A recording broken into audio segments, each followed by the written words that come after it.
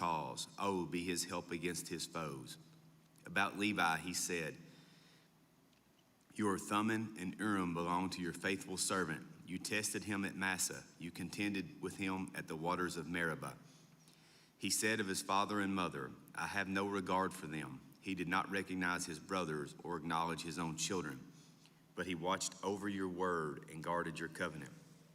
He teaches your precepts to Jacob and your law to Israel. He offers incense before you and whole burnt offerings on your altar. Bless all his skills, Lord, and be pleased with the work of his hands. Strike down those who rise against him, his foes, till they rise no more. About Benjamin he said, let the beloved of the Lord rest secure in him, for he shields him all day long, and the one the Lord loves rests between his shoulders.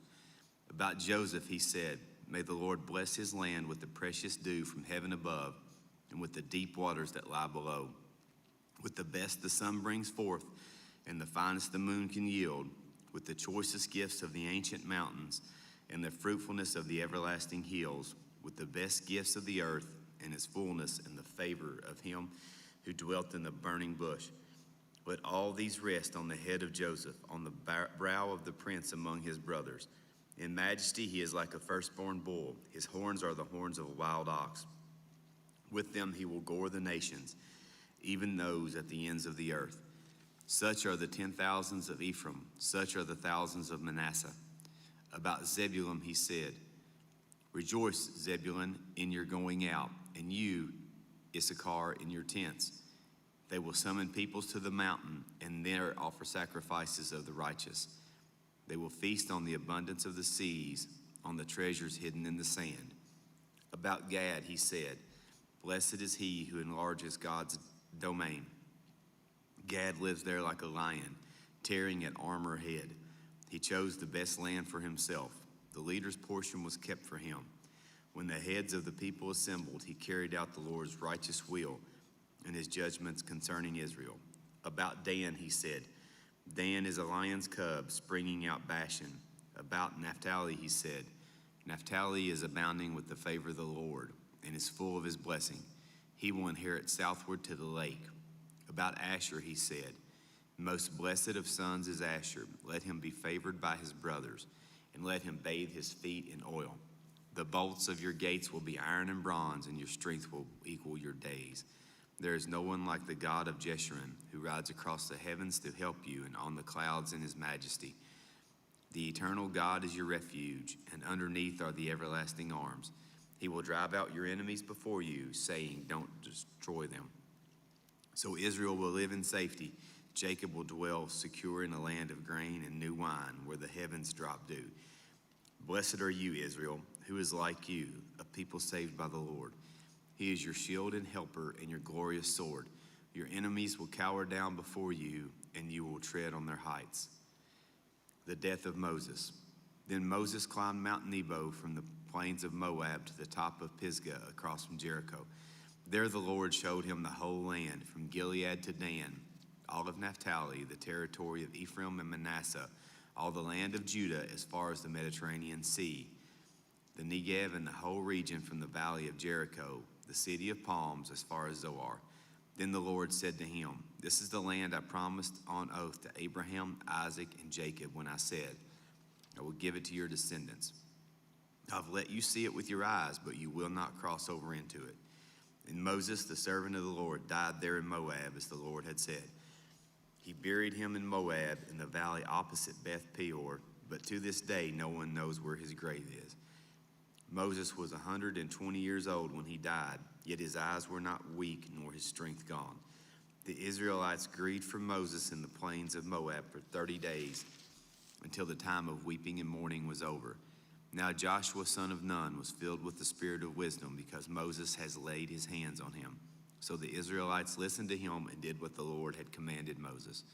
Since then, no prophet has risen in Israel like Moses, whom the Lord knew face to face, who did all those signs and wonders the Lord sent him to do in Egypt, to Pharaoh and to all his officials and to his whole land. For no one has ever shown the mighty power or performed the awesome deeds that Moses did in the sight of all Israel. Joshua was installed as leader. after the death of Moses, the servant of the Lord said to Joshua, son of Nun, Moses' aide, Moses, my servant, is dead. Now then, you and all these people get ready to cross the Jordan River into the land I am about to give to them, to the Israelites. I will give you every place where you set your foot, as I promised Moses. Your territory will extend from the desert to Lebanon, and from the great river, the Euphrates, all the Hittite country to the Mediterranean Sea in the west. No one will be able to stand against you all the days of your life. As I was with Moses, so I will be with you. I will never leave you nor forsake you. Be strong and courageous, because you will lead these people to inherit the land I swore to their ancestors to give them. Be strong and very courageous. Be careful to obey all the law my servant Moses gave you. Do not turn from it to the right or to the left, that you may be successful wherever you go. Keep this book of the law always on your lips. Meditate on it day and night, so that you may be careful to do everything written in it. Then you will be prosperous and successful. Have I not commanded you? Be strong and courageous. Do not be afraid. Do not be discouraged, for the Lord of your God will be with you wherever you go. So Joshua offered the officers of the people, go through the camp and tell the people, get your provisions ready. 3 days from now you will cross the Jordan here and go in and take possession of the land the Lord your God is giving you for your own.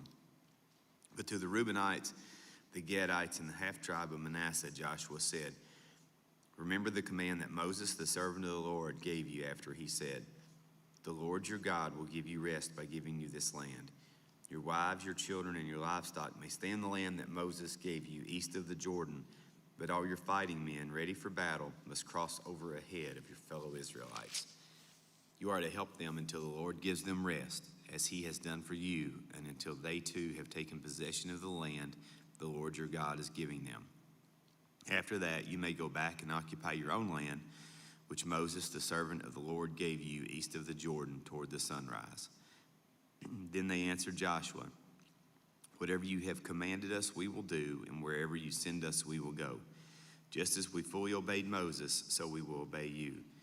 Only may the Lord your God be with you as he was with Moses. Whoever rebels against your word and does not obey it, whatever you may command them, will be put to death. Only be strong and courageous. Rahab and the spies. Then Joshua, son of Nun, secretly sent 2 spies from Shittim. Go look over the land, he said, especially Jericho. So they went and entered the house of a prostitute named Rahab and stayed there. The king of Jericho was told, look, some of the Israelites have come here tonight to spy out the land. So the king of Jericho sent this message to Rahab, bring out the men who came to you and entered your house, because they have come to spy out the whole land. But the woman had taken the 2 men and hidden them. She said, yes, the men came to me, but I did not know where they had come from. At dusk, when it was time to close the city gate, they left. I don't know which way they went. Go after them quickly. You may catch up with them. But she had taken them up to the roof and hidden them under the stalks of flax she had laid out on the roof. So the men set out in pursuit of the spies on the road that leads to the fords of the Jordan.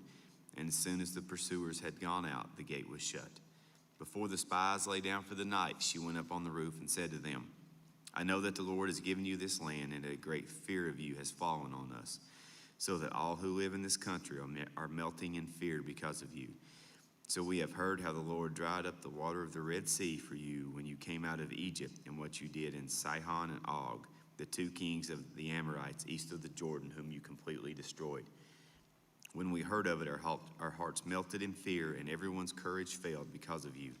For the Lord your God is in heaven above and on the earth below. Now then, please swear to me by the Lord that you will show kindness to my family, because I have shown kindness to you. Give me a sure sign that you will spare the lives of my father and mother, my brothers and sisters, and all who belong to them, and that you will save us from death. Our lives for your lives, the men assured her. If you don't tell what we are doing, we will treat you kindly and faithfully when the Lord gives us the land. So she let them down by a rope through the window, for the house she lived in was part of the city wall. She said to them, go to the hill so the pursuers will not find you. Hide yourselves there 3 days until they return, and then go on your way. Now the men had said to her, this oath you made us swear will not be binding on us, unless when we enter the land, You have tied this scarlet cord in the window through which you let us down. And unless you have brought your father and mother, your brothers, and all of your family into your house, if any of them go outside your house into the street, their blood will be on their own heads. We will not be responsible. As for those who are in the house with you, their blood will be on our head if a hand is laid on them. But if you tell us what we are doing, we will be released from the oath you made us swear." "Agreed," she replied. "Let it be as you say." So she sent them away, and they departed, and she tied the scarlet cord in the window. When they left, they went into the hills and stayed there 3 days until the pursuers had searched all along the road and returned without finding them.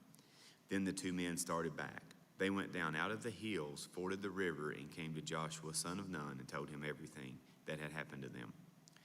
They said to Joshua, "The Lord has surely given the whole land into our hands. All the people are melting in fear because of us." Crossing the Jordan. Early in the morning, Joshua and all the Israelites set out from Shittim and went to the Jordan, where they camped before crossing over.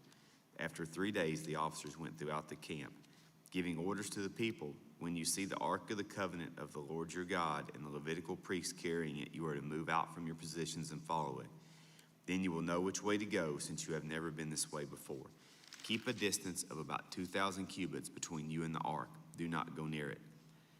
Joshua told the people, "Consecrate yourselves, for tomorrow the Lord will do amazing things among you." Joshua said to the priests, "Take up the ark of the covenant and pass on ahead of the people." So they took it up and went ahead of them. And the Lord said to Joshua, "Today I will begin to exalt you in the eyes of all Israel, so they may know that I am with you as I was with Moses. Tell the priests who carry the ark of the covenant, when you reach the edge of the Jordan's waters, go and stand in the river." Joshua said to the Israelites, "Come here and listen to the words of the Lord your God. This is how you will know that the living God is among you, and that he will certainly drive out before you the Canaanites, Hittites, Hivites, Perizzites, Girgashites, Amorites, and the Jebusites. See, the ark of the covenant of the Lord of all the earth will go into the Jordan ahead of you. Now then, choose 12 men from the tribes of Israel, one from each tribe. And as soon as the priests who carry the ark of the Lord of all the earth, set foot in the Jordan, its waters flowing downstream will be cut off and stand up in a heap." So when the people broke camp to cross the Jordan, the priests carrying the ark of the covenant went ahead of them. Now the Jordan is at flood stage all during harvest. Yet as soon as the priests who carried the ark reached the Jordan, and their feet touched the water's edge, the water from upstream stopped flowing. It piled up in a heap a great distance away at a town called Adam in the vicinity of Zarethan, while the water flowing down to the Sea of Arabah, that is the Dead Sea, was completely cut off. So the people crossed over opposite Jericho. The priests who carried the ark of the covenant of the Lord stopped in the middle of the Jordan and stood on dry ground, while all Israel passed by until the whole nation had completed the crossing on dry ground. Even the whole nation had finished crossing the Jordan. The Lord said to Joshua, "Choose 12 men from among the people, one from each tribe, and tell them to take up 12 stones from the middle of the Jordan, from right where the priests are standing, and carry them over with you, and put them down at the place where you stay tonight." So Joshua called together the 12 men he had appointed from the Israelites, one from each tribe, and said to them, "Go over before the ark of your Lord, your God, into the middle of the Jordan. Each of you is to take up a stone on his shoulder according to the number of the tribes of the Israelites, to serve as a sign among you. In the future, when your children ask you, 'What do these stones mean?' tell them that the flow of the Jordan was cut off before the ark of the covenant of the Lord. When it crossed the Jordan, the waters of the Jordan were cut off. These stones are to be a memorial to the people of Israel forever." So the Israelites did as Joshua commanded them. They took 12 stones from the middle of the Jordan, according to the number of the tribes of the Israelites, as the Lord had told Joshua, and they carried them over with them to their camp, where they put them down. Joshua set up the 12 stones that had been in the middle of the Jordan at the spot where the priests who carried the ark of the covenant had stood, and they are there to this day. Now the priests who carried the ark remained standing in the middle of the Jordan until everything the Lord had commanded Joshua was done by the people. Just as Moses had directed Joshua, the people hurried over, and as soon as all of them had crossed, the ark of the Lord and the priests came to the other side while the people watched. The men of Reuben, Gad, and the half-tribe of Manasseh crossed over, ready for battle, in front of the Israelites, as Moses had directed them. About 40,000 armed for battle crossed over before the Lord to the plains of Jericho for war. That day the Lord exalted Joshua in the sight of all Israel, and they stood in awe of him all the days of his life, just as they had stood in awe of Moses. Then the Lord said to Joshua, command the priests carrying the ark of the covenant law to come up out of the Jordan. So Joshua commanded the priests, come up out of the Jordan. And the priests came up out of the river, carrying the ark of the covenant of the Lord. No sooner had they set their feet on the dry ground than the waters of the Jordan returned to their place and ran at flood stage as before. On the 10th day of the first month, the people went up from the Jordan and camped at Gilgal on the eastern border of Jericho. And Joshua set up at Gilgal the 12 stones they had taken out of the Jordan. He said to the Israelites, in the future when your descendants ask their parents, what do these stones mean? Tell them, Israel crossed the Jordan on dry ground, for the Lord your God dried up the Jordan before you until you had crossed over. The Lord your God did it to the Jordan what he had done to the Red Sea when he dried it up before us until we had crossed over. He did this so that all the peoples of the earth might know that the hand of the Lord is powerful, and so that you might always fear the Lord your God. Now when the Amorite kings west of the Jordan and all the Canaanite kings along the coast heard how the Lord had dried up the Jordan before the Israelites until they had crossed over, their hearts melted in fear, and they no longer had the courage to face the Israelites. Circumcision and Passover at Gilgal. At that time the Lord said to Joshua, make flint knives and circumcise the Israelites again. So Joshua made flint knives and circumcised the Israelites at Gibeath Haraloth. This is why he did so. All those who came out of Egypt, all the men of military age, died in the wilderness on the way after leaving Egypt. All the people that came out had been circumcised, but all the people born in the wilderness during the journey from Egypt had not. The Israelites had moved about in the wilderness 40 years until all the men who were of military age when they left Egypt had died, since they had not obeyed the Lord.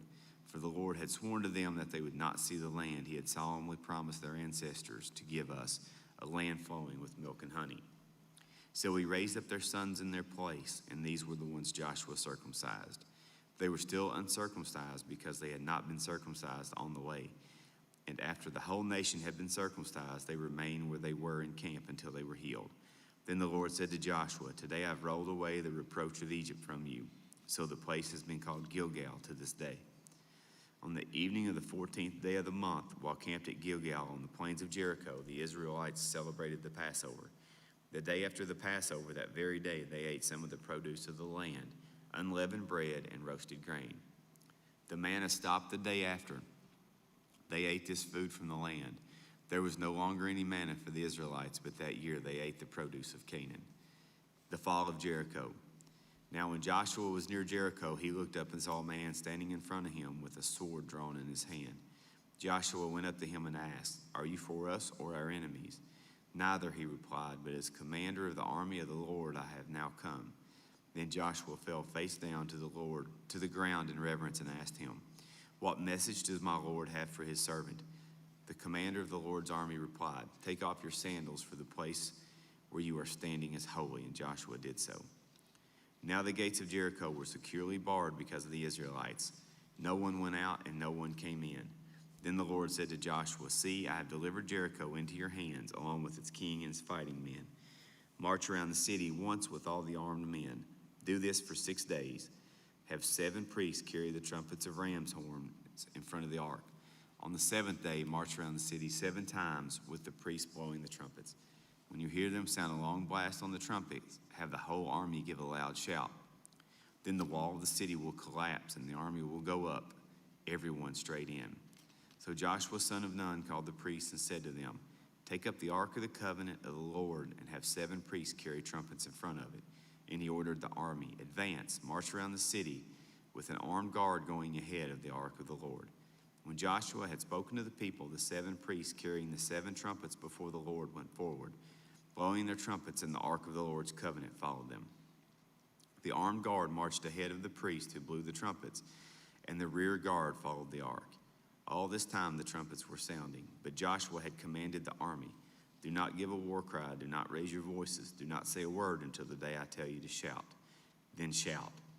So he had the ark of the Lord carried around the city, circling it once. Then the army returned to camp and spent the night there. Joshua got up early the next morning, and the priests took up the ark of the Lord. The 7 priests carrying the 7 trumpets went forward, marching before the ark of the Lord and blowing the trumpets. The armed men went ahead of them, and the rear guard followed the ark of the Lord while the trumpets kept sounding. So on the second day they marched around the city once and returned to the camp. They did this for 6 days. On the seventh day they got up at daybreak and marched around the city 7 times in the same manner, except that on that day they circled the city 7 times. The seventh time around, when the priest sounded the trumpet blast, Joshua commanded the army, "Shout, for the Lord has given you the city. The city and all that is in it are to be devoted to the Lord. Only Rahab the prostitute and all who were with her in her house shall be spared, because she hid the spies we sent. But keep away from the devoted things, so that you will not bring about your own destruction by taking any of them.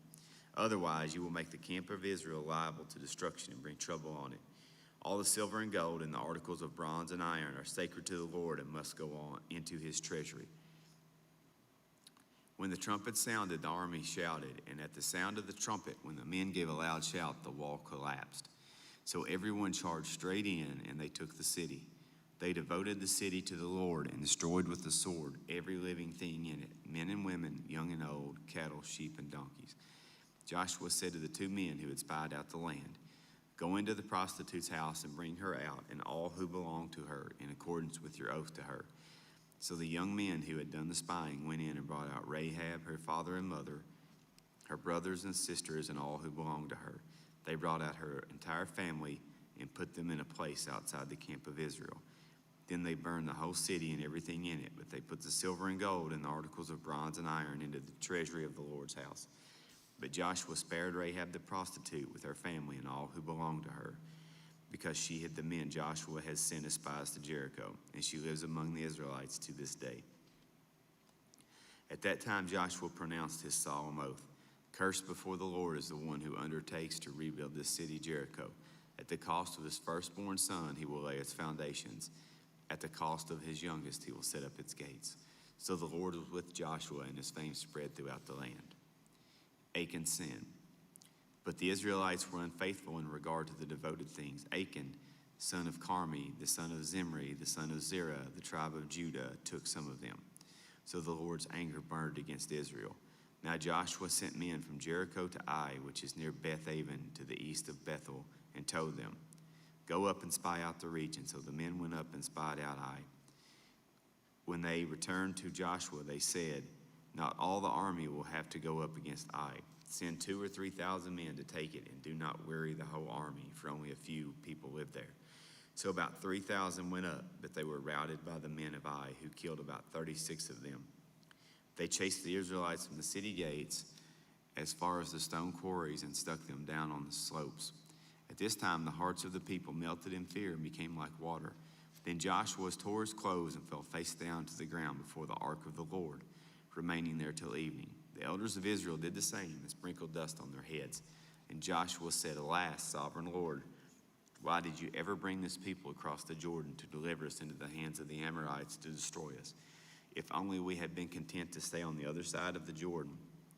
Pardon your servant, Lord. What can I say, now that Israel has been routed by its enemies? The Canaanites and the other people of the country will hear about this, and they will surround us and wipe out our name from the earth. What then will you do for your own great name?" The Lord said to Joshua, "Stand up. What are you doing down on your face? They have violated my covenant, which I commanded them to keep. They have taken some of the devoted things. They have stolen, they have lied, they have put them with their own possessions. That is why the Israelites cannot stand against their enemies. They turn their backs and run because they have been made liable to destruction. I will not be with you anymore unless you destroy whatever among you is devoted to destruction. Go, consecrate the people. Tell them, consecrate yourselves in preparation for tomorrow, for this is what the Lord, the God of Israel, says. There are devoted things among you, Israel. You cannot stand against your enemies until you remove them. In the morning, present yourselves tribe by tribe. The tribe the Lord chooses shall come forward, clan by clan. The clan the Lord chooses shall come forward, family by family. And the family the Lord chooses shall come forward, man by man. Whoever is caught with the devoted thing shall be destroyed by fire, along with all that belongs to him. He has violated the covenant of the Lord and has done an outrageous thing in Israel." Early the next morning, Joshua had Israel come forward by tribes, and Judah was chosen. The clans of Judah came forward, and the Zerahites were chosen. He had the clan of Zerahites come forward by families, and Zimri was chosen. Joshua had his family come forward band by band, and Achan, son of Carmi, the son of Zimri, the son of Zerah, the tribe of Judah, was chosen. Then Joshua said to Achan, "My son, give glory to the Lord, the God of Israel. Honor him. Tell me what you have done. Do not hide it from me." Achan replied, "It is true. I have sinned against the Lord, the God of Israel. This is what I have done. When I saw in the plunder a beautiful robe from Babylonia, 200 shekels of silver and a bar of gold weighing 50 shekels, I coveted them and took them. They are hidden in the ground inside my tent with the silver underneath."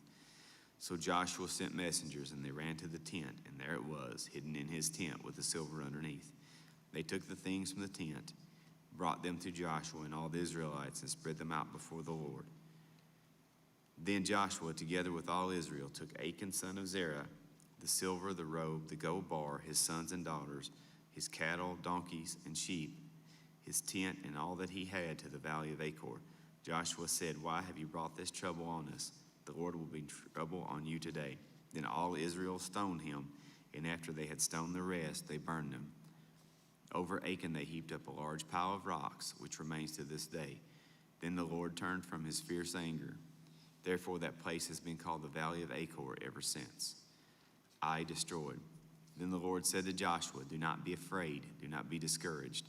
Take the whole army with you and go up and attack Ai, for I have delivered into your hands the king of Ai, his people, his city, and his land.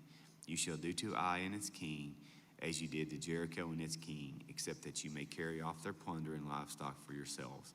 Set an ambush behind the city."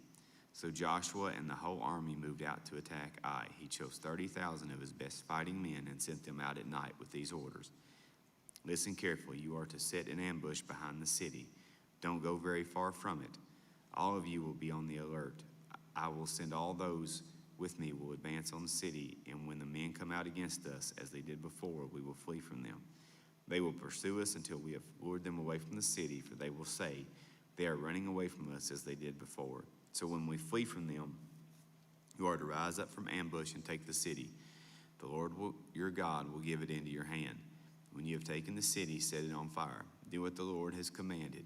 See to it, you have my orders." Then Joshua sent them off, and they went to the place of ambush and lay in wait between Bethel and Ai, to the west of Ai. But Joshua spent that night with the people. Early the next morning, Joshua mustered his army, and he and the leaders of Israel marched before them to Ai. The entire force that was with him marched up and approached the city and arrived in front of it. They set up camp north of Ai, with a valley between them and the city. Joshua had taken about 5,000 men and set them in ambush between Bethel and Ai to the west of the city. So the soldiers took up their positions, with the main camp to the north of the city and the ambush to the west of it. That night Joshua went into the valley. When the king of Ai saw this, he and all the men of the city hurried out early in the morning to meet Israel in battle at a certain place overlooking the Arabah. But he did not know that an ambush had been set against him behind the city. Joshua and all Israel let themselves be driven back before them, and they fled toward the wilderness. All the men of Ai were called to pursue them, and they pursued Joshua and were lured away from the city. Not a man remained in Ai or Bethel who did not go after Israel. They left the city open and went in pursuit of Israel. Then the Lord said to Joshua, "Hold out towards Ai the javelin that is in your hand, for into your hand I will deliver the city." So Joshua came out toward the city, the javelin that was in his hand. As soon as he did this, the men in the ambush rose quickly from their position and rushed forward. They entered the city and captured it and quickly set it on fire. The men of Ai looked back and saw the smoke on the city rising up into the sky, but they had no chance to escape in any direction. The Israelites who had been fleeing toward the wilderness had turned back against their pursuers. For when Joshua and all Israel saw that the ambush had taken the city and that smoke was going up from it, they turned around and attacked the men of Ai. Those in the ambush also came out of the city against them, so that they were caught in the middle with the Israelites on both sides. Israel cut them down, leaving them neither survivors nor fugitives. But they took the king of Ai alive and brought him to Joshua. When Israel had finished killing all the men of Ai in the fields and in the wilderness where they had chased them, and when every one of them had been put to the sword, all the Israelites returned to Ai and killed those who were in it. 12,000 men and women fell that day, all the people of Ai. For Joshua did not draw back the hand that held out his javelin until he had destroyed all who lived in Ai. But Israel did carry off for themselves the livestock and plunder this city, as the Lord had instructed Joshua. So Joshua burned Ai and made it into a permanent heap of ruins, a desolate place to this day. He impaled the body of the king of Ai on a pole and left it there until evening. At sunset, Joshua ordered them to take the body from the pole and throw it down at the entrance of the city gate. And they raised a large pile of rocks over it, which remains to this day. Then Joshua built on Mount Ebal an altar to the Lord, the God of Israel, as Moses, the servant of the Lord, had commanded the Israelites. He burned it according to what is written in the book of the law of Moses, an altar of uncut stones on which no iron tool had been used. On it they offered to the Lord burnt offerings and sacrificed fellowship offerings. There in the presence of the Israelites, Joshua wrote on stones a copy of the law of Moses. All of the Israelites with their elders, officials, and judges were standing on both sides of the Ark of the Covenant of the Lord, facing the Levitical priests who carried it. Both the foreigners living among them and the native-born were there. Half of the people stood in front of Mount Gerizim and half of them in front of Mount Ebal, as Moses, the servant of the Lord, had formerly commanded when he gave instructions to bless the people of Israel. Afterwards, Joshua read all of the words of the law, the blessings and the curses, just as it was written in the book of the law. There was not a word of all that Moses had commanded that Joshua did not read to the whole assembly of Israel, including the women and children and the foreigners who lived among them. Now when all the kings west of the Jordan heard about these things, the king in the hill country and the western foothills and along the entire coast of the Mediterranean Sea as far as Lebanon, the kings of the Hittites, Amorites, Canaanites, Perizzites, Hittites, and Jebusites, they came together to wage war against Joshua and Israel. However, when the people of Gibeon heard that what Joshua had done to Jericho and Ai, they resorted to a ruse. They went on as a delegation whose donkeys were loaded with worn-out sacks and old wineskins, cracked and mended. They put worn and patched sandals on their feet and wore old clothes. All the bread of their food supply was dried and moldy. Then they went to Joshua in the camp of Gilgal and said to him and the Israelites, "We have come from a distant country. Make a treaty with us." The Israelites said to the Hivites, "But perhaps you live near us, so how can we make a treaty with you?" "We are your servants," they said to Joshua. But Joshua asked, "Who are you and where do you come from?" They answered, "Your servants have come from a very distant country because of the fame of the Lord your God. For we have heard reports on him, all that he did in Egypt, and all that he did to the kings of the Amorites east of the Jordan, Sihon, king of Heshbon, and Og, king of Bashan, who reigned in Ashtaroth. And our elders and all those living in our country said to us, 'Take provisions for your journey. Go and meet them and say to them, we are your servants. We make a treaty with us. This bread of ours was warm when we packed it at home on the day we left to come to you. But now see how dry and moldy it is. And these wineskins that we filled were new, but see how cracked they are. Our clothes and sandals are worn out by the very long journey.' The Israelites sampled their provisions, but did not inquire to the Lord. Then Joshua made a treaty of peace with them and let them live, and the leaders of the assembly ratified it by oath. 3 days after they made the treaty with the Gibeonites, the Israelites heard that they were neighbors living near them. So the Israelites set out and on the third day came to their city, Gibeon, Kephirah, Beeroth, and Kiriath Jearim. But the Israelites did not attack them because the leaders of the assembly had sworn an oath to them by the Lord, the God of Israel. The whole assembly grumbled against the leaders, but all the leaders answered, "We have given them our oath by the Lord, the God of Israel, and we cannot touch them now. This is what we'll do to them. We will let them live so that God's wrath will not fall on us for breaking the oath we swore to them." They continued, Let them live, but let them be woodcutters and water carriers in the service of the whole assembly. So the leaders' promise to them was kept. Then Joshua summoned the Gibeonites and said, "Why did you deceive us by saying we live a long way from you while actually living near us? You are now under a curse. You will never be released from service as woodcutters and water carriers for the house of my God." They answered Joshua, "Your servants were clearly told how the Lord your God had commanded his servant Moses to give you the whole land and to wipe out all its inhabitants from before you. So we feared for our lives because of you, and that is why we did this. We are now in your hands. Do to us what seems good and right to you." So Joshua saved them from the Israelites, and they did not kill them. That day he made the Gibeonites woodcutters and water carriers for the assembly, to provide for the needs of the altar of the Lord and the place the Lord would choose. And that is what they do, that is what they are to this day.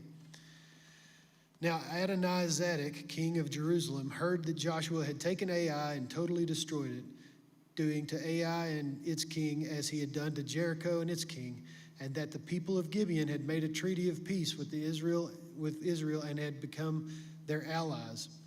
He and his people were very much alarmed at this, because Gibeon was an important city, like one of the royal cities. It was larger than Ai, and all its men were good fighters.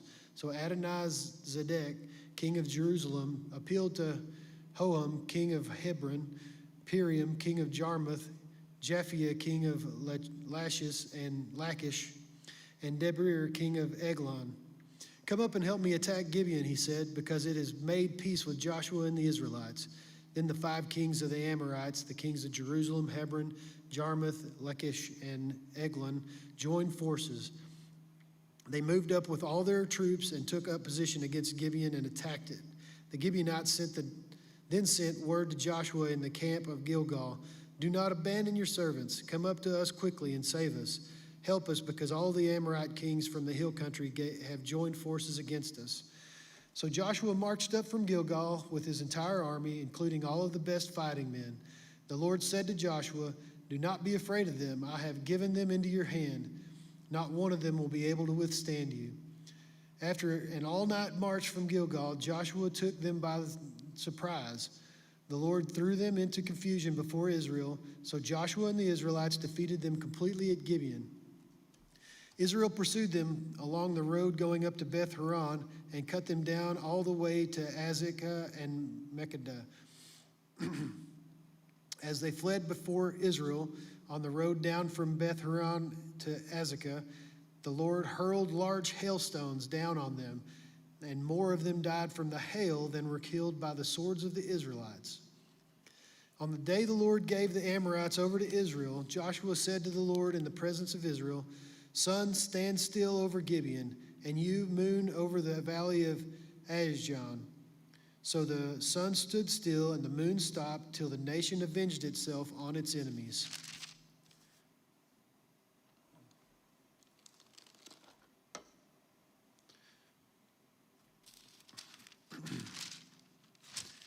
As it is written in the book of Jashar, the sun stopped in the middle of the sky and delayed going down about a full day. There has never been a day like it before or since, a day when the Lord listened to a human being. Surely the Lord was fighting for Israel. Then Joshua returned with all Israel to the camp at Gilgal. Now the 5 kings had fled and hidden in the cave of Makkedah. When Joshua was told that the 5 kings had been found hiding in the cave of Makkedah, he said, "Roll large rocks up to the mouth of the cave and post some men there to guard it. But don't stop. Pursue your enemies. Attack them from the rear and don't let them reach their cities, for the Lord your God has given them into your hand." So Joshua and the Israelites defeated them completely, but a few survivors managed to reach their fortified cities.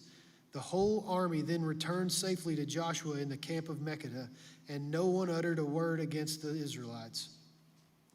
Joshua said, "Open the mouth of the cave and bring those 5 kings out to me."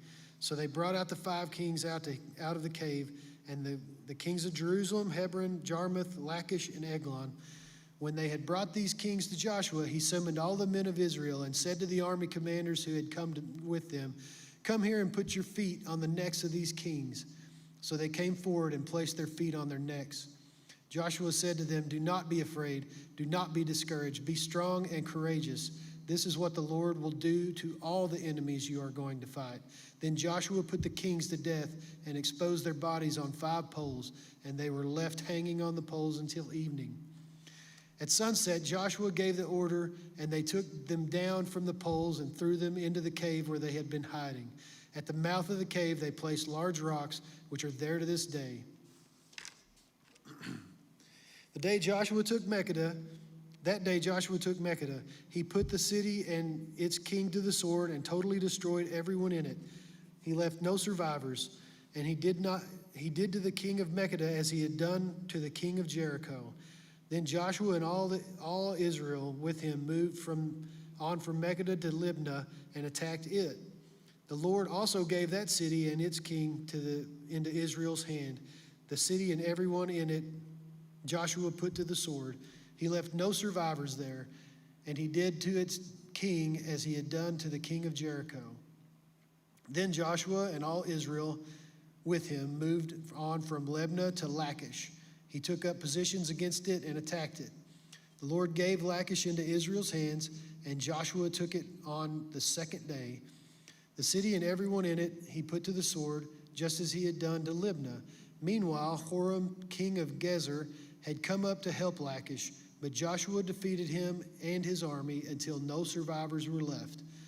Then Joshua and all Israel with him moved on from Lachish to Eglon. They took up positions against it and attacked it. They captured it that same day and put it to the sword and totally destroyed everyone in it, just as they had done to Lachish. Then Joshua and all Israel with him went up from Eglon to Hebron and attacked it. They took the city and put it to the sword, together with its kings, its villages, and everyone in it. They left no survivors. Just as Eglon, they totally destroyed it and everyone in it. Then Joshua and all Israel with him turned around and attacked Debir. They took the city, the king and its villages, and put them to the sword, everyone in it, and they totally destroyed. They left no survivors. They did to Debir and its king what they had done to Libnah and its king and to Hebron. So Joshua subdued the whole region, including the hill country, the Negev, the western foothills, and the mountain slopes, together with all their kings. He left no survivors. He totally destroyed all who breathed, just as the Lord God of Israel had commanded. Joshua subdued them from Kadesh Barnea to Gaza, and from the whole region of Goshen to Gibeon. All these kings and their lands Joshua conquered in one campaign, because the Lord, the God of Israel, fought for Israel. Then Joshua returned with all Israel to the camp of Gilgal. Now Jabin, king of Hazor, heard of this, and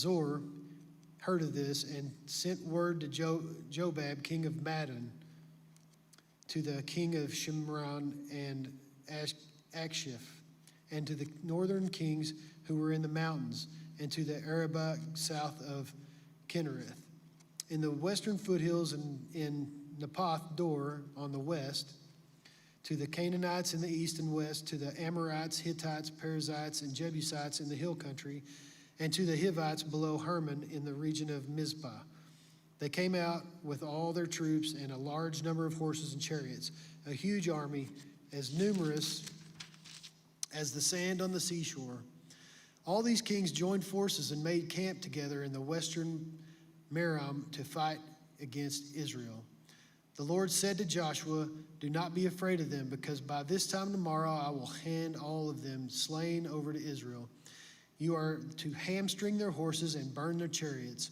So Joshua and his whole army came against them suddenly at the waters of Merom and attacked them, and the Lord gave them into the hand of Israel. They defeated them and pursued them all the way to the greater Sidon, to Misrephoth, Maim, and to the valley of Mizpah on the east, until no survivors were left. Joshua did to them as the Lord had directed. He hamstrung their horses and burned their chariots. At the time Joshua turned back to capture Hazor and put its king to the sword. Hazor had been the head of all these kingdoms. Everyone in it they put to the sword. They totally destroyed them, not sparing anyone that breathed. He burned Hazor itself. Joshua took all of these royal cities and their kings and put them to the sword. He totally destroyed them, as Moses the servant of the Lord had commanded. Yet Israel did not burn any of the cities built on their mounds, except Hazor, which Joshua burned. The Israelites carried off for themselves all the plunder and livestock of these cities, but all the people they put to the sword until they completely destroyed them, not sparing anyone that breathed. As the Lord commanded his servant Moses, so Moses commanded Joshua, and Joshua did it. He left nothing undone of all that the Lord commanded Moses. So Joshua took the entire land, the hill country and the Negev, the whole region of Goshen, the western foothills, the Arabah and the mountains of Israel with their foothills, from Mount Halak, which rises towards Seir, to Baal Gad and the valley of Lebanon below Mount Hermon. He captured all their kings and put them to the death. Joshua waged war against all the kings for a long time, except for the Hivites living in Gibeon. Not one city made a treaty of peace with the Israelites, who took all of them in battle, or took all in battle. For it was the Lord himself who hardened their hearts and to wage war against Israel, so that he might destroy them totally, exterminating them without mercy, as the Lord had commanded Moses. At that time, Joshua went and destroyed the Anakites from the hill country, from Hebron, Debir, and Anab, from all the hill country of Judah, and from the hill country of Israel. Joshua totally destroyed them and their towns. No Anakites were left in Israelite territory. Only in Gaza, Gath, and Ashdod did any survive. So Joshua took the entire land, just as the Lord had directed Moses, and he gave it as an inheritance to the Israel according to their tribal divisions. Then the land had rest from war. These are the kings of the land whom the Israelites had defeated, and whose territory they took over east of the Jordan, from the Arnon Gorge to Mount Hermon, including all the eastern sides of the Arabah. Sihon, king of the Amorites, who reigns in Heshbon, he ruled from Aroer on the rim of the Arnon Gorge, from the middle of the gorge to the Jabbok River, which is the border of the Amorites. This included half of Gilead. He also ruled over the eastern Arabah, from the Sea of Galilee to the Sea of Arabah, that is the Dead Sea, to Beth Jeshimoth, and then southward below the slopes of Pisgah. And the territory of Og, king of Bashan, one of the last of the Rephaites, who reigned in Ashtaroth and Edrei. He ruled over Mount Hermon, Salakah, and all of Bashan to the border of the people of Geshur and Maacah, and half of Gilead to the border of Sihon, king of Heshbon. Moses, the servant of the Lord, and the Israelites conquered them. And Moses, the servant of the Lord, gave their land to the Reubenites, the Gadites, and the half-tribe of Manasseh to be their possession. Here's the list of kings from the land, kings of the land that Joshua and the Israelites conquered on the west side of the Jordan, from Baal Gad to the valley of Lebanon to Mount Halak, which rises toward Seir. Joshua gave their lands as inheritance to the tribes of Israel according to the tribal divisions. The lands included the hill country, the western foothills, the Arabah, the mountain slopes, the wilderness, and the Negev. These were the lands of the Hittites, Amorites, Canaanites, Perizzites, Hivites, and Jebusites. These were the kings: the king of Jericho, the king of Ai near Bethel, the king of Jerusalem, the king of Hebron, 1, the king of Jarmuth, 1, the king of Lachish, 1, the king of Eglon, 1, the king of Gezer, 1, the king of Debir, 1, the king of Geder, 1, the king of Hormath, 1, the king of Arad, 1, the king of Lebna, 1, the king of Adullam, 1, the king of Medekah, 1, the king of Bethel, 1, the king of Tappuah, 1, the king of Hepher, 1, the king of Aphek, 1, the king of Lasharon, 1, the king of Madon, 1, the king of Hazor, 1, the king of Shimron Meron, 1. The king of Akshaph, 1. The king of Taanach, 1. The king of Megiddo, 1. The king of Kadesh, 1. The king of Jokneam and Carmel, 1. The king of Dor in Nephoth Dor. The king of Goyim in Gilgal, 1. The king of Tirzah, 1. 31 kings in all. When Joshua had grown old, the Lord said to him, "You are now very old, and there are still very large areas of land to be taken over. This is the land that remains, all of the regions of the Philistines and Geshurites, from the Shiron River on the east of Egypt to the territory of Ekron on the north. All of it counted as Canaanite, though held by the 5 Philistine rulers in Gaza, Ashdod, Ashkelon, Gath, and Ekron. The territory of the Avites on the south, all the land of the Canaanites from Arah to Sidonians, as far as Ephek and the border of the Amorites, the area of Byblos and all Lebanon to the east, from the Baal God below Mount Hermon to Lebo Hamath. As for all the inhabitants of the mountains regions of Lebanon and Mespherath-Maim, that is, all the Sidonians, I myself will drive them out before the Israelites. Be sure to allocate this land to the Israel for an inheritance, as I have instructed you, and divide it as an inheritance among the 9 tribes and half of the tribe of Manasseh, and a half of the tribe of Manasseh. The other half of Manasseh, the Reubenites and the Gadites, had received the inheritance that Moses had given them east of the Jordan, as he, the servant of the Lord, had assigned it to them. It extended from the Aror on the rim of the Arnon Gorge and from the town in the middle of the gorge, and included the whole plateau of Mebida as far as Daban, and all the towns of Sihon, king of the Amorites, who ruled in Heshbon, out of the border of the Ammonites. It also included Gilead, the territory of the people of Geshur, and Maacah, all of the Mount Hermon, and all Bashan as far as Salakah, that is, the whole kingdom of Og in Bashan, who had reigned in Ashtaroth and Edrei. He was the last of the Rephaites.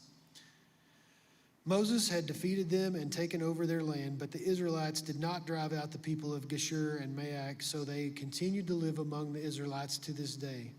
But the tribe of Levi he gave no inheritance, since the food offerings presented to the Lord, the God of Israel, and are their inheritance, as he promised them. This is what Moses had given to the tribe of Reuben according to its clans: the territory from Aror on the rim of the Arnon Gorge, and from the town in the middle of the gorge and the whole plateau past Medeba to Heshbon and all its towns on the plateau, including Dibon, Bamoth Baal, Beth Baal Meon, Jahaz, Kedamoth, Mephaath, Kiriathim, Sibhah, Zereth, Shahar, and the hill in the valley, Beth Peor, the slopes of Pisgah, and Beth Jeshimoth, all the towns of the plateau, and the entire realm of Sihon, king of the Amorites, who had ruled at Heshbon. Moses had defeated him and the Midianite chiefs, Evi, Rechem, Zur, Hur, and Reba, princes allied with Sihon, who lived in that country. In addition to those slain in battle, the Israelites had put to the sword Balaam, son of Beor, who practiced divination. The boundary of the Reubenites was the bank of the Jordan. These towns and their villages were the inheritance of the Reubenites according to their clans.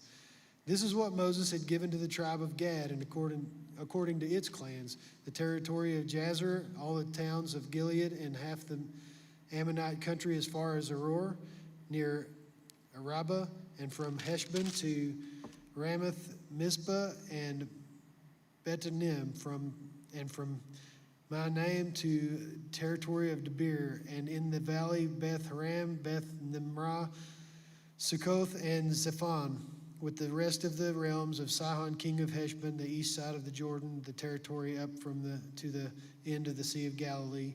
These towns and their villages were the inheritance of the Gadites according to their clans. This is what Moses had given to the half-tribe of Manasseh, that is, the half the family of the descendants of Manasseh, according to its clans, the territory extending from Mahanaim and including all of Bashan, the entire realm of Og, king of Bashan, all the settlements of Jar and Bashan, 60 towns, half of Gilead and Ashtaroth and Edrei, the royal cities of Og of Bashan. This was the descendants of Machir, son of Manasseh, for half of the sons of Machir, according to their clans. This is the inheritance that Moses had given when he was in the plains of Moab across the Jordan east of Jericho. But to the tribe of Levi, Moses had given no inheritance. To the Lord, the God of Israel, is their inheritance, as he promised them. Now these are the areas Israelites received as an inheritance in the land of Canaan, which Eleazar the priest, Joshua the son of Nun, and the heads of the tribe clans of Israel allotted to them. Their inheritances were assigned by lot to the 9.5 tribes, as the Lord had commanded through Moses. Moses had granted the 2.5 tribes their inheritance east of the Jordan, but had not granted the Levites an inheritance among the rest. For Joseph's descendants had become 2 tribes, Manasseh and Ephraim. The Levites received no share of the land, but only towns to live in, with pasture lands for their flocks and herds. So the Israelites divided the land just as the Lord had commanded Moses. Now the people of Judah approached Joshua in Gilgal, and Caleb, son of Jephunneh and Kenizzite, said to him, "You know what the Lord said to Moses about the man of God at Kadesh Barnea, about you and me? I was 40 years old when Moses, the servant of the Lord, sent me from Kadesh Barnea to explore the land. And I brought back a report according to my convictions, but my fellow Israelites who went up with me had made the hearts of the people melt in fear. I, however, followed the Lord my God wholeheartedly. So on the day Moses swore to me, the land on which your feet have walked will be your inheritance, and that your children forever, because you have followed the Lord God, my God, wholeheartedly. Now then, just as the Lord promised, he had kept me alive for 45 years since the time he had said this to Moses, while Israel moved about in the wilderness. So here I am today, 85 years old. I am still as strong today as the day Moses sent me out. I am just as vigorous to go out to the battle now as I was then. Now give me this hill country that the Lord promised me that day. You yourself heard that then that the Anakites were there and their cities were large and fortified, but the Lord helped me. I will drive them out just as he said." Then Joshua blessed Caleb, son of Jephunneh, and gave him Hebron as his inheritance. So Hebron has belonged to Caleb, son of Jephunneh, the Kenizzite, ever since, because he followed the Lord, the God of Israel, wholeheartedly. Hebron used to be called Kiriath Arba, after Arba, who was the greatest man among the Anakites. Then the land had rest for more. The allotment for the tribe of Judah, according to its clans, extended down to the territory of Edom, to the desert of Zin in the extreme south. Their southern boundary started from the bay at the southern end of the Dead Sea, crossed from south from Scorpion Pass, continued on to Zin, and went over to the south of Kadesh Barnea. Then it ran past Hezron, up to Adair, and curved around to Karka. It then passed along to Asmon and joined to the Wadi of Egypt, ending in the Mediterranean Sea. This is their southern boundary. The eastern boundary is the Dead Sea as far as the mouth of the Jordan. The northern boundary started from the Bay of the Sea at the mouth of the Jordan, went up to Beth Hogla, and continued north of Beth Araba to the stone of Bohan, son of Reuben. The boundary then went up to the Debir from the valley of Achor and turned north to Gilgal, which faces the pass of Adumim, south of the gorge. It continued along to the waters of En Shemesh and came out at En Rogel. Then it ran up the valley of Ben Hinnom along the southern slope of the Jebusite city, that is Jerusalem. From there it climbed to the top of the hill west of Hinnom Valley and at the northern end of the valley of Rephaim. From the hilltop, the boundary headed towards the spring of waters of Nephtoah came out at the towns of Mount Ephron, and went down toward Baal-ah, that is, Kerioth Jearim. Then it curved westward from Baal-ah to Mount Seir, ran along the northern slope of Mount Jearim, that is Kesalon, continued down to Beth Shemesh, and crossed the Timah. It went to the north slope of the Ekron, turned towards Shikron, passed along the Mount Bala, and reached Jabneel. The boundary ended at the sea. The western boundary is the coastline of the Mediterranean Sea. There are the boundaries around the people of Judah by their clans. In accordance with the Lord's command to him, Joshua gave to Caleb, son of Jephunneh, a portion in Judah, Kiriath Arba, that is Hebron. Arba was the forefather of Anak. From Hebron, Caleb drove out the three Anakites, Sheshai, Ahiman, and Telomai, the sons of Anak. From there he marched against the people living in Debir, formerly called the Kiriath Sefer. And Caleb said, I will give my daughter Akshah in marriage to the man who attacks and captures Kiriath Sefer. Othniel, son of Kenaz, Caleb's brother, took it. So Caleb gave his daughter Akshah to him in marriage. One day when she came to Othniel, she urged him to ask her father for a field. When she got off her donkey, Caleb asked her, what can I do for you? She replied, do me a special favor. Since you have given me land in the Negev, give me also springs of water. So Caleb gave her the upper and lower springs. This is the inheritance of the tribe of Judah according to its clans. The southernmost towns of the tribe of Judah in the Negev toward the boundary of Edom were Kabzeel, Eder, Jakur, Kenah, Dimnah, Adaha, Kadesh, Hazor, Ithnan, Ziph, Telom, Beloth, Hazar, Hadatha, Kirath, Hezron, that is Hazor, Ammon, Shema, Moladah, Hazar, Kedah, Heshmon, Beth Pelet, Hazar Shul, Beersheba,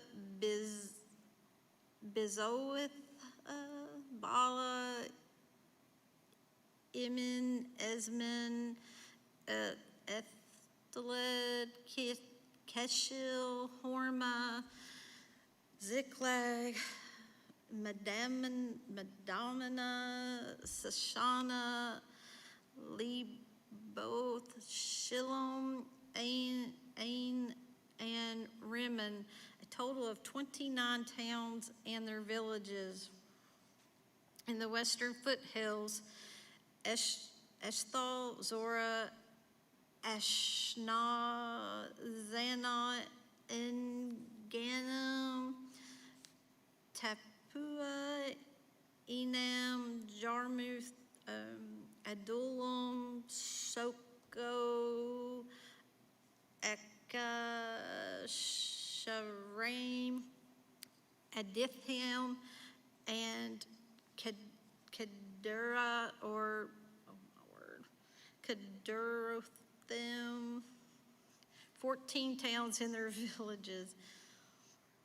Zena, Hadashah, Migdal, Gad, Deline, Mizpah, Joktheel, Lachish, Bozka, Eglon, Kaban, Lamoth, Kitlish, Jederoth, Beth Dagon, Nahum, and Mekkedah, 16 towns and their villages. Libnah, Ether, Ashhan, Ifpa, Ashana, Nebiz, Keilah, Akzib, and Marshall, 9 towns and their villages. Ekron was its surrounding settlements, with its surrounding settlements and villages west of Ekron, all that were in the vicinity of Ashdod, together with their villages, Ashdod and its surrounding settlements and villages, and Gaza, its settlements and villages, as far as the Wadi of Egypt and the coastline of the Mediterranean Sea. In the hill country, Shamir, Jatir, Soko, Dana, Kirith, Sana, that is Debir, Anab, Ethma, Anam, Goshen, Holland, and Gilho, 11 towns and their villages. Arab, Duma, Eshna, Janum, Beth Tapua, Afkelah, Humata, Kiriath Arba, that is Hebron, and Zior, 9 towns and their villages. Maon, Carmel, Ziptha, Jutah, Zeril, Jokdim, Zanoha, Cain, Gibbet, and Timnah, 10 towns and their villages. Halhul, Bezer, Gedor, Marath, Beth Anoth, and El Tekon, 6 towns and their villages. Kirath Baal, that is Kirath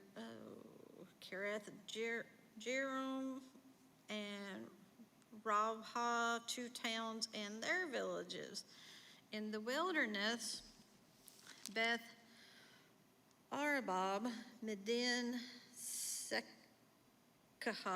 Nibson, the city of Salt, and En-Gedi, 6 towns and their villages. Judah could not dislodge the Jebusites who were living in Jerusalem. To this day, the Jebusites were there with people of Judah.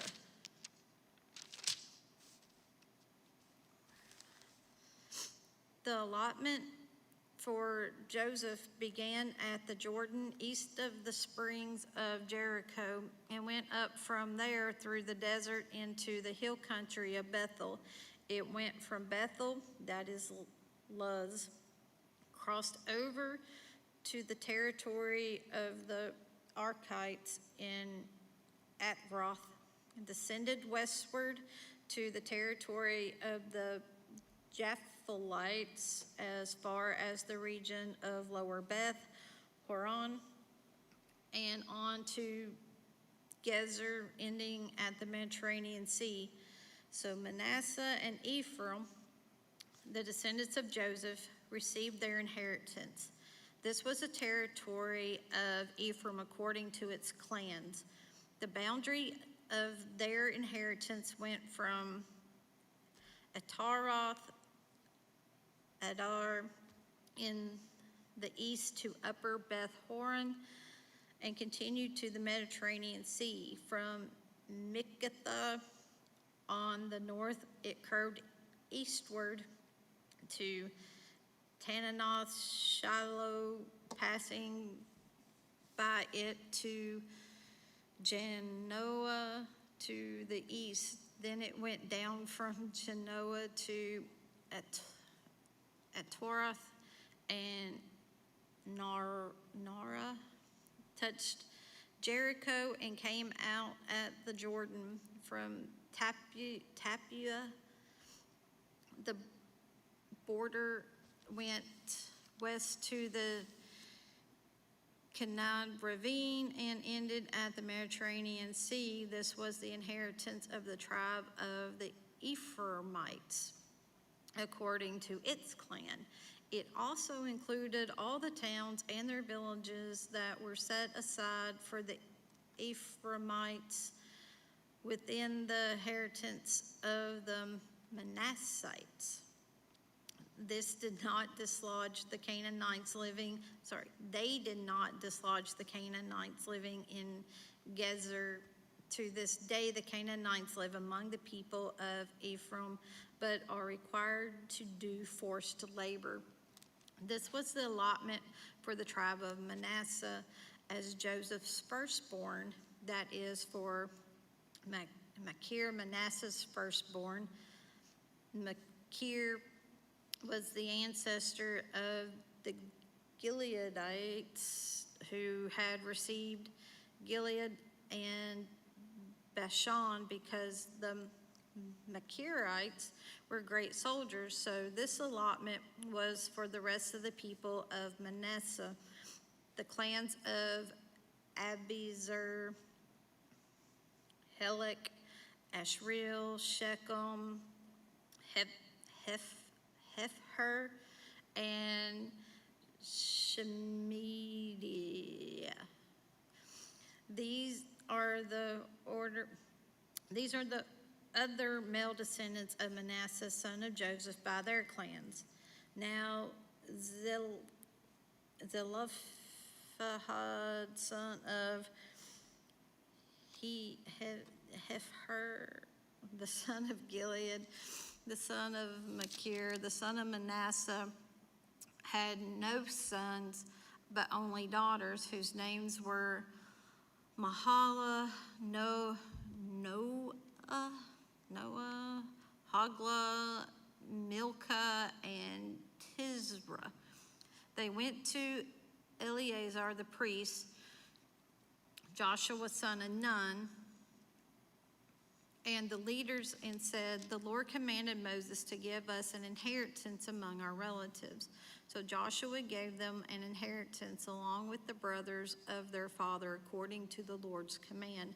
Manasseh's share consisted of 10 tracts of land beside Gilead and Bashan, east of the Jordan, because the daughters of the tribe of Manasseh received an inheritance among the sons. The land of Gilead belonged to the rest of the descendants of Manasseh.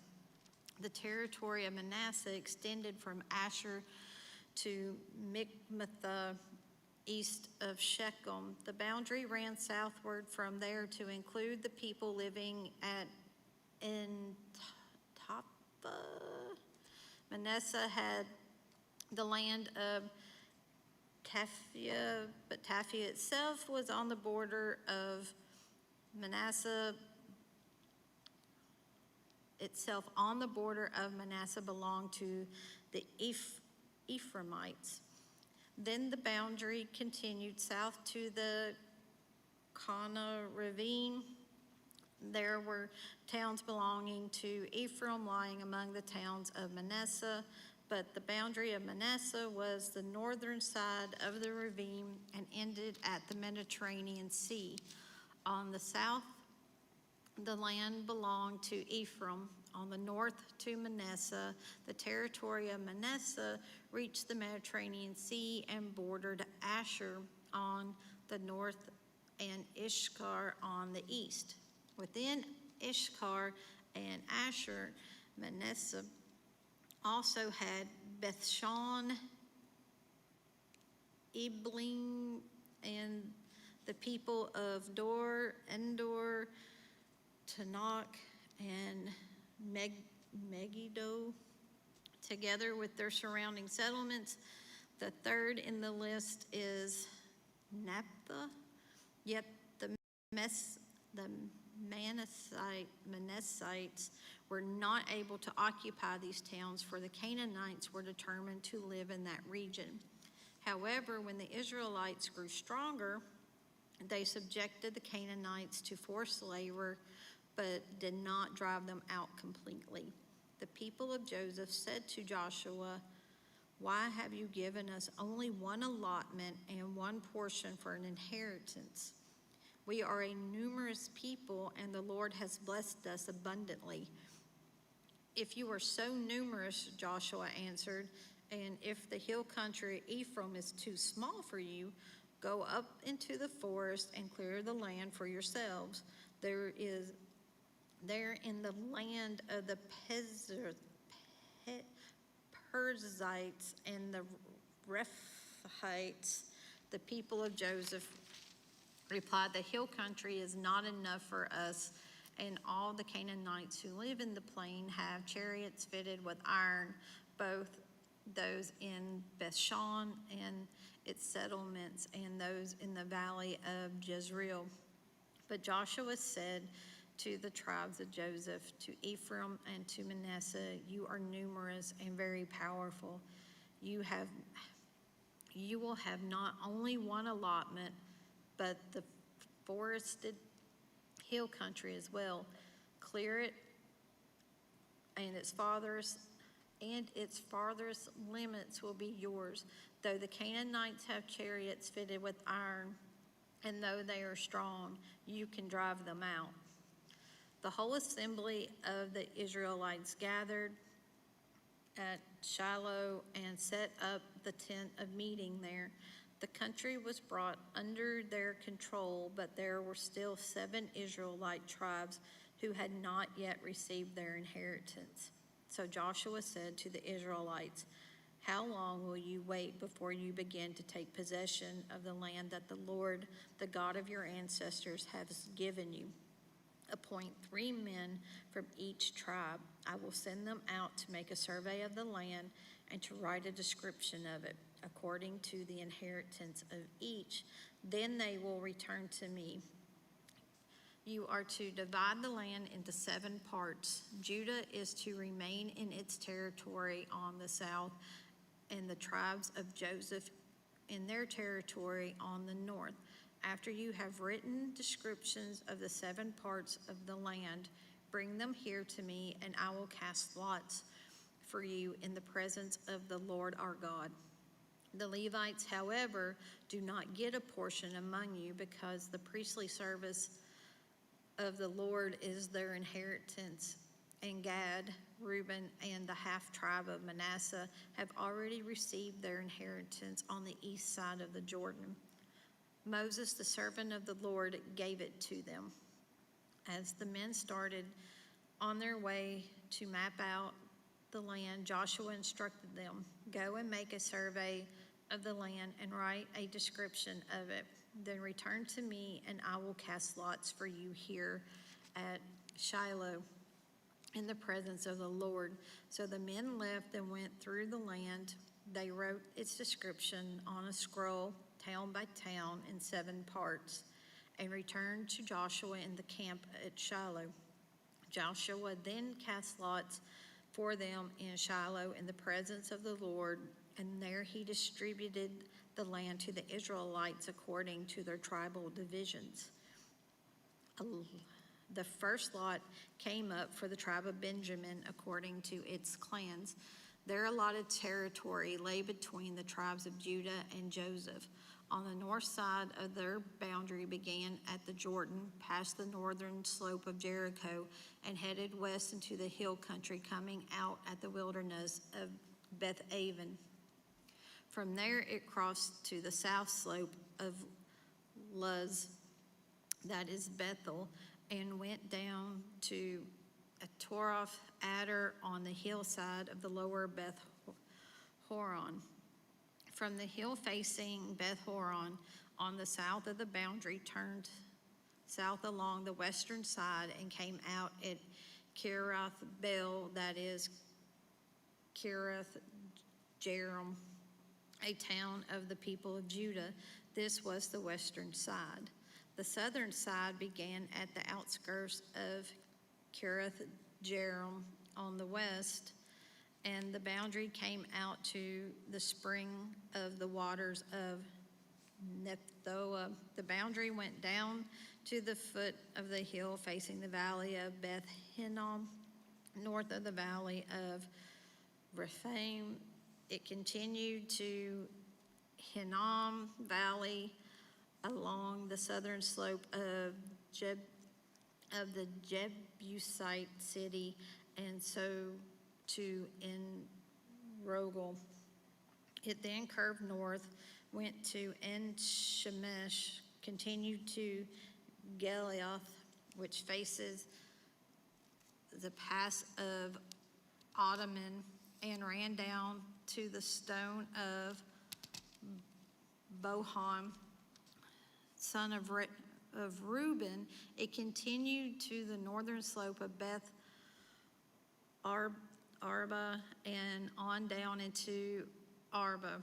It went to the northern slope of Beth Hoglah and came out at the northern bay of the Dead Sea, at the mouth of the Jordan in the south. This was the southern boundary. The Jordan formed the boundary on the eastern side.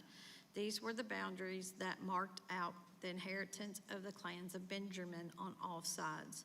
The tribe of Benjamin, according to its clans, had the following towns: Jericho, Beth Hoglah, Emek Keziz, Beth Arba, Zimran, Bethel, Avim, Para, Ophrah, Kephar, Ammoni, Opani, and Geba.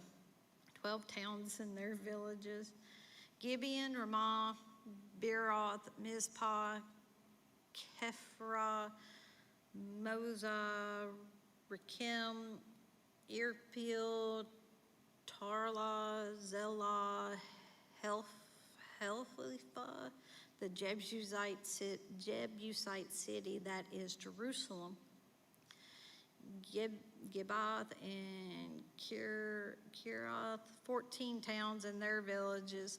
This was the inheritance of Benjamin for its clans. The second lot came out for the tribe of Simeon according to its clans. Their inheritance lay within the territory of Judah. It included Beersheba or Sheba, Moladah, Hazar, Shul, Bala, Ezom, El Toled, Bethuel, Hormah, Ziglag, Beth Markaboth, Hazar, Shusha, Beth Leboth, and Shar Ruhen. 13 towns and their villages: Anan, Rimmon, Ether, and Ashhan, 4 towns and their villages, and all the villages around these towns as far as Belath Beer, Ramah in the Negev. This was the inheritance of the tribe of the Simeonites according to its clans. The inheritance of the Simeonites was taken from the share of Judah because Judah's portion was more than they needed. So the Simeonites received their inheritance within the territory of Judah. The third lot came up for Zebulun according to its clans. The boundary of their inheritance went as far as Sarid. Going west, it ran to Marlah, touched Dabasheth, and extended to the ravine near Jokneel. It turned east from Sarid toward the sunrise to the territory of Kishloth Tabor, and went on to Dabereth and up to Japhia. Then it continued eastward to Gath Hephher and Eth Kazin. It came out at Rimmon and turned toward Neha. There the boundaries went around the north to Hanathon and ended at the valley of Iptha. Included were Kathata, Nahala, Shimron, Idlah, and Bethlehem. There were 12 towns and their villages. These towns and their villages were the inheritance of Zebulun according to its clans. The fourth lot came out for Issachar according to its clans. Their territory included Jezreel, Keshulah, Shunem, Hapharaim, Shion, and Nahareth, Rabbith, Kishon, Ebez, Remeth, and Ganom, and Hadah, and Beth Pazzez. The boundary touched Tabor, Shazuma, and Beth Shemesh, and ended at the Jordan. There were 16 towns and their villages. These towns and their villages were the inheritance of the tribe of Issachar according to its clans. The fifth lot came out for the tribe of Asher according to its clans. Their territory included Helkath, Hali, Benton, Akshva, Alamelech, Amad, and Mishal. On the west, the boundary touched Carmel and Shehor Libnath. It then turned east toward Beth Dagon, touched Zebulun and the valley of Iphath, and went north to Beth Emek and Neo, passing Kabul on the left. It went to Abdon, Rahab, Hammon, and Kana as far as Greater Sidon. The boundary then turned back toward Ramah and went to the fortified city of Tyre, turned toward Hosha, and came out at the Mediterranean Sea in the region of Akzib, Aphek, and Rehob. There were 22 towns and their villages. These towns and their villages were the inheritance of the tribe of Asher according to its clan. The sixth lot came out for Naphtali according to its clans. Their boundary went from Heleph and the large tree in Zonamim, passing Adami, Nekeb, and Jabneel to Lakum, and ending at the Jordan. The boundary ran west through Aznoth Tabor and came out at Hukok. It touched Zebulun on the south, Asher on the west, and the Jordan on the east. The fortified towns were Ziddium, Zer, Hamath, Rakoth, Kinnereth, Adamah, Raham, Hazor, Kadesh, Edrei, and Hazar, Iron, Migdal, El Horam, Beth Anath, and Beth Shemesh. There were 19 towns and their villages. These towns and their villages were the inheritance of the tribe of Naphtali according to its clans. The seventh lot came out for the tribe of Dan according to its clans. The territory of their inheritance included Zorah, Eshthol, Ir Shemesh, Shalaban, Ajalon, Ithla, Elon, Timnah, Ekron, Eltekeh, Gibbeton, Baalath, Jehud, Ben Barak, Gathrimmon, Me Jakor, and Rakan with the area facing Joppa. When the territory of the Danites was lost to them, they went up and attacked Leshem, took it, put it to the sword, and occupied it. They settled in Leshem and named it Dan after their ancestor. These towns and their villages were the inheritance of the tribe of Dan, according to its clans. When they had finished dividing the land into the allotted portions, the Israelites gave Joshua, son of Nun, an inheritance among them, as the Lord had commanded. They gave him the town he asked for, Timnath-Serah, in the hill country of Ephraim, and he built up the town and settled there. These are the territories that Eleazar the priest, Joshua son of Nun, and the heads of the tribal clans of Israel assigned by lot at Shiloh in the presence of the Lord at the entrance to the tent of meeting. And so they finished dividing the land. Joshua chapter 20.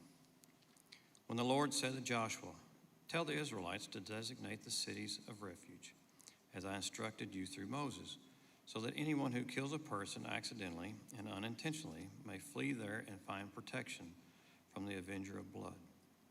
When they flee to one of these cities, they are to stand in the entrance of the city gate and state their case before the elders of that city. Then the elders are to admit the fugitive to their city and provide a place to live among them. If the avenger of blood comes in pursuit, the elders must not surrender the fugitive, because the fugitive killed their neighbor unintentionally and without malice aforethought. They are to stay in that city until they have stood trial before the assembly and until the death of the high priest who is serving at that time. Then they may go back to their own home in the town from which they fled." So they set apart Kedesh in Galilee in the hill country of Naphtali, Shechem in the hill country of Ephraim, and Kirath Arba, that is Hebron, in the hill country of Judah. East of Jordan, on the other side from Jericho, they designated Bezar in the wilderness on the plateau in the tribe of Reuben, Ramoth and Gilead in the tribe of Gad, and Golan and Bashan in the tribe of Manasseh. Any of the Israelites or any foreigners residing among them who killed someone accidentally could flee to these designated cities and not be killed by the avenger of blood prior to standing trial before the assembly. Joshua chapter 21. Now the family heads of the Levites approached Eleazar the priest, Joshua son of Nun, and the heads of the other tribal families of Israel at Shiloh in Canaan, and said to them, "The Lord commanded through Moses that you give us towns to live in and pasture lands for our livestock." So as the Lord had commanded, the Israelites gave the Levites the following towns and pasture lands out of their own inheritance. The first lot came out of the Kohathites according to their clans. The Levites, who were descendants of Aaron the priest, were allotted 13 towns from the tribes of Judah, Simeon, and Benjamin. The rest of Kohath's descendants were allotted 10 towns from the clans of the tribes of Ephraim, Dan, and half of Manasseh. The descendants of Gershon were allotted 13 towns from the clans of the tribes of Issachar, Asher, Naphtali, and the half-tribe of Manasseh and Bashan. The descendants of Merari, according to their clans, received 12 towns from the tribes of Reuben, Gad, and Zebulun. So the Israelites allotted to the Levites these towns and the pasture lands as the Lord had commanded through Moses. From the tribes of Judah and Simeon, they allotted the following towns by name. These towns were assigned to the descendants of Aaron, who were from Kohathite clans of the Levites, because the first lot fell to them. They gave the Kirath Arba, that is Hebron, with its surrounding pasture land in the hill country of Judah. Arba was the forefather of Anak. But the fields of the villages around the city they had given to Caleb, son of Jephunneh, as his possession. So the descendants of Aaron, the priest, they gave Hebron, a city of refuge for one accused of murder, Libnah, Jatar, Eshtamoa, Holon, Debir, Ion, Judah, and Beth Shemesh, together with their pasture lands, 9 towns from these 2 tribes. And from the tribe of Benjamin, they gave them Gibeon, Gibeah, Anathoth, and Almon, together with their pasture lands, 4 towns. The total number of towns for the priests, the descendants of Aaron, came to 13, together with their pasture lands. The rest of the Kehalite clans of the Levites were allotted towns from the tribe of Ephraim. In the hill country of Ephraim, they were given Shechem, a city of refuge for one accused of murder, and Gezer, Gibbethon, and Beth-horon, together with their pasture lands, 4 towns. Also from the tribe of Dan, they received Eltekeh, Gibbethon, Ajijon, and Gath, Gibeon, Rimeon, together with their pasture lands, 4 towns. From half the tribe of Manasseh, they received Tanah and Gath-rimmon, together with their pasture lands, 2 towns. All these 10 towns and their pasture lands were given to the rest of the Kehalite clans. The Levite clans of the Gershonites were given from the half-tribe of Manasseh, Golan in Bashan, a city of refuge for one accused of murder, and Beheshra, together with their pasture lands, 2 towns. From the tribe of Eshkar, Gishon, Deborah, Jemrah, and En-ganah, together with their pasture lands, 4 towns. From the tribe of Asher, Mishal, Abdon, Helkath, and Rehah, together with their pasture lands, 4 towns. From the tribe of Naphtali, Kedash and Galilee, a city of refuge for one accused of murder, Hamath, Dor, and Kartan, together with their pasture lands, 3 towns. The total number of towns of the Gershonite clans came to 13, together with their pasture lands. The Merarite clans, the rest of the Levites, were given from the tribe of Zebulun, Jokneam, Cardoth, Dimnah, and Nahalah, together with their pasture lands, 4 towns. From the tribe of Reuben, Bezar, Jahaz, Kedemoth, and Mahath, together with their pasture lands, 4 towns. From the tribe of Gad, Ramoth and Gilead, a city of refuge for one accused of murder, Mahaniah, Heshbon, and Jazer, together with their pasture lands, 4 towns in all. The total number of towns all allotted to the Merarite clans, who were the rest of the Levites, came to 12. The towns of the Levites in the territory held by the Israelites were 48 in all, together with their pasture lands. Each of these towns had pasture lands surrounding it. It was true for all these towns. So the Lord gave Israel all the land he had sworn to give their ancestors, and he took possession of it and settled there. The Lord gave them rest on every side, just as he had sworn to their ancestors. Not one of their enemies withstood them. The Lord gave all their enemies into their hands. Not one of all the Lord's good promises to Israel failed. Every one was fulfilled. Joshua chapter 22. Then Joshua summoned the Reubenites, the Gadites, and the half-tribe of Manasseh, and said to them, "You have done all that Moses, the servant of the Lord, commanded, and you have obeyed me in everything I commanded. For a long time now, to this very day, you have not deserted your fellow Israelites, but have carried out the mission the Lord your God gave you. Now that the Lord your God has given them rest as he had promised, return to your homes in the land that Moses, the servant of the Lord, gave you on the other side of the Jordan. But be very careful to keep the commandment and the law that Moses, the servant of the Lord, gave you, to love the Lord your God, to walk in obedience to him, to keep his commandments, to hold fast to him, and to serve him with all your heart and with all your soul." Then Joshua blessed them and sent them away, and they went to their homes. To the half-tribe of Manasseh, Moses had given land in Bashan, and to the other half of the tribe of Joshua gave land on the west side of the Jordan along with their fellow Israelites. When Joshua sent them home, he blessed them, saying, "Return return to your homes with your great wealth, with large herds of livestock, with silver, gold, bronze, and iron, and a great quantity of clothing, and divide the plunder from your enemies with your fellow Israelites." So the Reubenites, the Gadites, and the half-tribe of Manasseh left the Israelites at Shiloh and Canaan to return to Gilead, their own land, which they had acquired in accordance with the command of the Lord through Moses. When they came to Giloth, there near the Jordan, the land of Canaan, the Reubenites and the Gadites and the half-tribe of Manasseh built an imposing altar there by the Jordan. And when the Israelites heard that they had built the altar on the border of Canaan at Gileoth, near the Jordan on the Israelite side, the whole assembly of Israel gathered at Shiloh to go to war against them. So the Israelites sent Phinehas, son of Eleazar, the priest, to the land of Gilead, to Reuben, Gad, and the half-tribe of Manasseh. With him they sent 10 of the chief men, one from each of the tribes of Israel, each the head of the family division among the Israelite clans. When they went to Gilead,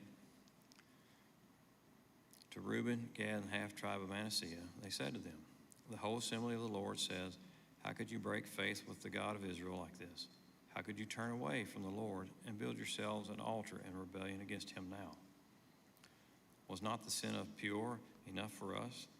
Up to this very day we have not cleansed ourselves from that sin, even though a plague fell on the community of the Lord. And are you now turning away from the Lord? If you rebel against the Lord today, tomorrow, tomorrow he will be angry with the whole community of Israel. If the land you possess is defiled, come over to the Lord's land, where the Lord's tabernacle stands, and share the land with us. But do not rebel against the Lord or against us by building an altar for yourselves, other than the altar of the Lord our God." When Achan, son of Zerah, was unfaithful in regard to the devoted things, did not wrath come on the whole community of Israel? He was not the only one who died for his sin. Then Reuben, Gad, and the half-tribe of Manasseh replied to the heads of the clans of Israel, "The mighty one, God, the Lord. The mighty one, God, the Lord, who he knows, and let Israel know. If this has been in rebellion or disobedience to the Lord, do not spare us this day.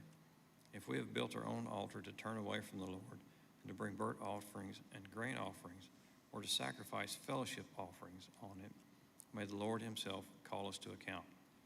No, we did it for fear that someday your descendants might say to ours, 'What do you have to do with the Lord, the God of Israel? The Lord has made the Jordan a boundary between us and you Reubenites and Gadites. You have no share in the Lord, so your descendants might cause ours to stop fearing the Lord.' That is why we said, 'Let us get ready and build an altar, but not for burnt offerings or sacrifice. On the contrary, it is to be a witness between us and you and the generations that follow, that we will worship the Lord at his sanctuary with our burnt offerings, sacrifices, and fellowship offerings. Then in the future your descendants will not be able to say to ours, "You have no share in the Lord."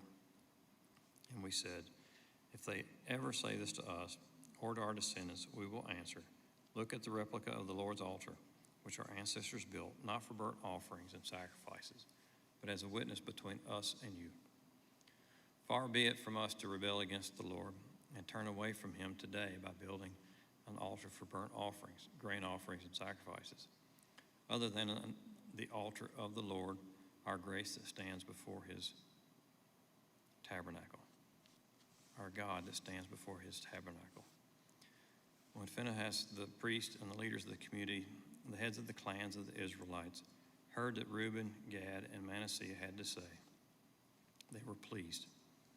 And Phinehas, son of Eleazar, the priest, said to Reuben, Gad, and Manasseh, Today we know that the Lord is with us, because you have not been unfaithful to the Lord in this matter. Now you have rescued the Israelites from the Lord's hand." Then Phinehas, son of Eleazar, the priest, and the leaders returned to Canaan from their meeting with the Reubenites and the Gadites in Gilead and reported to the Israelites. They were glad to hear the report and praised God. And they talked no more about going to war against them to devastate the country where Reubenites and Gadites lived. And the Reubenites and the Gadites gave the altar this name, a witness between us that the Lord is God. Joshua chapter 23. After a long time had passed, and the Lord had given Israel rest from all their enemies around them, Joshua, by then a very old man, summoned all Israel, their elders, leaders, judges, and officials, and said to them, I am very old. You yourselves have seen everything the Lord your God has done to all these nations for your sake. It was the Lord your God who fought for you. Remember how I have allotted as an inheritance for your tribes all the lands of the nations that remain. The nations I conquered between the Jordan and the Mediterranean Sea in the west. The Lord your God himself will push them out for your sake. He will drive them out before you, and you will take possession of their land as the Lord your God promised you. Be very strong. Be careful to obey all that is written in the book of the law of Moses, without turning aside to the right or to the left. Do not associate with these nations that remain among you. Do not invoke the names of their gods or swear by them. You must not serve them or bow down to them, but you are to hold fast to the Lord your God as you have until now. The Lord has driven out before you great and powerful nations. To this day, no one has been able to withstand you. One of you routs 1,000 because the Lord your God fights for you, just as he promised. So be careful to love the Lord your God. But if you turn away and ally yourselves with the survivors of these nations that remain among you, and if you intermarry with them and associate with them, then you may be sure that the Lord your God will no longer drive out these nations before you. Instead, they will become snares and traps for you, whips on your backs and thorns in your eyes, until you perish from this good land which the Lord your God has given you. Now I am about to go the way of all the earth. You know with all your heart and souls that not one of all the good promises the Lord your God gave you has failed. Every promise has been fulfilled, not one has failed. But just as all the good things the Lord your God has promised you have come to you, so he will bring on you all the evil things he has threatened, until the Lord your God has destroyed you from this good land he has given you. If you violate the covenant of the Lord your God, which he commanded you, and go and serve other gods and bow down to them, the Lord's anger will burn against you, and you will quickly perish from the good land he has given you. Joshua 24. Then Joshua assembled all the tribes of Israel at Shechem. He summoned the elders, leaders, judges, and officials of Israel, and they presented themselves before God. Joshua said to all the people, "This is what the Lord, the God of Israel, says. Long ago, your ancestors, including Terah, the father of Abraham, and Nahor, lived beyond the Euphrates River and worshipped other gods. But I took your father Abraham from the land beyond the Euphrates and led him throughout Canaan and gave him many descendants. I gave him Isaac, and to Isaac I gave Jacob and Esau. I assigned the hill country of Seir to Esau, but Jacob and his family went down to Egypt. Then I sent Moses and Aaron, and I afflicted the Egyptians by what I did there. And I brought you out. When I brought your people out of Egypt, you came to the sea, and the Egyptians pursued them with chariots and horsemen as far as the Red Sea. But they cried to the Lord for help, and he put darkness between you and the Egyptians. He brought the sea over them and covered them. You saw with your own eyes what I did to Egyptians. Then you lived in the wilderness for a long time. I brought you to the land of the Amorites who lived east of the Jordan. They fought against you, but I gave them into your hands. I destroyed them before you, and you took possession of their land. When Balak, son of Zippor, the king of Moab, prepared to fight against Israel, he sent for Balaam, son of Beor, to put a curse on you. But I would not listen to Balaam, so he blessed you again and again, and I delivered you out of his land. Then you crossed the Jordan and came to Jericho. The citizens of Jericho fought against you, as did also the Amorites, Perizzites, Canaanites, Hittites, Girgashites, Hivites, and Jebusites. But I gave them into your hands. I sent the hornet ahead of you, which drove them out before you. Also the 2 Amorite kings. You did not do it with your own sword and bow. So I gave you a land on which you did not toil, and cities you did not build, and you live in them and eat from vineyards and olive groves that you did not plant. Now fear the Lord and serve him with all faithfulness.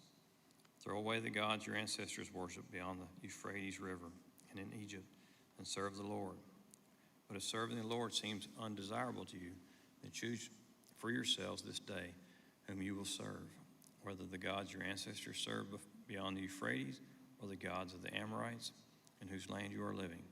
But as for me and my household, we will serve the Lord.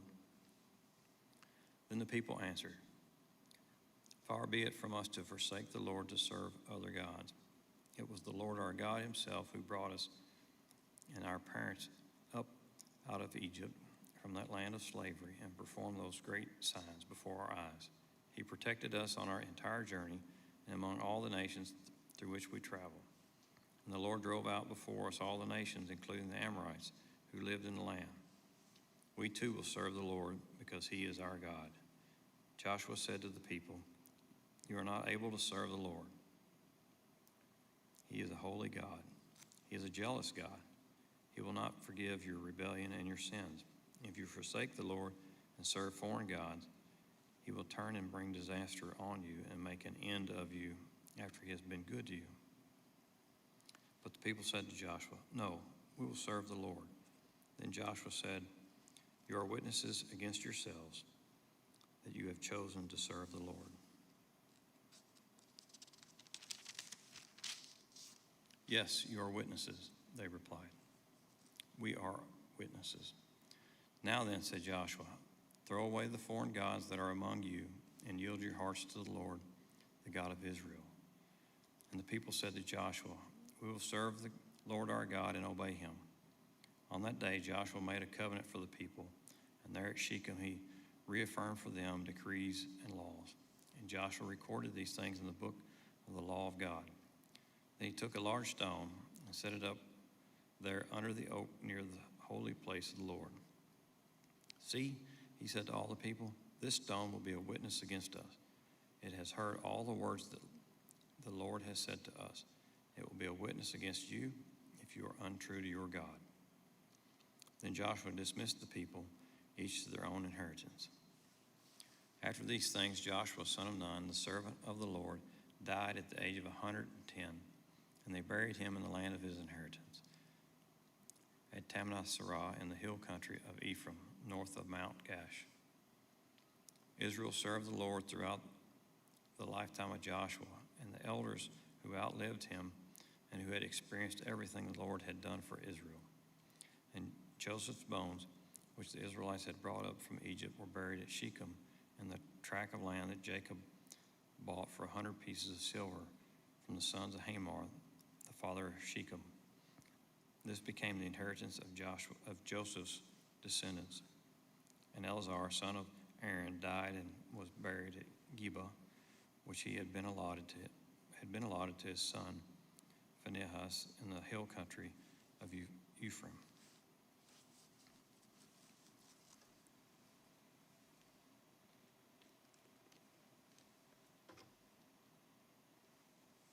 Judges chapter 1. After the death of Joshua, the Israelites asked the Lord, Who of us is to go up first to fight against the Canaanites? The Lord answered, Judah shall go up. I have given the land into their hands. The men of Judah then said to the Simeonites, their fellow Israelites, Come up with us into the territory allotted to us to fight against the Canaanites. We in turn will go with you into yours. So the Simeonites went with him. When Judah attacked, the Lord gave the Canaanites and the Perizzites into their hands, and they struck down 10,000 men in Bezek. It was there that they found Anat-Bezek, and fought against him, putting to rout the Canaanites and the Perizzites. Adon-Bezek fled, but they chased him and caught him and cut off his thumbs and big toes. Then Adon-Bezek said, 70 kings with their thumbs and big toes cut off have picked up scraps under my table. Now God has paid me back for what I did to them. They brought him to Jerusalem, and he died there. The men of Judah attacked Jerusalem also and took it. They put the city to the sword and set it on fire. After that, Judah went down to fight against the Canaanites living in the hill country, the Negev and the western foothills. They advanced against the Canaanites living in Hebron, formerly called Kiriath Arba, and defeated Sheshua, Ahana, and Talmah. From there, they advanced against the people living in Debor, formerly called Kiriath Sephar. And Caleb said, I will give my daughter Akshah in marriage to the man who attacks and captures Kiriath Sephar. Othniel, son of Kenaz, Caleb's younger brother, took it. So Caleb gave his daughter Akshah to him in marriage. One day when she came to Othniel, she urged him to ask her father for a field. When she got off her donkey, Caleb asked her, What can I do for you? She replied, Do me a special favor. Since you have given me land in the Negev, give me also springs of water. So Caleb gave her the upper and lower springs. The descendants of Moses' father-in-law, the Kenite, went up from the city of palms with the people of Judah to live among the inhabitants of the desert of Judah and the Negev near Arad. Then the men of Judah went with the Simeonites, their fellow Israelites, and attacked the Canaanites living in Zephath, and they totally destroyed the city. Therefore, it was called Hormath. Judah also took Gaza, Ashkelon, and Ekron, each city with its territory. The Lord with the men of Judah. The Lord was with the men of Judah. They took possession of the hill country, but they were unable to drive the people from the plains, because they had chariots fitted with iron. As Moses had promised, Hebron was given to Caleb, who drove from it the three sons of Anak. The Benjamites, however, did not drive out the Jebusites who were living in Jerusalem. To this day, the Jebusites live there with the Benjamites. Now the tribes of Joseph attacked Bethel, and the Lord was with them. When they sent men to spy out Bethel, formerly called Luz, the spies saw a man coming out of the city, and they said to him, Show us how to get into the city, and we will see that you are treated well. So he showed them, and they put the city to the sword, but spared the man and his whole family. He then went to the land of the Hittites, where he built a city and called it Luz, which is its name to this day. But Manasseh did not drive out the people of Bashan, or Tanash, or Dor, or Ebelon, or Megiddo, and their surrounding settlements, for the Canaanites were determined to live in that land. When Israel became strong, they pressed the Canaanites into forced labor, but never drove them out completely. Nor did Ephraim drive out the Canaanites living in Gezer, but the Canaanites continued to live there among them. Neither did Zebulun drive out the Canaanites living in Kitron or in Tholol. So these Canaanites lived among them, but Zebulun did subject them to forced labor. Nor did Asher drive out those living in Akko or Sidon or Aplah or Kezebib or Helava or Aphtha or Rahab. The Israelites, the Asherites, lived among the Canaanite inhabitants of the land because they did not drive them out. Neither did Naphtali drive out those living in Beth Shemesh or Beth Anath. But the Naphtalites too lived among the Canaanite inhabitants of the land, and those living in Beth Shemesh and Beth Anath became forced laborers for them. The Amorites confined to the Danites, to the hill country, not allowing them to come down into the plain. And the Amorites were determined also to hold out in Mount Heres, Ajalon, and Shebaham. But when the power of the tribes of Joseph increased, they too were pressed into forced labor. The boundary of the Amorites was from Scorpion Pass to Selah and beyond. Judges chapter 2. The angel of the Lord went up from Gilgal to Bochum and said, I brought you out of Egypt and led you into the land I swore to give to your ancestors. I said, I will never break my covenant with you, and you shall not make a covenant with the people of this land, but you shall break down their altars. Yet you have disobeyed me. Why have you done this? And I have also said, I will not drive them out before you. They will become traps for you, and their gods will become snares to you. When the angel of the Lord had spoken these things to all the Israelites, the people wept aloud, and they called it that place Bochim. There they offered sacrifices to the Lord. After Joshua had dismissed the Israelites, they went to take possession of the land, each to their own inheritance. The people served the Lord throughout the lifetime of Joshua and of the elders who outlived him and who had seen all the great things the Lord had done for Israel. Joshua, son of Nun, the servant of the Lord, died at the age of 110, and they buried him in the land of his inheritance at Timnath Heres, in hill country of Ephraim, north of Mount Gash. After that whole generation had been gathered to their ancestors, another generation grew up who knew neither the Lord nor what he had done for Israel. Then the Israelites did evil in the eyes of the Lord and served the Baals. They forsook the Lord, the God of their ancestors who had brought them out of Egypt. They followed and worshiped various gods of the people around them. They aroused the Lord's anger because they forsook him and served Baal and Ashtoreth. In his anger against Israel, the Lord gave them into the hands of raiders who plundered them. He sold them into the hands of their enemies all around, whom they were no longer able to resist. Whenever Israel went out to fight, the hand of the Lord was against them to defeat them, just as he had sworn to them. They were in great distress.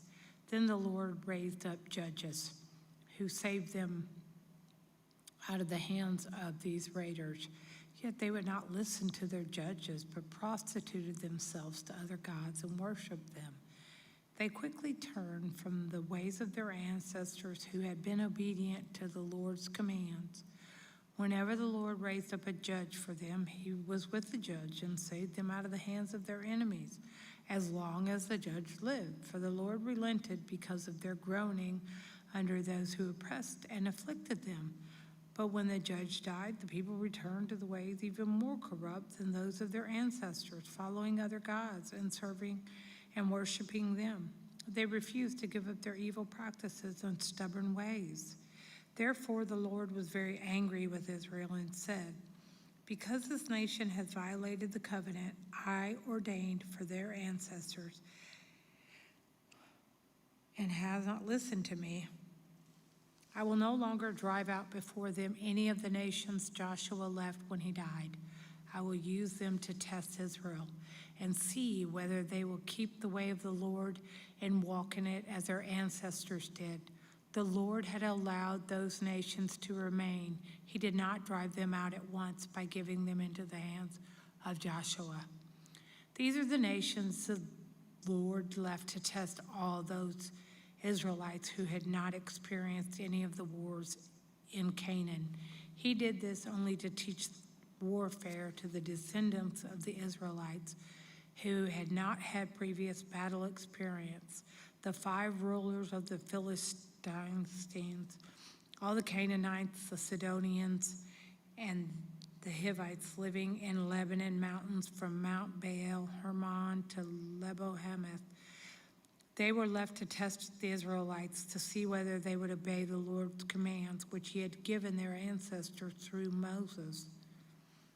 The Israelites lived along the Canaanites, Hittites, Amorites, Perizzites, Hivites, and Jebusites. They took their daughters in marriage and gave their own daughters to their sons and served their gods. The Israelites did evil in the eyes of the Lord. They forgot the Lord their God and served the Baals and the Asherahs. The anger of the Lord burned against Israel so that he sold them into the hands of Cushan Rishathaim, king of Aram Naharaim, to whom the Israelites were subject for 8 years. But when they cried out to the Lord, he raised up for them a deliverer, Othniel, son of Kenaz, Caleb's younger brother, who saved them. The Spirit of the Lord came on them so that he became Israel's judge and went to war. The Lord gave Cushan Rishathaim, king of Aram, into the hands of Othniel, who overpowered him. So the land had peace for 40 years until Othniel, son of Kenaz, died. Again, the Israelites did evil in the eyes of the Lord, and because they did this evil, the Lord gave Eglon, king of Moab, power over Israel, getting the Ammonites and the Amalekites to join him. Eglon came and attacked Israel, and they took possession of the city of Palms. The Israelites were subject to Eglon, king of Moab, for 18 years. Again, the Israelites cried out to the Lord, and he gave them a deliverer, Ehud, a left-handed man, the son of Gera, the Benjamite. The Israelites sent him with tribute to Eglon, king of Moab. Now Ehud had made a double-edged sword about a cubit long when he strapped to his right thigh under his clothing. He presented the tribute to Eglon, king of Moab, who was a very fat man. After Ehud had presented the tribute, he sent on their way those who had carried it. But on reaching the stone images near Gilgal, he himself went back to Eglon and said, "Your Majesty, I have a secret message for you." The king said to his attendants, "Leave us," and they all left. Ehud then approached him while he was sitting alone in the upper room of his palace and said, "I have a message from God for you." As the king rose from his seat, Ehud reached with his left hand, drew the sword from his right thigh, and plunged it into the king's belly. Even the handle sank in after the blade in his bowels discharged. Ehud did not pull the sword out, and the fat closed in over it. Then Ehud went out to the porch. He shut the doors of the upper room behind him and locked them. After he had gone, the servants came and found the doors of the upper room locked. They said he must be relieving himself in the inner room of the palace. They waited to the point of embarrassment. But when he did not open the doors of the room, they took a key and unlocked them. There they saw the Lord fallen to the floor dead. While they waited, Ehud got away. He passed by the stone images and escaped to Seirah. When he arrived there, he blew a trumpet in the hill country of Ephraim, and the Israelites went down with him from the hills, with him leading them. "Follow me," he ordered, "for the Lord has given Moab, your enemy, into your hands." So they followed him down and took possession of the fords of the Jordan that led to Moab. They allowed no one to cross over. At that time, they struck down about 10,000 Moabites, all vigorous and strong. Not one escaped. That day, Moab was made subject to Israel, and the land had peace for 80 years. After Ehud came Shamgar, son of Anath, who struck down 600 Philistines with an ox goad. He too saved Israel. Again, the Israelites did evil in the eyes of the Lord now that Ehud was dead. So the Lord sold him into the hands of Jabin, king of Canaan, who reigned in Hazor. Sisera, the commander of his army, was based in Harosheth Hagoyim. Because he had 900 chariots fitted with iron and had cruelly oppressed the Israelites for 20 years, they cried to the Lord for help. Now Deborah, a prophet, the wife of Lapidoth, was leading Israel at that time. She held court under the palm of Deborah between Ramah and Bethel in the hill country of Ephraim, and the Israelites went up to her to have their disputes decided. She sent for Barak, son of the Abinoam, from Kadesh in Naphtali, and said to him, "The Lord, the God of Israel, commands you, go take with you 10,000 men of Naphtali and Zebulun, and lead them up to Mount Tabor. I will lead Sisera, the commander of Jabin's army, with his chariots and his troops to the Kishon River, and give him into your hands." Barak said to her, "If you go with me, I will go, but if you don't go with me, I won't go." "Certainly I will go with you," said Deborah, "but because of the course you are taking, the honor will not be yours, for the Lord will deliver Sisera into the hands of a woman." So Deborah went with Barak to Kadesh. There Barak summoned Zebulun and Naphtali, and 10,000 men went up under his command. Deborah also went up with him.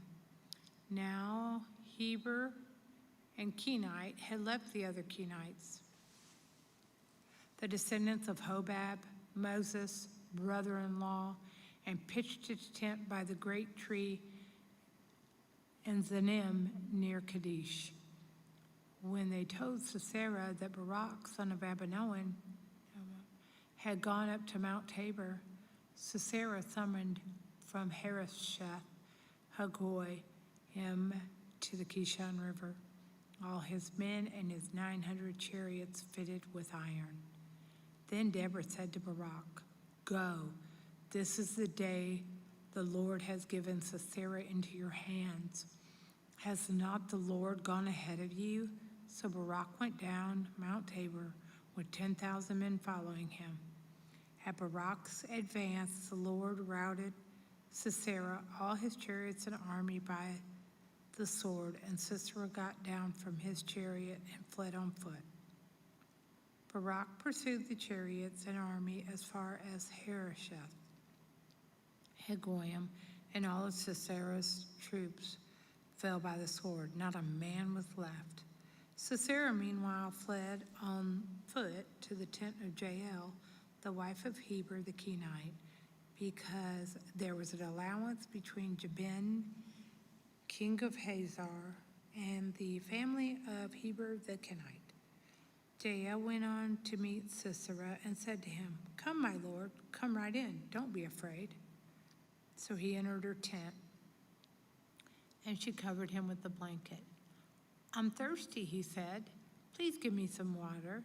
She opened a skin of milk, gave him a drink, and covered him up. "Stand in the doorway of the tent," he told her. "If someone comes by and asks you, 'Is anyone in there?' say no." But Jael, Heber's wife, picked up a tent peg and a hammer and went quietly to him while he lay fast asleep, exhausted. She drove the peg through his temple into the ground, and he died. Just then Barak came by in pursuit of Sisera, and Jael went out to meet him. "Come," she said, "I will show you the man you're looking for." So he went in with her, and there lay Sisera with the tent peg through his temple, dead. On that day God subdued Jabin, king of Canaan, before the Israelites, and the hand of the Israelites pressed harder and harder against Jabin, king of Canaan, until they destroyed him. On that day Deborah and Barak, son of Abinoam, sang this song. When the princes in Israel take the lead, when the people willingly offer themselves, praise the Lord. Hear this, you kings, listen, you rulers. I, even I, will sing to the Lord. I will praise the Lord, the God of Israel, in song. When you, Lord, went out from Seir, when you marched from the land of Edom, the earth shook, the heavens poured, the clouds poured down water. The mountains quaked before the Lord, the one of Sinai, before the Lord, the God of Israel. In the days of Shamgar, son of Anath, in the days of Jael, the highways were abandoned. Travelers took to winding paths. Villagers in Israel would not fight. They held back until I, Deborah, arose. Until I arose, a mother in Israel. God chose new leaders. When war came to the city, gates, but not a shield or spear was seen among 40,000 in Israel. My heart is with Israel's princes, with the willing volunteers among the people. Praise the Lord. You who ride on white donkeys, sitting on your saddle blankets, and you who walk along the road, consider the voice of the singers at the watering place. They recite the victories of the Lord, the victories of his villagers in Israel. Then the people of the Lord went down to the city gates. Wake up, Deborah, wake up, break out in song. Arise, Barak, take captives your captive son of Abinoam. The remnants of the nobles came down. The people of the Lord came down to me against the mighty. Some came from Ephraim, whose roots were in Amalek.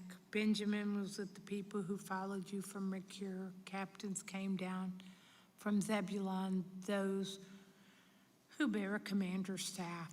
The princes of Issachar were with Deborah. Yes, Issachar was with Barak, sent under his command into the valley. In the districts of Reuben, there was much searching of heart. Why did you stay among the sheep pens to hear the whistling for the flocks? In the districts of Reuben, there was much searching of heart. Gilead stayed beyond the Jordan, and Dan, why did he linger by the ships? Asher remained on the coast and stayed in his covers. The people of Zebulun risked their very lives, and so did Naphtali on the terrace fields. Kings came. They fought the kings of Canaan. The kings of Canaan fought. At Tanakh by the waters of Megiddo, they took no plunder of silver. From the heavens the stars fought. From their courses they fought against Sisera. The river Kishon swept them away. The age-old river, the river Kishon. March on, my soul, be strong. Then thundered the horses' hoofs. Galloping, galloping, go his mighty steeds. Curse Meroz, said the angel of the Lord. Curse its people bitterly, because they did not come to help the Lord against the mighty. Most blessed of women be Jael, the wife of Heber the Kenite, most blessed of tent-dwelling women. He asked for water, she gave him milk. In a bowl fit for nobles, she brought him curdled milk. Her hand reached for the tent peg, her right hand for the workman's hammer. She struck Sisera, she crushed his head, she shattered and pierced his temple. At her feet he sank. He fell, there he lay. At her feet he sank, he fell. Where he sank, where he fell, dead.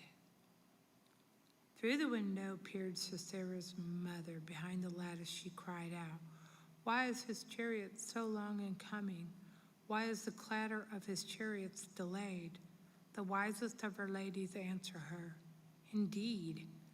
She keeps saying to herself, "Are they not finding and dividing the spoils?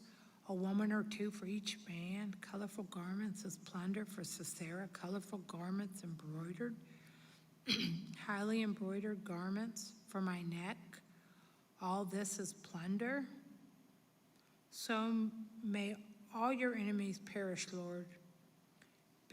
But may all who love you be like the sun when it rises in its strength." Then the land had peace 40 years. The Israelites did evil in the eyes of the Lord, and for 7 years he gave them into the hands of the Midianites. Because the power of Midian was so oppressive, the Israelites prepared shelters for themselves in mountain clefts, caves, and strongholds. Whenever the Israelites planted their crops, the Midianites, Amalekites, and other eastern peoples invaded the country. They camped on the land and ruined the crops all the way to Gaza and did not spare a living thing for Israel, neither sheep nor cattle nor donkeys. They came up with their livestock and their tents like swarms of locusts. It was impossible to count them or their camels. They invaded the land to ravage it. Midian so impoverished the Israelites that they cried out to the Lord for help. When the Israelites cried out to the Lord because of Midian, he sent them a prophet. who said, "This is what the Lord, the God of Israel says. I brought you up out of Egypt, out of the land of slavery. I rescued you from the hands of the Egyptians, and I delivered you from the hands of all your oppressors. I drove them out before you and gave you their land. I said to you, I am the Lord your God. Do not worship the gods of the Amorites in whose land you live. But you have not listened to me." The angel of the Lord came and sat down under the oak in Ophrah that belonged to Joash the Abiezrite, where his son Gideon was threshing wheat in a winepress to keep it from the Midianites. When the angel of the Lord appeared to Gideon, he said, "The Lord is with you, mighty warrior." "Pardon me, my Lord," Gideon replied, "but if the Lord is with us, why has all this happened to us? Where are all his wonders that our ancestors told us about when they said, 'Did not the Lord bring us out of Egypt?' But now the Lord has abandoned us and given us into the hand of Midian." The Lord turned to him and said, "Go in the strength you have and save Israel out of the Midian's hand. Am I not sending you?" "Pardon me, my Lord," Gideon replied, "but how can I save Israel? My clan is the weakest in Manasseh, and I am the least in my family." The Lord answered, "I will be with you, and you will strike down all the Midianites, leaving none alive." Gideon replied, "If now I have found favor in your eyes, give me a sign that it is really you talking to me. Please do not go away until I come back and bring my offering and set it before you." And the Lord said, "I will wait until you return." Gideon went inside, prepared a young goat, and from an ephah of flour he made bread without yeast. Putting the meat in a basket and its broth in a pot, he brought them out and offered them to him under the oak. The angel of God said to him, "Take the meat and the unleavened bread, place them on this rock, and pour out the broth." And Gideon did so. Then the angel of the Lord touched the meat and the unleavened bread with the tip of the staff that was in his hand. Fire flared from the rock, consuming the meat and the bread, and the angel of the Lord disappeared. When Gideon realized that it was the angel of the Lord, he exclaimed, "Alas, sovereign Lord, I have seen the angel of the Lord face to face." But the Lord said to him, "Peace, do not be afraid. You are not going to die." So Gideon built an altar to the Lord there and called it, "The Lord is Peace." To this day it stands in Ophrah of the Abiezrites. That same night the Lord said to him, "Take the second bull from your father's herd, the one 7 years old, tear down your father's altar to Baal, cut down the Asherah pole beside it, then build a proper kind of altar to the Lord your God on the top of this height, using the wood of the Asherah pole that you cut down. Offer the second bull as a burnt offering." So Gideon took 10 of his servants and did as the Lord told him. But because he was afraid of his family and the townspeople, he did it all at night rather than in the daytime. In the morning, when the people of the town got up, there was Baal's altar demolished with the Asherah pole beside it, cut down, and the second bull sacrificed on the newly built altar. They asked each other, "Who did this?" When they carefully investigated, they were told, "Gideon, son of Joash, did it."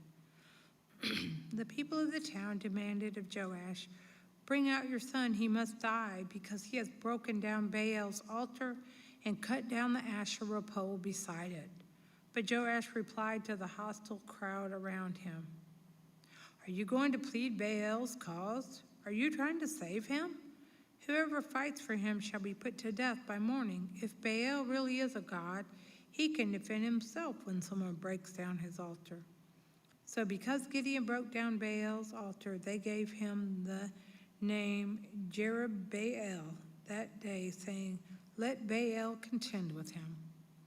Now all the Midianites, Amalekites, and other eastern peoples joined forces and crossed over the Jordan and camped in the valley of Jezreel.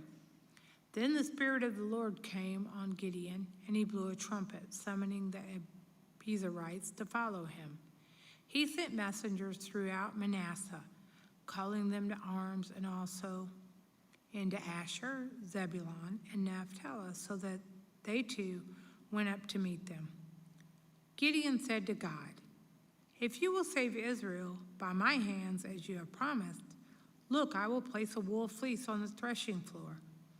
If there is dew only on the fleece and all the ground is dry, then I will know that you will save Israel by my hand as you said." And that is what happened. Gideon rose early the next day. He squeezed the fleece and wrung out the dew, a bowl full of water. Then Gideon said to God, "Do not be angry with me. Let me make just one more request. Allow me one more test with the fleece, but this time make the fleece dry, and let the ground be covered with dew." That night God did so. Only the fleece was dry. All the ground was covered with dew.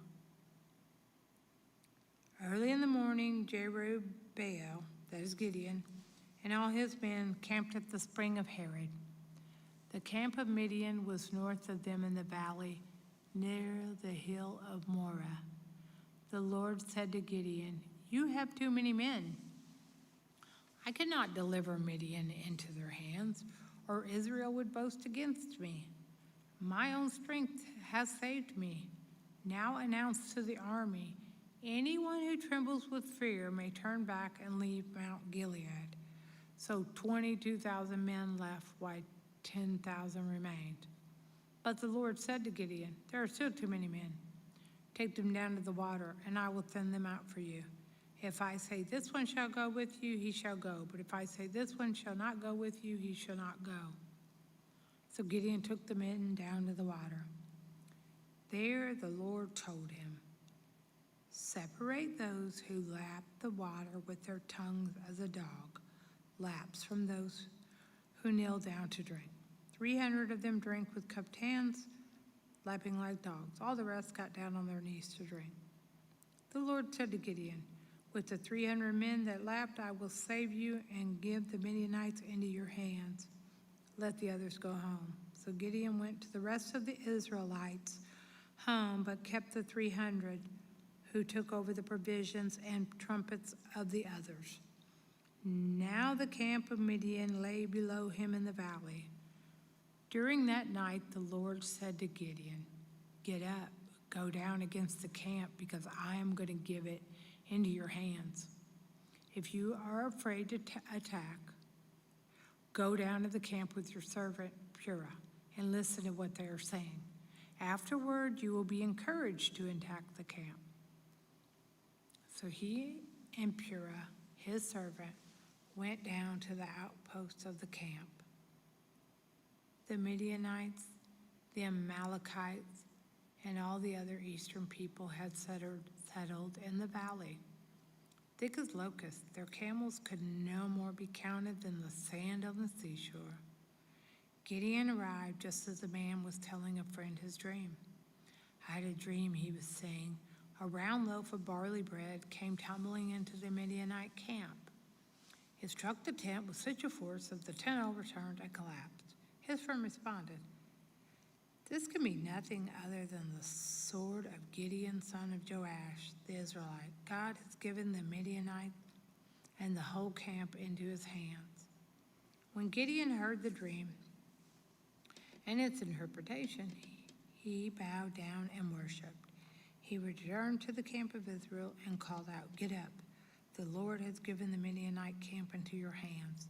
Dividing 300 men into 3 companies, he placed trumpets and empty jars in the hands of all of them with torches inside. "Watch me," he told them. "Follow my lead. When I get to the edge of the camp, do exactly as I do. When I and all who are with me blow our trumpets, then from all around the camp blow yours and shout, for the Lord and for Gideon. Gideon and the 100 men with him reached the edge of the camp at the beginning of the middle watch. Just after they had changed the guard, they blew their trumpets and broke the jars that were in their hands. The 3 companies blew the trumpets and smashed the jars. Grasping the torches in their left hands and holding in their right hands the trumpets they were to blow, they shouted, "A sword for the Lord and for Gideon." While each man held his position around the camp, all the Midianites ran, crying out as they fled. When 300 trumpets sounded, the Lord caused the men through the camp to turn on each other with their swords. The army fled to Beth-Shittah towards Zerahara, as far as the border of Abel-Mahala near Tabbath. Israelites from Naphtali, Asher, and all of Manasseh were called out, and they pursued the Midianites. Gideon sent messengers throughout the hill country of Ephraim, saying, "Come down against the Midianites and seize the waters of the Jordan ahead of them as far as Beth-Barah." So all the men of Ephraim were called out, and they seized the waters of the Jordan as far as Beth-Barah. They also captured 2 of the Midianite leaders, Oreb and Zeeb. They killed Oreb at the rock of Oreb and Zeeb at the winepress of Zeb. They pursued the Midianites and brought the heads of Oreb and Zeeb to Gideon, who was by the Jordan.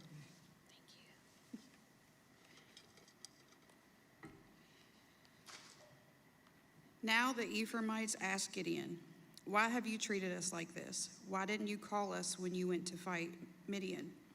And they challenged him vigorously, but he answered them, "What have I accomplished compared to you? Aren't the gleanings of Ephraim's grapes better than the full grape harvest of Abiezer? God gave Oreb and Zeeb, the Midianite leaders, into your hands. What was I able to do compared to you?" At this, their resentment against him subsided. Gideon and his 300 men, exhausted, yet keeping up the pursuit, came to the Jordan and crossed it.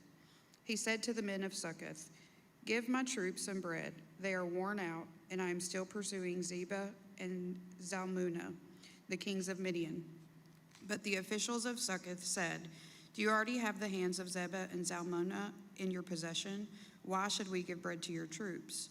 Then Gideon replied, "Just for that, when the Lord has given Zebah and Zalmunna into my hand, I will tear your flesh with desert thorns and briars."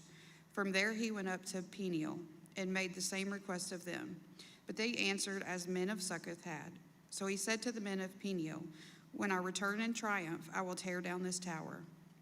Now Zebah and Zalmunna were in Karkor with a force of about 15,000 men, all that were left of the armies of the eastern peoples. 120,000 swordsmen had fallen. Gideon went up by the route of the nomads east of Nobah and Jogbehah and attacked the unsuspecting army. Zebah and Zalmunna, the 2 kings of Midian, fled, but he pursued them and captured them, routing their entire army. Gideon, son of Joash, then returned from the battle by the pass of Hares. He caught a young man of Succoth and questioned him, and the young man wrote down for him the names of the 77 officials of Succoth and the elders of that town. Then Gideon came and said to the men of Succoth, "Here are Zebah and Zalmunna, about whom you taunted me by saying, 'Do you already have the hands of Zebah and Zalmunna in your possession? Why should we give bread to your exhausted men?'" He took the elders of the town and taught the men of Succoth a lesson by punishing them with the desert thorns and briars. He also pulled down the tower of Peniel and killed the men of the town. Then he asked Zebah and Zalmunna, "What kind of men did you kill at Tabor?" "Men like you," they answered, "each one with the bearing of a prince." Gideon replied, "Those were my brothers, the sons of my own mother. As surely as the Lord lives, if you had spared their lives, I would not kill you." Turning to Jether, his oldest son, he said, "Kill them." But Jether did not draw his sword because he was only a boy and was afraid. Zebah and Zalmunna said, "Come, do it yourself. As is the man, so is his strength." So Gideon stepped forward and killed them and took the ornaments off their camels' necks. The Israelites said to Gideon, "Rule over us, you, your son, and your grandson, because you have saved us from the hand of Midian." But Gideon told them, "I will not rule over you, nor will my son rule over you. The Lord will rule over you." And he said, "I do have one request, that each of you give me an earring from your share of the plunder." It was the custom of the Ishmaelites to wear gold earrings. They answered, "We'll be glad to give them." So they spread out a garment, and each of them threw a ring from his plunder onto it. The weight of the gold rings he asked for came to 1,700 shekels, not counting the ornaments, the pendants and the purple garments worn by the kings of Midian, or the chains that were on their camels' necks. Gideon made the gold into an ephod, which he placed in Ophrah, his town. All Israel prostituted themselves by worshiping it there, and it became a snare to Gideon and his family. Thus Midian was subdued before the Israelites and did not raise its head again. During Gideon's lifetime, the land had peace 40 years. Jerubbaal, son of Joash, went back home to live. He had 70 sons of his own, for he had many wives. His concubine, who lived in Shechem, also bore his son, who he named Abimelech.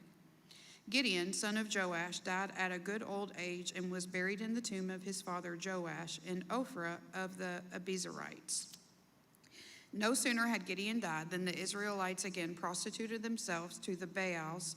They set up Baal-berith as their god, and did not remember the Lord their God, who had rescued them from the hands of all their enemies on every side. They also failed to show any loyalty to the family of Jerubbaal, that is, Gideon, in spite of all the good things he had done for them. Abimelech, son of Jerubbaal, went to his mother's brothers in Shechem and said to them and to all his mother's clan, "Ask all the citizens of Shechem, which is better for you, to have all 70 of Jerubbaal's sons rule over you, or just one man. Remember, I am your flesh and blood." When the brothers repeated all this to the citizens of Shechem, they were inclined to follow Abimelech, for they said, "He is related to us." They gave him 70 shekels of silver from the temple of Baal-berith, and Abimelech used it to hire reckless scoundrels who became his followers. He went to his father's home in Ophrah, and on one stone murdered his 70 brothers, the sons of Jerubbaal. But Jotham, the youngest son of Jerubbaal, escaped by hiding. Then all the citizens of Shechem and Beth Millo gathered beside the great tree at the pillar in Shechem to crown Abimelech king. When Jotham was told about this, he climbed up on the top of the mountain Gerizim and shouted to them, "Listen to me, citizens of Shechem, so that God may listen to you." One day the trees went out to anoint a king for themselves. They said to the olive tree, "Be our king." But the olive tree answered, "Should I give up my oil, by which both gods and humans are honored, to hold sway over the trees?" Next the tree said to the fig tree, "Come and be our king." But the fig tree replied, "Should I give up my fruit, so good and sweet, to hold sway over the trees?" Then the tree said to the vine, "Come and be our king." But the vine answered, "Should I give up my wine, which cheers both gods and humans, to hold sway over the trees?" Finally, all the trees said to the thorn bush, "Come and be our king." The thorn bush said to the trees, "If you really want to anoint me king over you, come and take refuge in my shade. But if not, then let fire come out of the thorn bush and consume the cedars of Lebanon." Have you acted honorably and in good faith by making Abimelech king? Have you been fair to Jerubbaal and his family? Have you treated him as he deserves?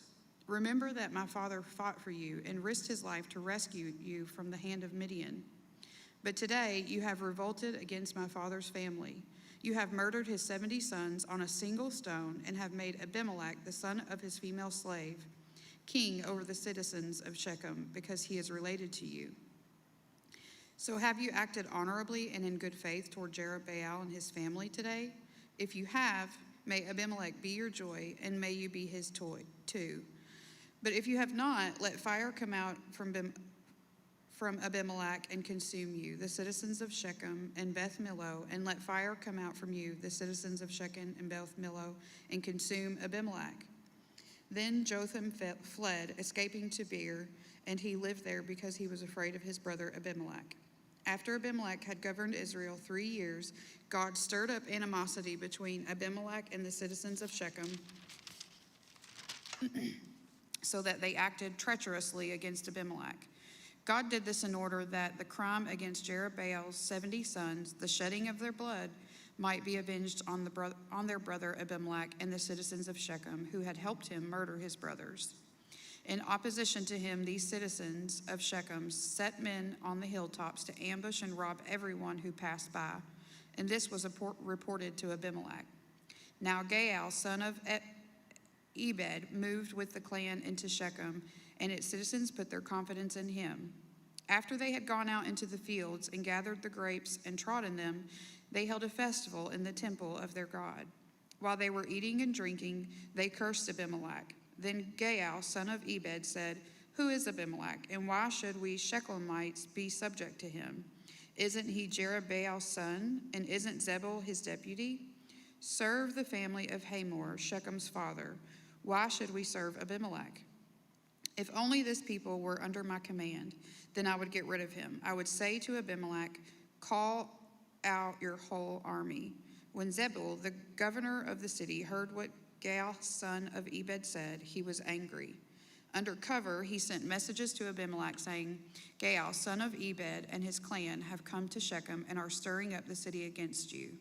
Now then, during the night, you and your men should come in and lie in wait in the fields.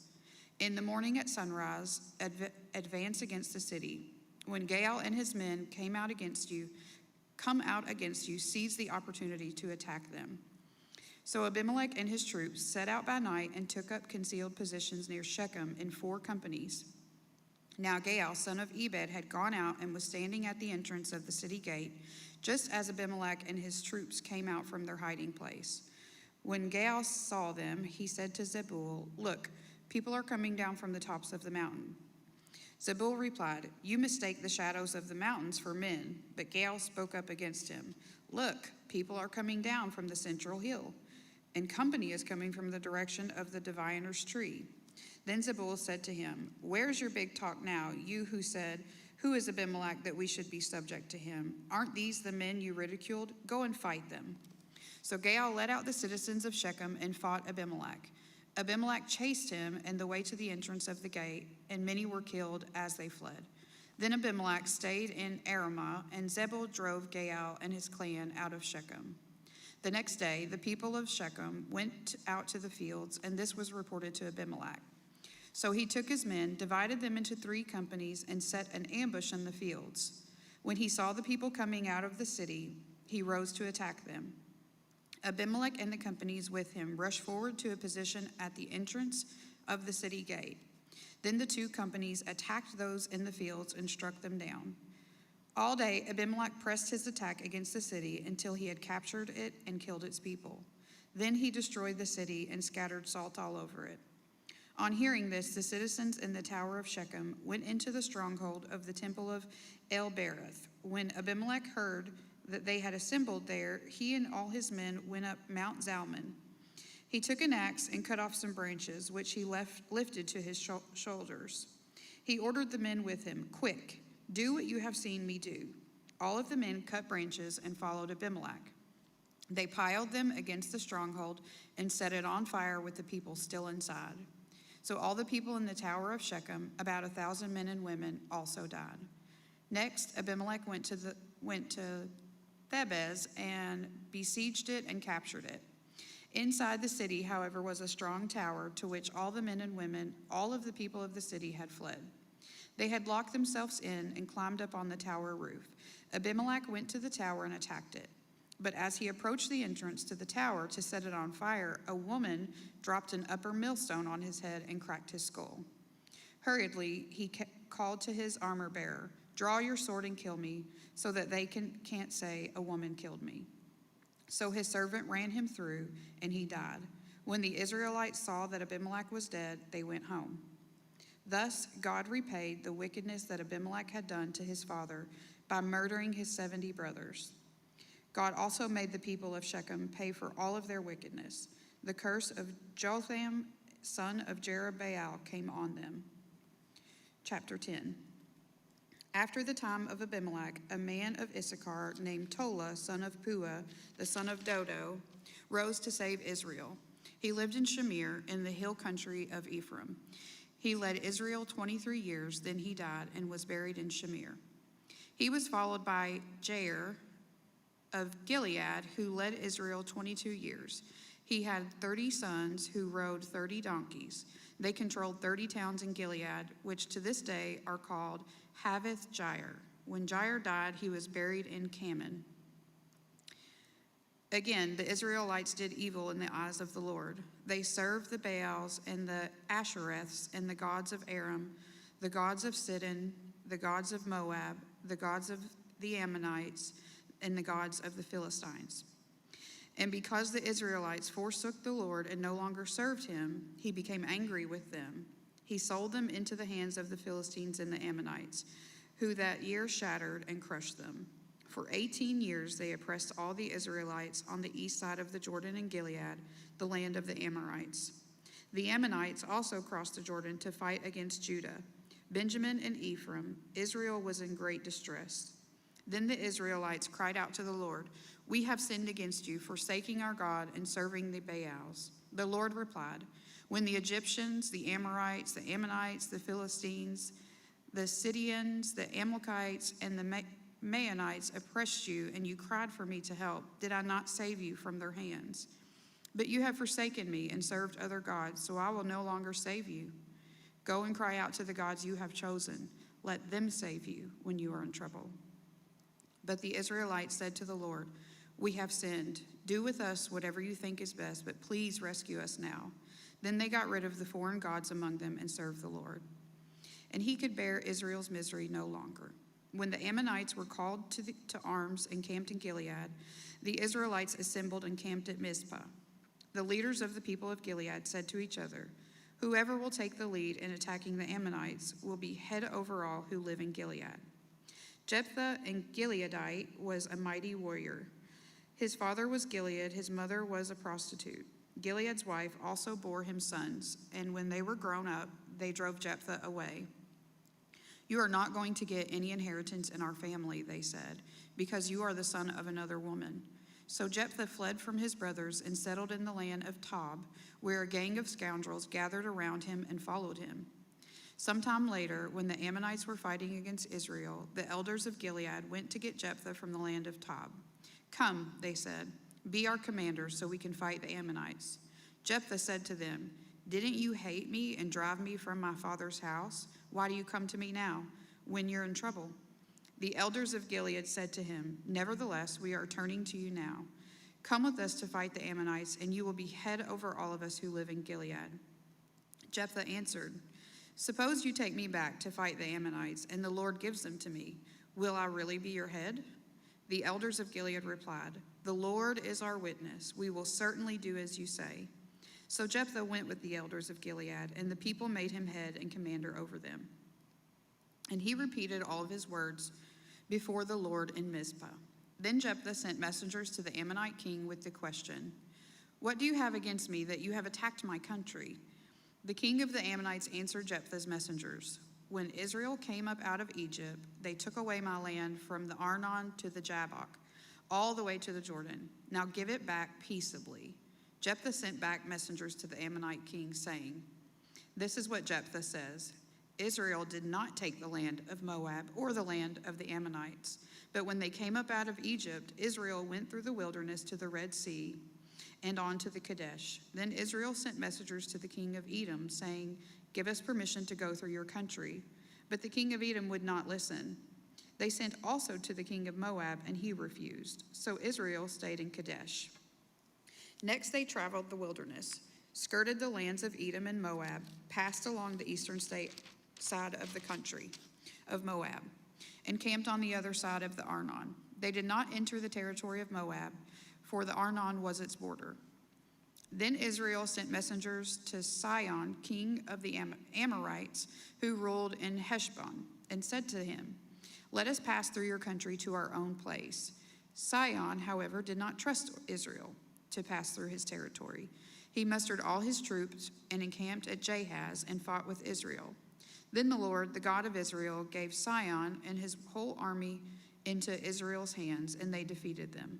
Israel took over all of the land of the Amorites who lived in that country, capturing all of it from the Arnon to the Jabbok and from the desert to the Jordan. Now, since the Lord, the God of Israel, has driven the Amorites out before his people Israel, what right do you have to take it over? Will you not take what your God Shemash gives you? Likewise, whatever the Lord our God has given us, we will possess. Are you any better than Balak, son of Zippor, king of Moab? Did he ever quarrel with Israel or fight with them? For 300 years, Israel occupied Heshbon, Aroer, the surrounding settlements, and all the towns along the Arnon. Why didn't you retake them during that time? I have not wronged you, but you are doing me wrong by waging war against me. Let the Lord, the judge, decide the dispute this day between the Israelites and the Ammonites. The king of Ammon, however, paid no attention to the message Jephthah sent him. Then the Spirit of the Lord came on Jephthah. He crossed Gilead and Manasseh, passed through Mizpah of Gilead, and from there he advanced against the Ammonites. Jephthah made a vow to the Lord, if you give the Ammonites into my hands, whatever comes out of the door of my house to meet me when I return in triumph from the Ammonites will be the Lord's, and I will sacrifice it as a burnt offering. Then Jephthah went over to fight the Ammonites, and the Lord gave them into his hands. He devastated 20 towns from Aroer to the vicinity of Minnith as far as Abel-keramim. Thus Israel subdued Ammon. When Jephthah returned to his home in Mizpah, who should come out to meet him but his daughter, dancing to the sound of timbrels? She was an only child. Except for her, he had neither son nor daughter. When he saw her, he tore his clothes and cried, "Oh no, my daughter. You have brought me down, and I am devastated. I have made a vow to the Lord that I cannot break." "My father," she replied, "you have given your word to the Lord. Do to me just as you promised, now that the Lord has avenged you of your enemies, the Ammonites. But grant me this one request," she said. "Give me 2 months to roam the hills and weep with my friends, because I will never marry." "You may go," he said. And he let her go for 2 months. She and her friends went into the hills and wept, because she would never marry. After the 2 months, she returned to her father and did to her as he had vowed, and she was a virgin. From this comes the Israel tradition that each year the young women of Israel go out for 4 days to commemorate the daughter of Jephthah the Gileadite. Chapter 12. The Ephraimite forces were called out, and they crossed over to Zaphon. They said to Jephthah, "Why did you go to fight the Ammonites without calling us to go with you? We're going to burn down your house over your head." Jephthah answered, "I and my people were engaged in a great struggle with the Ammonites, and although I called you, you didn't save me out of their hands. When I saw that you wouldn't help, I took my life into my hands and crossed over to fight the Ammonites, and the Lord gave me victory over them. Now why have you come up today to fight me?" Jephthah then called together the men of Gilead and fought against Ephraim. The Gileadites struck them down because the Ephraimites had said, "You Gileadites are renegades from Ephraim and Manasseh." The Gileadites captured the fords of the Jordan leading to Ephraim, and whenever a survivor of Ephraim said, "Let me cross over," the men of Gilead asked him, "Are you an Ephraimite?" If he replied, "No," they said, "All right, say Shibboleth." If he said Sibboleth because he could not pronounce the word correctly, they seized him and killed him at the fords of the Jordan. 42,000 Ephraimites were killed at that time. Jephthah led Israel 6 years. Then Jephthah the Gileadite died and was buried in the town of Gilead.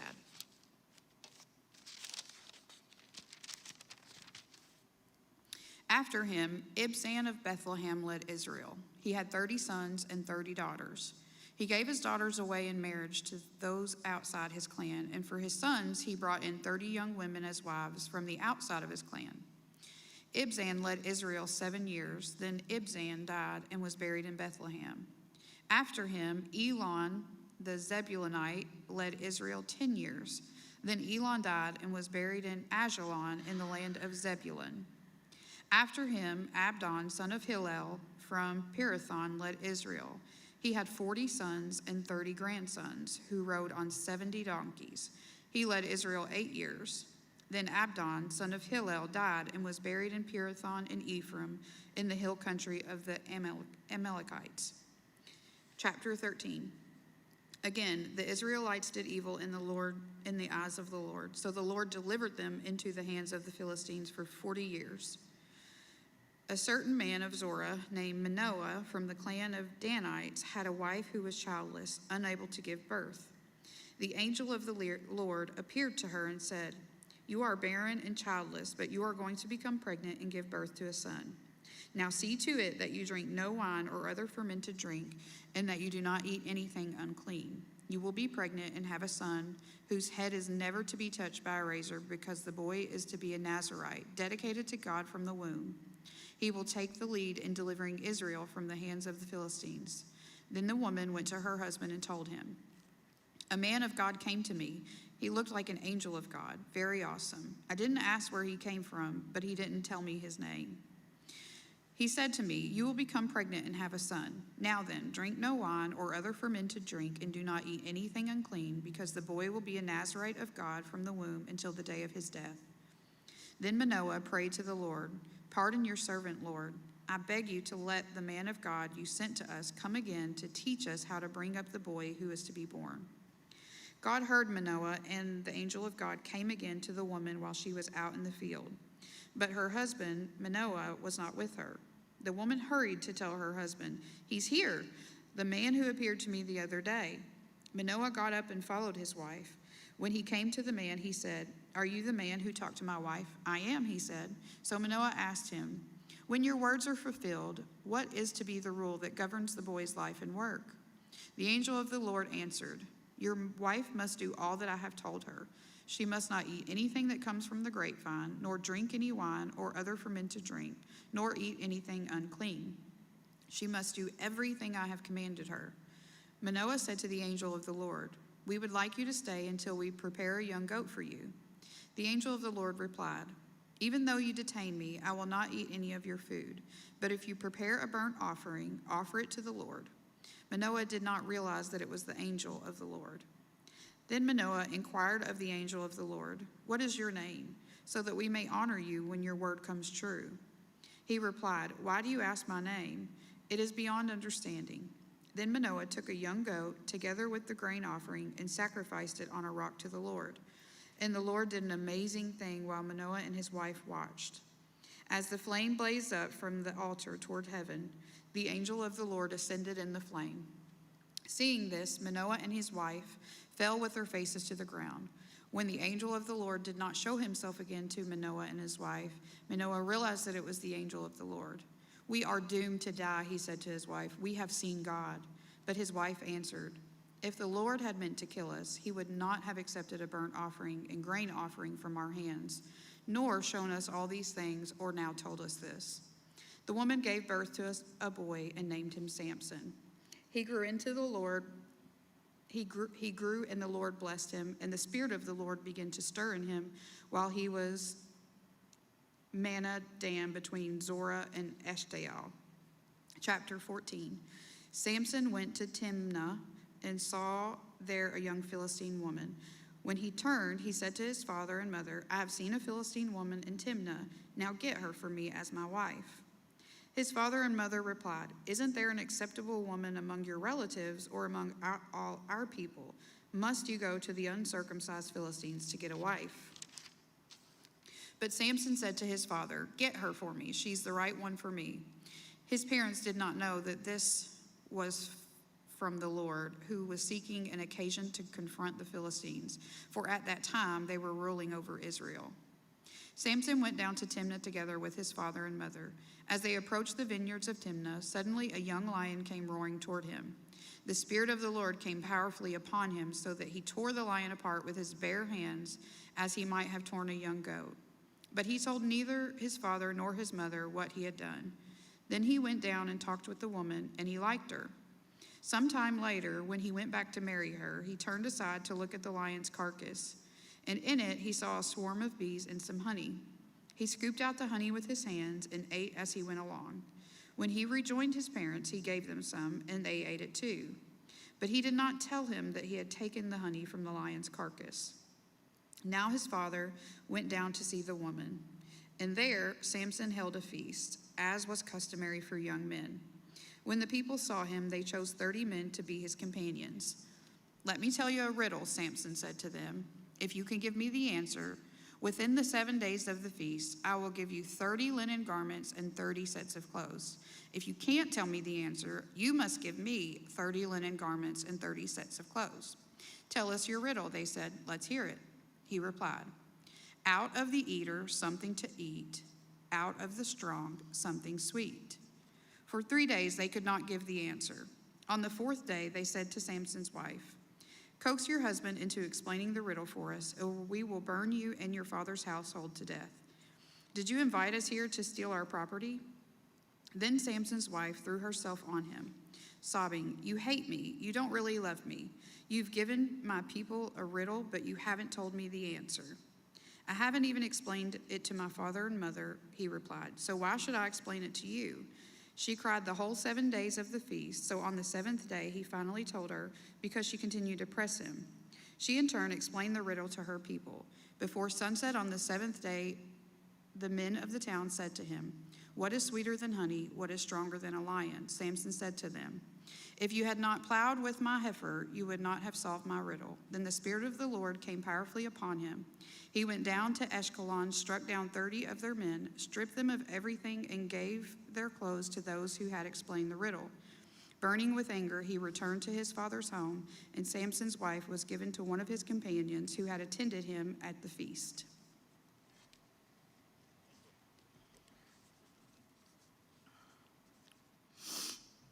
Samson took a young goat and went to visit his wife.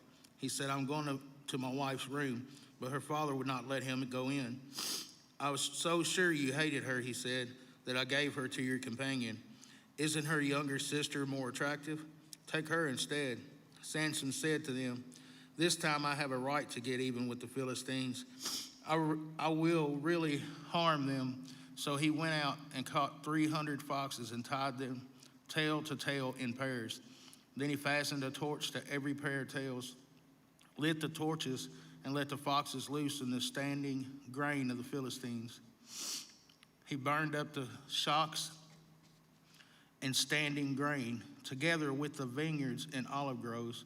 When the Philistines asked who did this, they were told, "Samson, the Timnite's son-in-law," because his wife was given to his companion. So the Philistines went up and burned her and her father to death. Samson said to them, "Since you've acted like this, I swear that I won't stop until I get my revenge on you." He attacked them viciously and slaughtered many of them. Then he went down and stayed in a cave in the rock of Edom. The Philistines went up and camped in Judah, spreading out near Lehi. The people of Judah asked, "Why have you come to fight us?" "We have come to take Samson prisoner," they answered, "to do to him as he did to us." Then 3,000 men from Judah went down to the cave in the rock of Edom and said to Samson, "Don't you realize that the Philistines are rulers over us? What have you done to us?" He answered, "I merely did to them what they did to me." They said to him, "We've come to tie you up and hand you over to the Philistines." Samson said, "Swear to me that you won't kill me yourselves." "Agreed," they answered. "We will only tie you up and hand you over to them. We will not kill you." So they bound him with 2 new ropes and led him up from the rock. As he approached Lehi, the Philistines came toward him shouting. The Spirit of the Lord came powerfully upon him. The ropes on his arms became like charred flax, and the bindings dropped from his hands. Finding a fresh jawbone of a donkey, he grabbed it and struck down 1,000 men. Then Samson said, "With the donkey's jawbone, I have made donkeys of them. With a donkey's jawbone, I have killed 1,000 men." When he finished speaking, he threw away the jawbone, and the place was called Ramath Lehi. Because he was very thirsty, he cried out to the Lord, "You have given your servant this great victory. Must I now die of thirst and fall into the hands of the uncircumcised?" Then God opened up the hollow place in Lehi, and water came out of it. When Samson drank, his strength returned and he revived. So the spring was called En Hakkore, and it is still there in Lehi. Samson led Israel for 20 years in the days of the Philistines. Samson and Delilah, chapter 16. One day Samson went to Gaza, where he saw a prostitute. He went in to spend the night with her. The people of Gaza were told, "Samson is here." So they surrounded the place and lay in wait for him all night at the city gate. They made no move during the night, saying, "At dawn we'll kill him." But Samson lay there only until the middle of the night.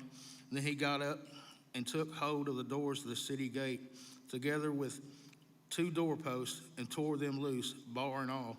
He lifted them to his shoulders and carried them to the top of the hill that faces Hebron. Sometime later, he fell in love with a woman in the valley of Sorek, whose name was Delilah.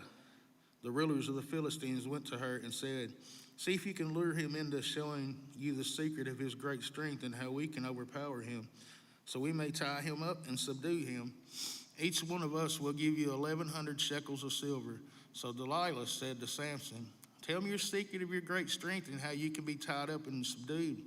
Samson answered her, "If anyone ties me with 7 fresh bowstrings that have not been dried, I'll become as weak as any other man." Then the rulers of the Philistines brought her 7 fresh bowstrings that had not been dried, and she tied him with them. With men hidden in the room, she called to him, "Samson, the Philistines are upon you." But he snapped the bowstrings as easily as a piece of string snaps when it comes loose to a flame. So the secret of his strength was not discovered. Then Delilah said to Samson, "You have made a fool of me. You lied to me. Come now, tell me how you can be tied." He said, "If anyone ties me securely with new ropes that have never been used, I'll become as weak as any other man." So Delilah took new ropes and tied him with them. Then with men hidden in the room, she called to him, "Samson, the Philistines are upon you." But he snapped the ropes off his arms as if they were threads. Delilah then said to Samson, "All this time you have been making a fool of me, lying to me. Tell me how you can be tied." He replied, "If you weave the 7 braids of my head to the fabric on the loom and tighten it with the pin, I'll become as weak as any other man." So while he was sleeping, Delilah took 7 braids of his head, wove them into the fabric, and tightened it with the pin. Again she called to him, "Samson, the Philistines are upon you." He awoke from his sleep and pulled up the pin and the loom with the fabric. Then she said to him, "How can you say, 'I love you,' when you won't confide in me? This is the 3rd time you have made a fool of me and haven't told me the secret of your great strength." With such nagging, she prodded him day after day until he was sick to death of it. So he told her everything. "No razor has ever been used on my head," he said, "because I have been a Nazirite, dedicated to God from my mother's womb. If my head were shaved, my strength would leave me, and I would become as weak as any other man." When Delilah saw that he had told her everything, she sent word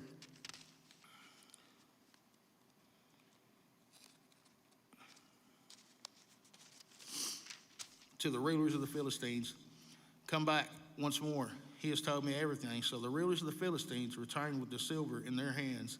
After putting him to sleep on her lap, she called for someone to shave off the 7 braids of his hair, and so began to subdue him, and his strength left him. Then she called, "Samson, the Philistines are upon you." He awoke from his sleep and thought, "I'll go out as before and shake myself free." But he did not know that the Lord had left him. Then the Philistines seized him, gouged out his eyes, and took him down to Gaza. Binding him with bronze shackles, they set him to grinding grain in the prison. But the hair on his head began to grow again after it had been shaved.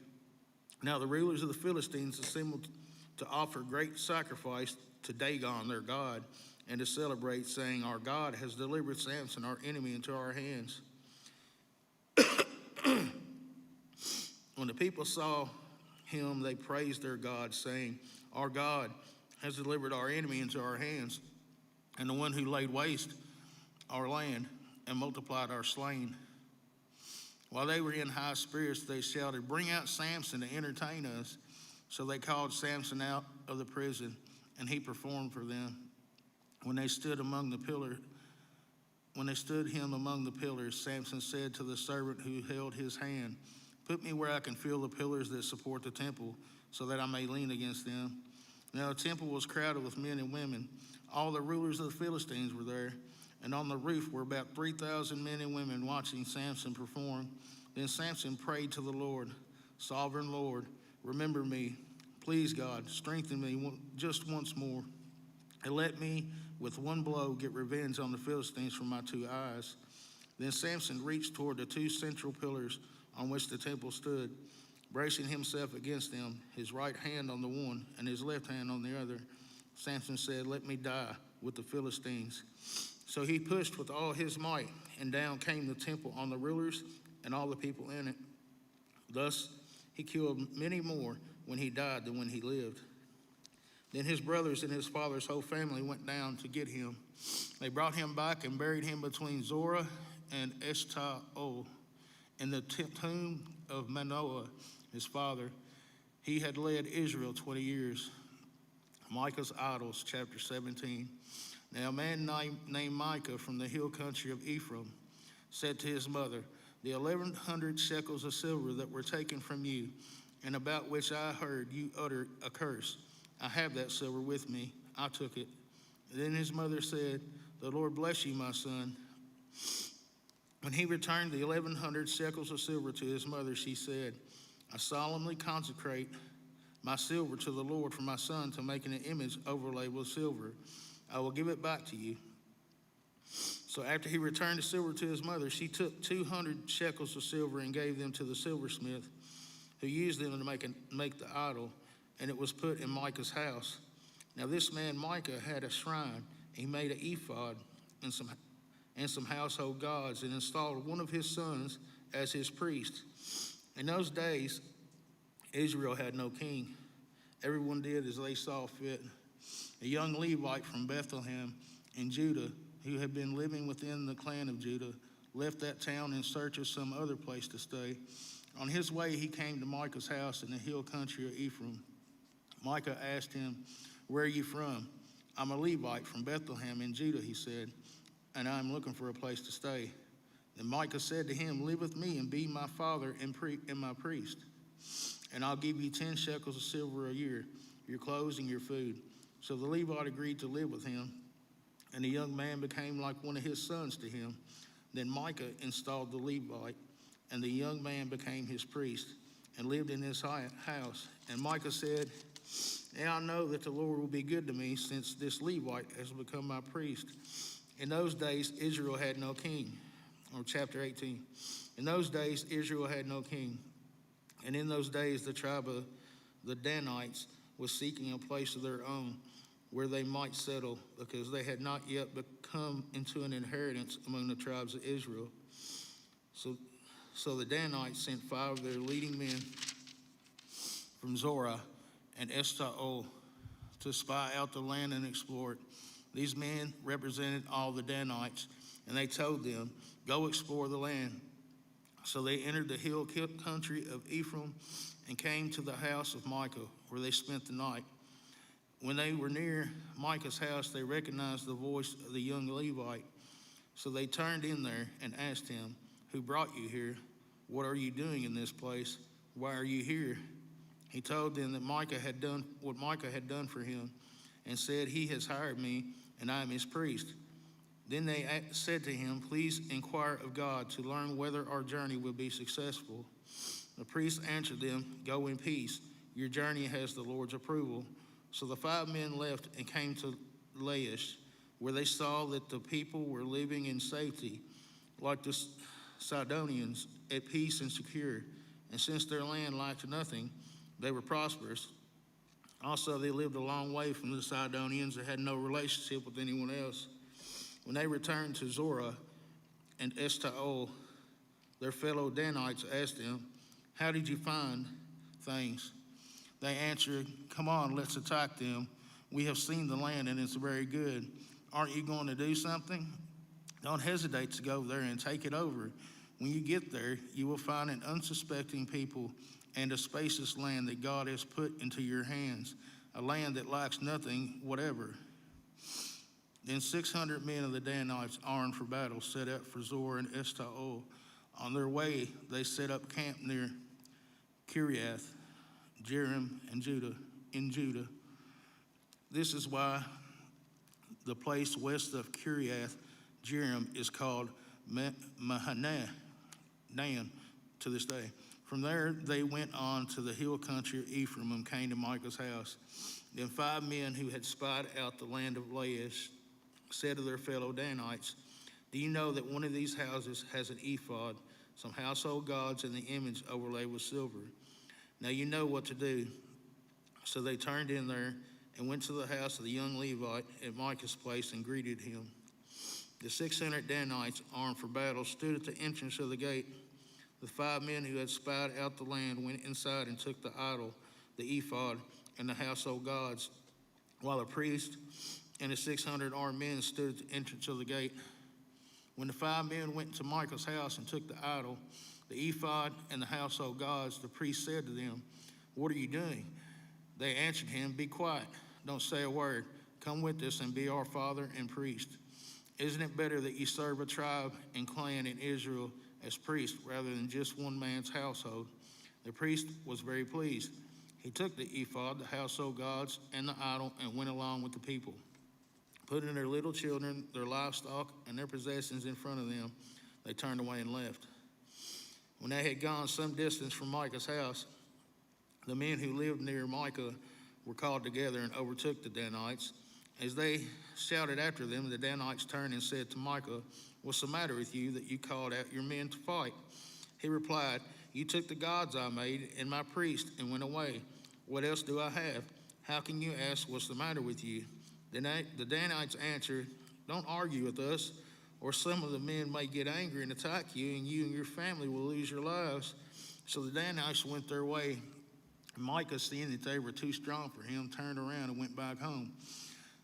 Then they took what Micah had made and his priest and went on to Laish against a people at peace and secure. They attacked them with the sword and burned down their city. There was no one to rescue them because they lived a long way from Sidon and had no relationship with anyone else. The city was a valley near Beth Rehob. The Danites built the city and settled there. They named it Dan after their ancestor Dan, who was born to Israel, though the city used to be called Laish. There the Danites set up for themselves the idol, and Jonathan, son of Gershom, the son of Moses, and his sons were priests for the tribe of Dan until the time of the captivity of the land. They continued to use the idol Micah had made, and all this time the house of God was in Shiloh. A Levite and his concubine, chapter 19. In those days, Israel had no king. Now a Levite who had lived in a remote area in the hill country of Ephraim took a concubine from Bethlehem in Judah, but she was unfaithful to him. She left him and went back to her parents' home in Bethlehem, Judah. After she had been there 4 months, her husband went to her to persuade her to return. He had with him his servant and 2 donkeys.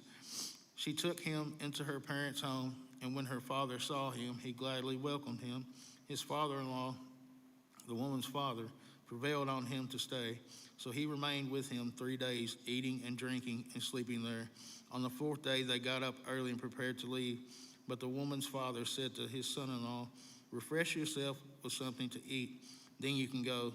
So the 2 of them sat down to eat and drink together. Afterward, the woman's father said, "Please stay tonight and enjoy yourself." And when the man got up to go, his father-in-law persuaded him, so he stayed there that night.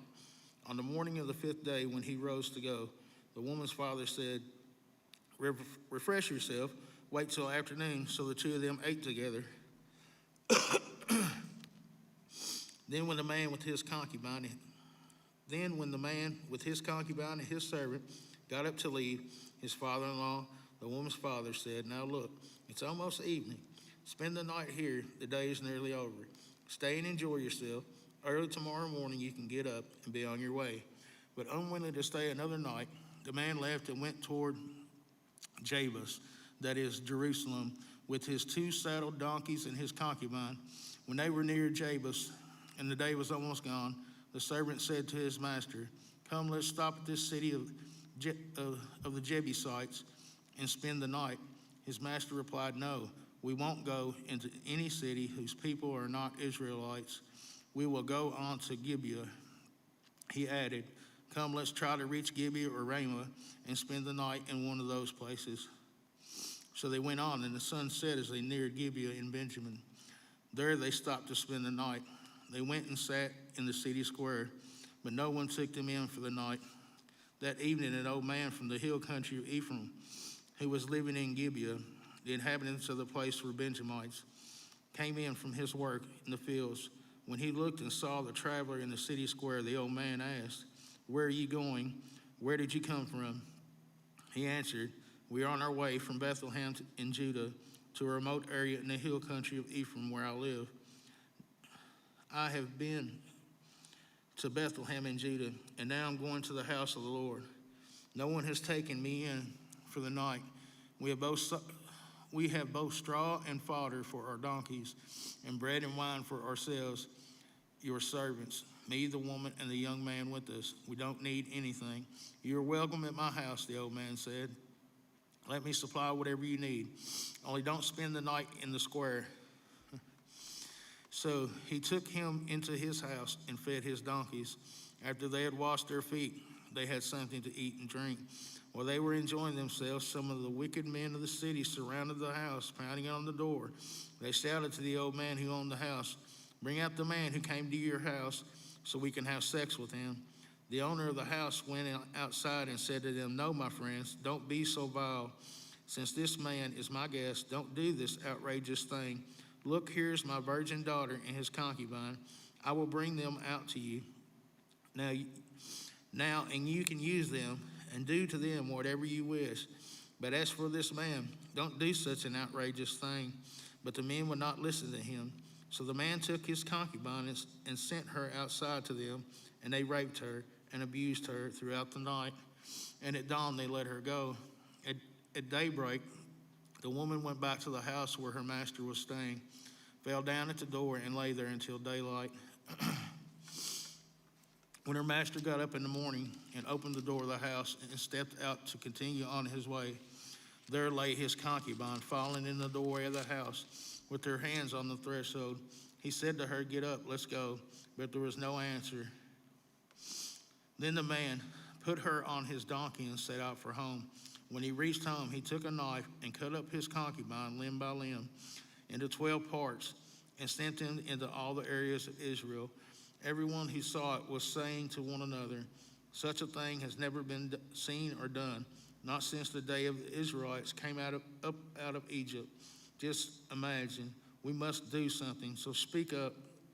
The Israelites punished the Benjamites, chapter 20. Then all Israel from Dan to Beersheba and from the land of Gilead came together as one and assembled before the Lord at Mizpah. The leaders of all the people of the tribes of Israel took their places in the assembly of God's people, 400,000 men armed with swords. The Benjamites heard that the Israelites had gone up to Mizpah. Then the Israelites said, "Tell us how this awful thing happened." So the Levite, the husband of the murdered woman, said, I and my concubine came to Gibeah in Benjamin to spend the night. During the night, the men of Gibeah came up after me and surrounded the house, intending to kill me.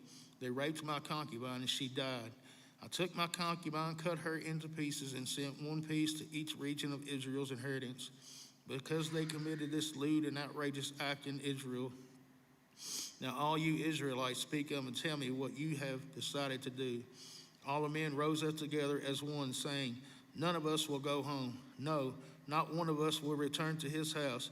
But now this is what we'll do in Gibeah. We'll go up against it in order to decide by casting lots. We'll take 10 men out of every 100 from all the tribes of Israel, and 100 from 1,000, and 1,000 from 10,000. To get provisions for the army. Then when the army arrives at Gibeah in Benjamin, it can give them what they deserve for this outrageous act done in Israel. So all the Israelites got together and united as one against the city. The tribes of Israel sent messengers throughout the tribe of Benjamin, saying, "What about this awful crime that was committed among you? Now turn those wicked men of Gibeah over to us, so that we may put them to death and purge the evil from Israel." But the Benjamites would not listen to their fellow Israelites from the towns they came to.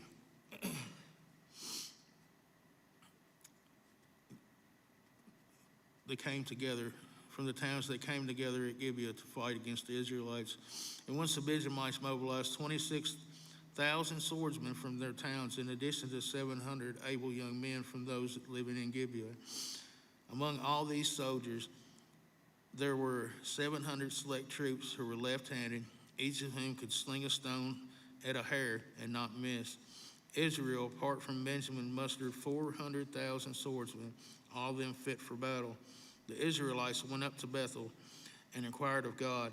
They said, "Who of us is to go up first to fight against the Benjamites?"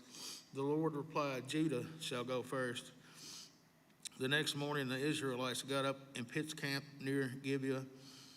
The Israelites went out to fight the Benjamites and took up battle positions against them at Gibeah. The Benjamites came out of Gibeah and cut down 22,000 Israelites on the battlefield that day. But the Israelites encouraged one another again and took up their positions where they had stationed themselves the first day.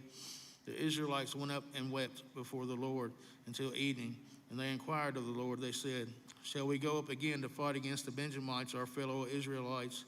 The Lord answered, "Go up against them." Then the Israelites drew near to Benjamin the second day. This time the Benjamites came out from Gibeah to oppose them, and they cut down another 18,000 Israelites, all of them armed with swords. Then all the Israelites, the whole army, went up to Bethel, and there they sat weeping before the Lord. They fasted that day until evening and presented burnt offerings and fellowship offerings to the Lord. And the Israelites inquired of the Lord. In those days the ark of the covenant of God was there with Phinehas, son of Eleazar, the son of Aaron, ministering before it. They asked, "Shall we go up again to fight against the Benjamites, our fellow Israelites, or not?" The Lord responded, "Go, for tomorrow I will give them into your hands." Then Israel sat at an ambush around Gibeah. They went up against the Benjamites on the third day and took up positions against Gibeah as they had done before. The Benjamites came out to meet them and were drawn away from the city. They began to inflict casualties on the Israelites as before, so that about 30 men fell in the open field and on the roads, the one leading to Bethel and the other to Gibeah, while the Benjamites were saying, "We are defeating them as before." The Israelites were saying, "Let's retreat and draw them away from the city to the roads." All the men of Israel moved from their places and took up positions at Baal Tamar. And the Israelite ambush charged out of its place on the west of Gibeah. 10,000 of Israel's able young men made a frontal attack at Gibeah. The fighting was so heavy that the Benjamites did not realize how near disaster was. The Lord defeated Benjamin before Israel, and on that day the Israelites struck down 25,100 Benjamites, all armed with swords. Then the Benjamites saw that they were beaten. Now the men of Israel had given way before Benjamin because they relied on the ambush they had set near Gibeah. Those who had been in ambush made a sudden dash into Gibeah, spread out, and put the whole city to sword. The Israelites had arranged with the ambush that they should send up a great cloud of smoke from the city, and then the Israelites would counterattack. The Benjamites had begun to inflict casualties on the Israelites, about 30, and they said, "We are defeating them as the first battle." But when the column of smoke began to rise from the city, the Benjamites turned and saw the whole city going up in smoke. Then the Israelites counterattacked, and the Benjamites were terrified because they realized that disaster had come on them. So they fled before the Israelites in the direction of the wilderness, but they could not escape the battle. And the Israelites who had came out of the towns cut them down there. They surrounded the Benjamites, chased them, and easily overran them in the vicinity of Gibeah on the east. 18,000 Benjamites fell, and all of them valiant soldiers, fighters. As they turned and fled toward the wilderness to the rock of Rimmon, the Israelites cut down 5,000 men along the roads. They kept pressing after the Benjamites as far as Gedum and struck down 2,000 more. On that day, 25,000 Benjamite swordsmen fell, all of them valiant fighters. But 600 of them turned and fled into the wilderness to the rock of Rimmon, where they stayed 4 months. The men of Israel went back to Benjamin and put all the towns to the sword, including the animals and everything else they found. All the towns that came across, they set on fire. Chapter 21. The men of Israel had taken an oath in Mizpah. Not one of them will give his daughter in marriage to a Benjamite. The people went to Bethel, where they sat before God until evening, raising their voices and weeping bitterly. Lord, God of Israel, they cried, why has this happened to Israel? Why should one tribe be missing from Israel today? Early the next day, the people built an altar and presented burnt offerings and fellowship offerings. Then the Israelites asked, who from all the tribes of Israel has failed to assemble before the Lord? For they had taken a solemn oath that anyone who failed to assemble before the Lord at Mizpah was to be put to death. Now the Israelites grieved for the time of Benjamin, their fellow Israelites. Today one tribe is cut off from Israel, they said. How can we provide wives for those who are left, since we have taken an oath by the Lord not to give them any of our daughters in marriage? Then they asked, which one of the tribes of Israel failed to assemble before the Lord at Mizpah? They discovered that no one from Jabath Gilead had come to the camp for the assembly, for they had counted the people that found that none of the people of Gilead was there. So the assembly sent 12,000 fighting men with an instruction to go to Gilead and to put the sword those living there, including the women and the children. This is what you are to do, they said. Kill every male and every woman who is not a virgin. They found among the people living in Gilead 400 young women who had never slept with a man, and they took them to the camp of Shiloh in Canaan. Then the whole assembly sent an offer of peace to the Benjamites at the rock of Rimmon. Some of the Benjamites returned at that time and were given the woman of Jabesh Gilead who had been spared. But there were not enough for all of them. The people grieved for Benjamin because the Lord had made a gap in the tribes of Israel. And the elders of the assembly said, with the women of Benjamin destroyed, how shall we provide wives for the men who are left? The Benjamite survivors must have heirs, they said, so that a tribe of Israel will not be wiped out. We can't give them our daughters as wives, since we Israelites have taken this oath. Cursed be anyone who gives a wife to a Benjamite. But look, there is the annual festival of the Lord in Shiloh, which lies north of Bethel, east of the road that goes from Bethel to Shechem, and south of Lebanon.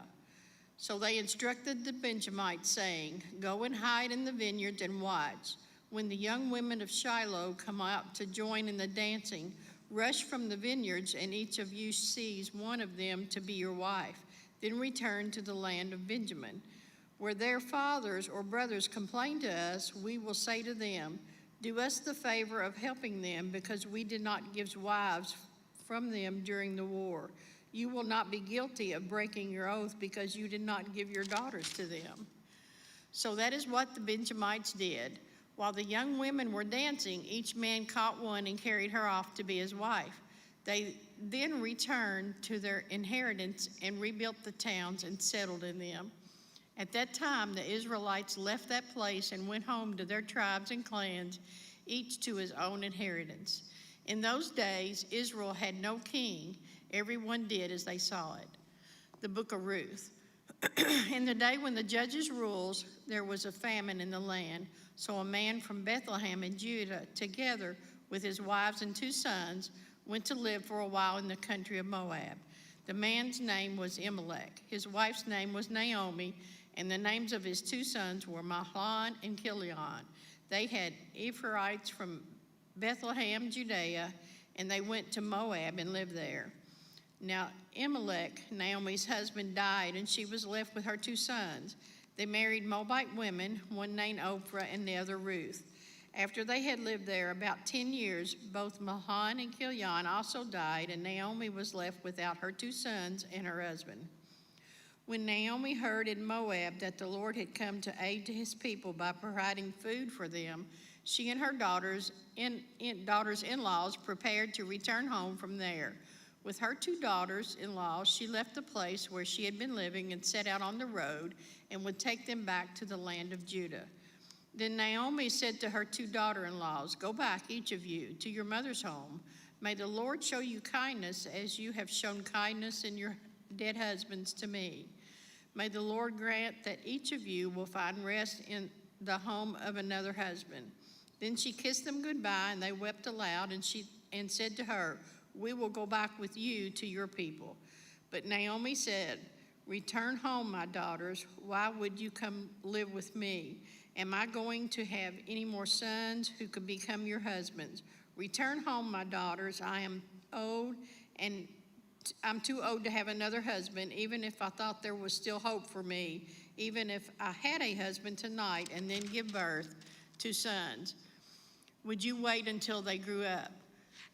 Would you remain unmarried to them? No, my daughters. It is more bitter for me than for you, because the Lord's hand has turned against me." As this, they wept aloud again. Then Ophrah kissed her mother-in-law goodbye, but Ruth clung to her. "Look," said Naomi, "your sister-in-law is going back to her people and her gods. Go back with her." But Ruth replied, "Don't urge me to leave you or to turn back from you. Where you go, I will go, and where you stay, I will stay. Your people will be my people, and your God, my God. Where you die, I will die, and there I will be buried. May the Lord deal with me, but it ever so severely, if even death separates you and me." When Naomi realized that Ruth was determined to go with her, she stopped urging her. So the 2 women went on until they came to Bethlehem. When they arrived in Bethlehem, the whole town was stirred up because of them, and the women explained, "Can this be Naomi?"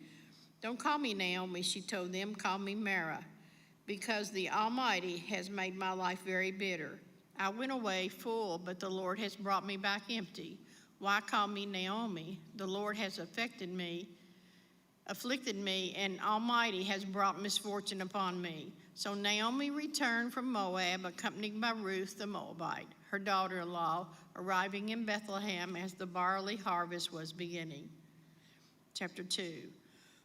Now Naomi had a relative on her husband's side, a man of standing from the clan of Elimelech, whose name was Boaz. And Ruth the Moabite said to Naomi, "Let me go to the fields and pick up the leftover grain behind anyone in whose eyes I find favor." Naomi said to her, "Go ahead, my daughter." So she went out, entered a field, and began to glean behind the harvesters. As it turned out, she was working in a field belonging to Boaz, who was from the clan of Elimelech. Just as Boaz arrived from Bethlehem and greeted the harvesters, "The Lord be with you." "The Lord bless you," they answered. Boaz asked the overseer of his harvests, "Who does that young woman belong to?" The overseer replied, "She is the Moabite who came back from Moab with Naomi. She said, 'Please let me glean and gather among the sheaves behind the harvesters.' She came into the field and has remained there from morning until now, except for a short rest in the shelter." So Boaz said to Ruth, "My daughter, listen to me. Don't go and glean in another field, and don't go away from here. Stay here with the 2 women who work for me. Watch the field where the men are harvesting, and follow along after the women. I have told the men not to lay a hand on you, and whenever you are thirsty, go and get a drink from the water jars the men have filled." At this, she bowed down with her face to the ground. She asked him, "Why have I found such favor in your eyes that you even notice me, a foreigner?" Boaz replied, "I've been told all about what you have done for your mother-in-law since the death of your husband. how you left your father and your mother and your homeland and came to live with a people you did not know before. May the Lord repay you for what you have done. May you be richly rewarded by the Lord, the God of Israel, under whose wings you have come to take refuge. May I continue to find favor in your eyes, my Lord, she said. You have put me at ease by speaking kindly to your servant, though I do not have the standing of one of your servants. At mealtime, Boaz said to her, "Come over here, have some bread and dip it in wine vinegar." When she sat down with the harvester, she had offered her some roasted grain. She ate all she wanted and had some left over. As she got up to glean, Boaz orders to his men, "Let her gather among the sheaves and don't reprimand her. Even pull out some stalks for her from the bundles and leave them for her to pick up, and don't rebuke her." So Ruth gleaned in the field until evening. Then she threshed the barley she had gathered, and it amounted to about an ephah. She carried it back to town, and her mother-in-law saw how much she had gathered. Ruth also brought out and gave her what she had left over after she had eaten enough. Her mother-in-law asked her, "Where did you glean today? Where did you work? Blessed be the man who took notice of you." Then Ruth told her mother-in-law about the one at whose place she had been working. "The name of the man I worked with today is Boaz," she said. "The Lord bless him." Naomi said to her daughter-in-law, "He has not stopped showing his kindness to the living and the dead." She added, "That man is our close relative. He is one of our guardian redeemers." Then Ruth the Moabite said, "He even said to me, 'Stay with my workers until I finish harvesting all my grain.'" Naomi said to Ruth, her daughter-in-law, "It will be good for you, my daughter, to go with the woman who worked for him, because in someone else's field you might be harmed." So Ruth stayed close to the woman of Boaz to glean until the barley and the wheat harvest were finished, and she lived with her mother-in-law. 3. One day, Ruth's mother-in-law, Naomi, said to her, "My daughter, I must find a home for you where you will be well provided for." Now Boaz, whose women you have worked, is a relative of ours. Tonight he will be winnowing barley on the threshing floor. Wash, put on your perfume, get dressed in your best clothes, then go down to the threshing floor. But don't let him know you are there until he has finished eating and drinking. When he lies down, note the place where he is lying. Then go and uncover his feet and lie down. He will tell you what to do." "I will do whatever you say," Ruth answered. So she went down to the threshing floor and did everything her mother-in-law told her to do. When Boaz had finished eating and drinking and was in good spirits, he went over to lie down at the far end of the grain pile. Ruth approached quietly, uncovered his feet to lay down. In the middle of the night, something startled the man. He turned, and there was a woman lying at his feet. "Who are you?" he asked. "I am your servant Ruth," she said. "Spread the corner of your garment over me, since you are a guardian redeemer of our family." "The Lord bless you, my daughter," he replied. "This kindness is greater than that which you showed earlier. You have not run after the younger men, whether rich or poor. And now, my daughter, don't be afraid. I will do for you all you ask. All the people of my town know that you are a woman of noble character. Although it is true that I am a guardian redeemer of our family, this is another who is more close related than I. Stay here for the night, and in the morning, if he wants to do his duty as your guardian redeemer, good, let him redeem you. But if he is not willing, as surely as the Lord lives, I will do it. Lie here until morning." So she lay at his feet until morning, but got up before anyone could be recognized, and he said, "No one must know that a woman came to the threshing floor." He also said, "Bring me the shawl you are wearing and hold it out." When she did so, he poured into it 6 measures of barley and placed the bundle on her. Then he went back to town. When Ruth came to her mother-in-law, Naomi asked, "How did it go, my daughter?" Then she told her everything Boaz had done for her, and added, "He gave me these 6 measures of barley, saying, 'Don't go back to your mother-in-law empty-handed.'" Then Naomi said, "Wait, my daughter, until you find out what happens, for the man will not rest until the matter is settled today." 4. Meanwhile, Boaz went up to the town gate and sat down there just as the guardian redeemer he had mentioned came along. Boaz said, "Come over here, my friend, and sit down." So he went over and sat down. Boaz took 10 of the elders of the town and said, "Sit here," and they did so. Then he said to the guardian redeemer, "Naomi, who has come back from Moab, is selling the piece of land that belonged to our relative Elimelech. I thought I should bring the matter to your attention and suggest that you buy it in the presence of these seated here and in the presence of the elders of my people. If you will redeem it, do so. But if you will not, tell me so I will know. For no one has the right to do it except you, and I am next in line." "I will redeem it," he said. Then Boaz said, "On the day you buy the land from Naomi, you also acquire Ruth the Moabite, the dead man's widow, in order to maintain the name of the dead with his property." At this, the guardian redeemer said, "Then I cannot redeem it because I might endanger my own estate. You redeem it yourself. I cannot do it." Now, in earlier times in Israel, for the redemption and transfer of property to become final, one party took off his sandal and gave it to the other. This is the method of legalizing transactions in Israel. So the guardian redeemer said to Boaz, "Buy it yourself," and he removed his sandals. Then Boaz announced to the elders and all the people, "Today you are a witness that I have bought from Naomi all the property of Elimelech, Chilion, Mahlon. I have also acquired Ruth the Moabite, Mahlon's widow, as my wife in order to maintain the name of the dead with his property, so that his name will not be disappeared from among his family or from the hometown.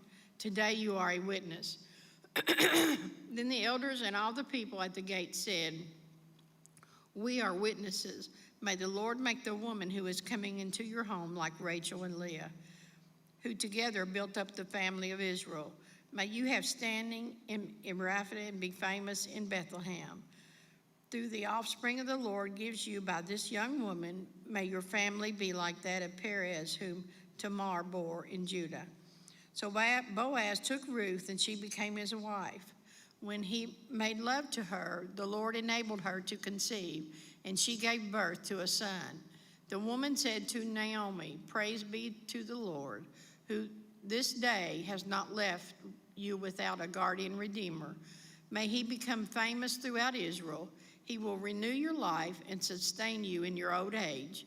For your daughter-in-law, who loves you and who is better to you than servants' sons, has given him birth."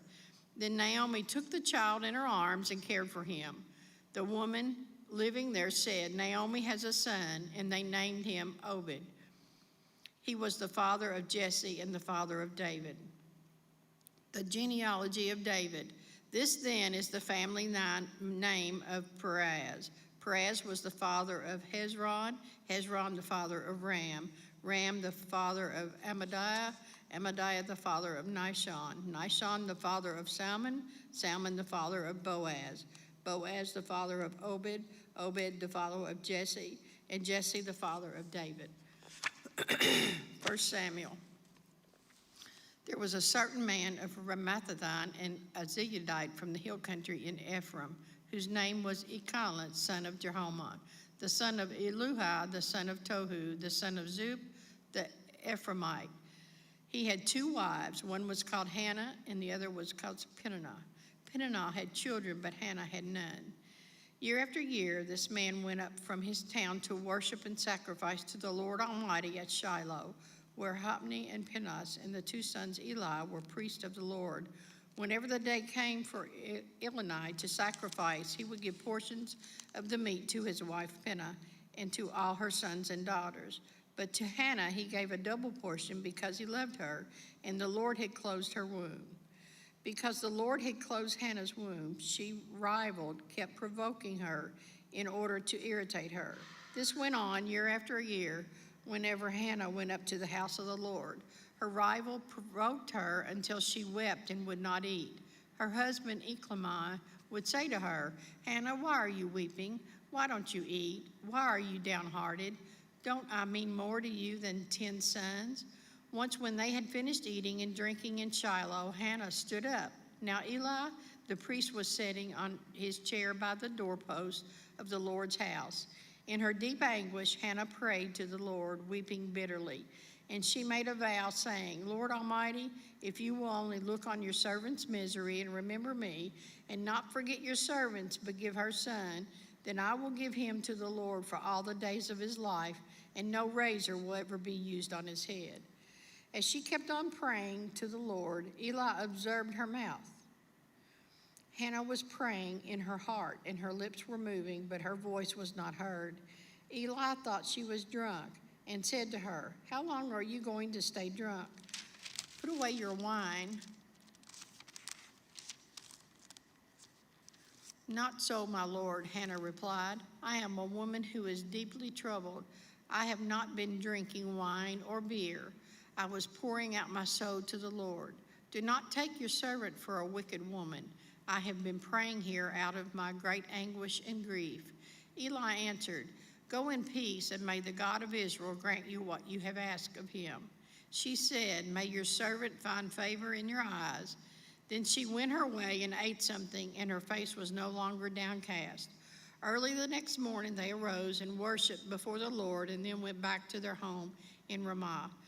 Elkanah made love to his wife Hannah, and the Lord remembered her.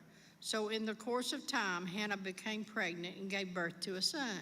She named him Samuel, saying, Because I asked the Lord for him.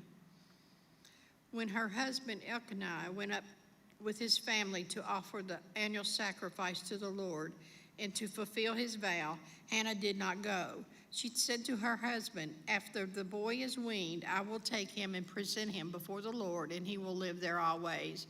Do what seems best to you, her husband Elkanah told her. Stay here until you have weaned him. Only may the Lord make good his word. So the woman stayed at home and nursed her son until she had weaned him. After he was weaned, she took the boy with her, young as he was, along with the 3-year-old bull, an ephah of flour, and a skin of wine, and brought him to the house of the Lord in Shiloh. When the bull had been sacrificed, they brought the boy to Eli, and she said to him, Pardon me, my lord, as surely as you live. I am the woman who stood here beside you praying to the Lord. I prayed for this child, and the Lord has granted me what I asked of him. So now I give him to the Lord. For his whole life he will be given over to the Lord, and he will worship the Lord there. 2. Then Hannah prayed and said, My heart rejoices in the Lord my horn is lifted high. My mouth boasts over my enemies, for I delight all your deliverance. There is no one holy like the Lord. There is no one beside you. There is no rock like our God. Do not keep talking so proudly, or let your mouth speak such arrogance, for the Lord is a God who knows, and by him deeds are weighed. The bows of the warriors are broken, but those who stumble are armed with strength. Those who were full hire themselves out for food, but those who were hungry are hungry no more. She who is barren has borne 7 children, but she who has many sons pines away. The Lord brings death and makes alive. He brings down to the grave and raises up. The Lord sends poverty and wealth. He humbles and he exalts. He raises the poor from the dust and lifts the needy from ash heap. He sets them with princes, and he has them inherit a throne of honor. For the foundations of the earth are the Lord's. On them he has set the world. He will guard the feet of his faithful servants, but the wicked will be silenced in the place of darkness. It is not by strength that one prevails. Those who oppose the Lord will be broken. The Most High will thunder from heaven. The Lord will judge the ends of the earth. He will give strength to his king and exalt the horn of his anointed. Then Elkanah went home to Ramah, where the boy ministered before the Lord under Eli the priest. Eli's sons were scoundrels. They had no regard for the Lord. Now it was the practice of the priest that whenever any of the people offered a sacrifice, the priest's servant would come with 3-pronged fork in his hand while the meat was being boiled, and would plunge the fork into the pan or the kettle or cauldron or pot. Whatever the fork brought up to the priest would take for himself. This is how they treated all the Israelites who came to Shiloh. But even before the fat was burned, the priest's servants would come and say to the person who was sacrificing, "Give the priest some meat to roast. He won't accept boiled meat from you, but only raw."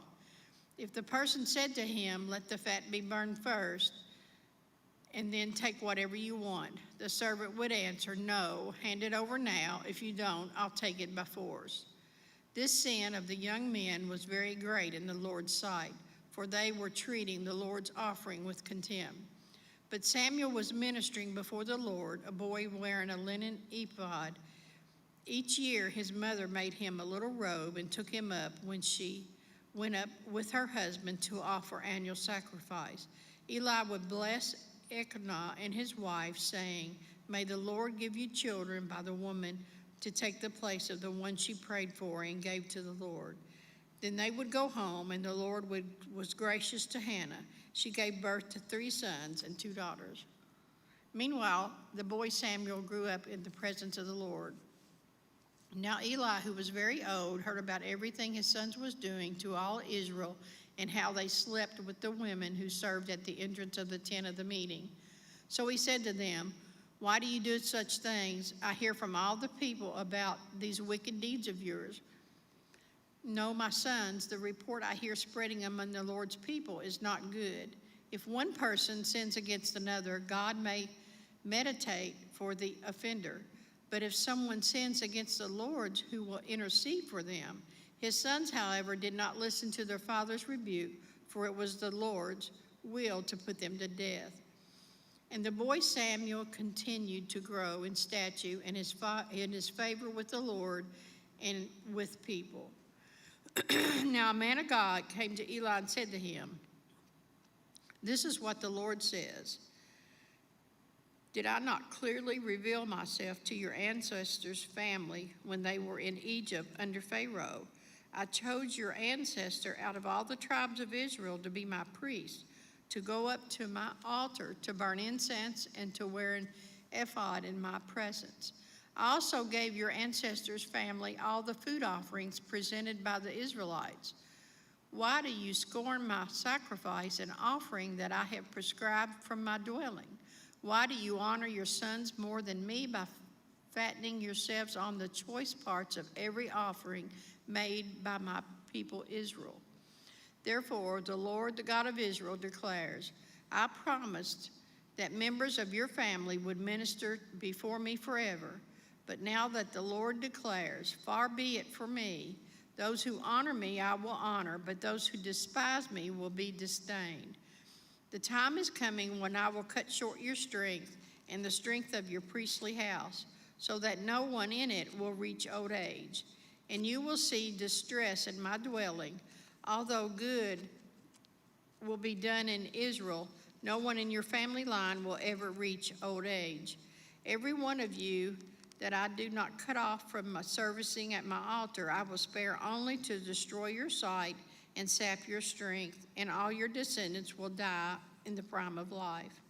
And what happens to your 2 sons, Hophni and Phinehas, will be a sign to you. They will both die on the same day. I will raise up for myself a faithful priest who will do according to what is in my heart and mind.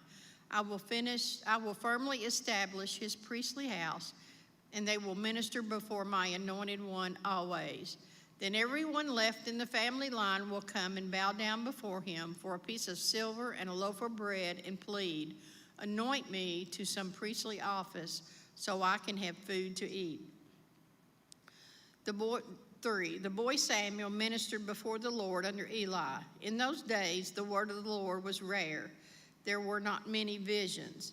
One night, Eli, whose eyes were becoming so weak that he could barely see, was lying down in his usual place.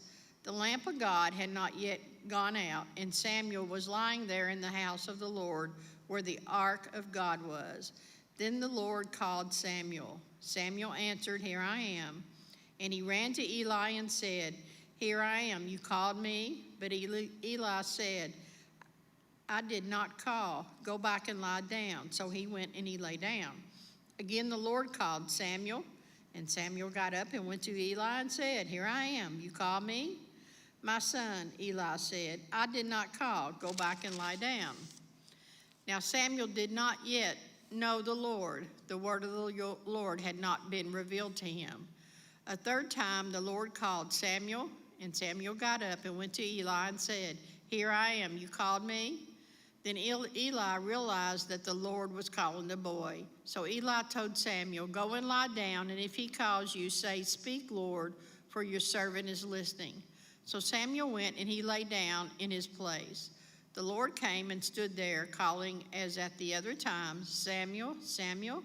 Then Samuel said, Speak, for your servant is listening. And the Lord said to Samuel, See, I am about to do something in Israel that will make the ears of everyone who hears about it tingle. At that time, I will carry out against Eli everything I spoke against his family from beginning to end. For I told him that I would judge his family forever because of the sin he knew about. His son blasphemed God, and he failed to restrain him.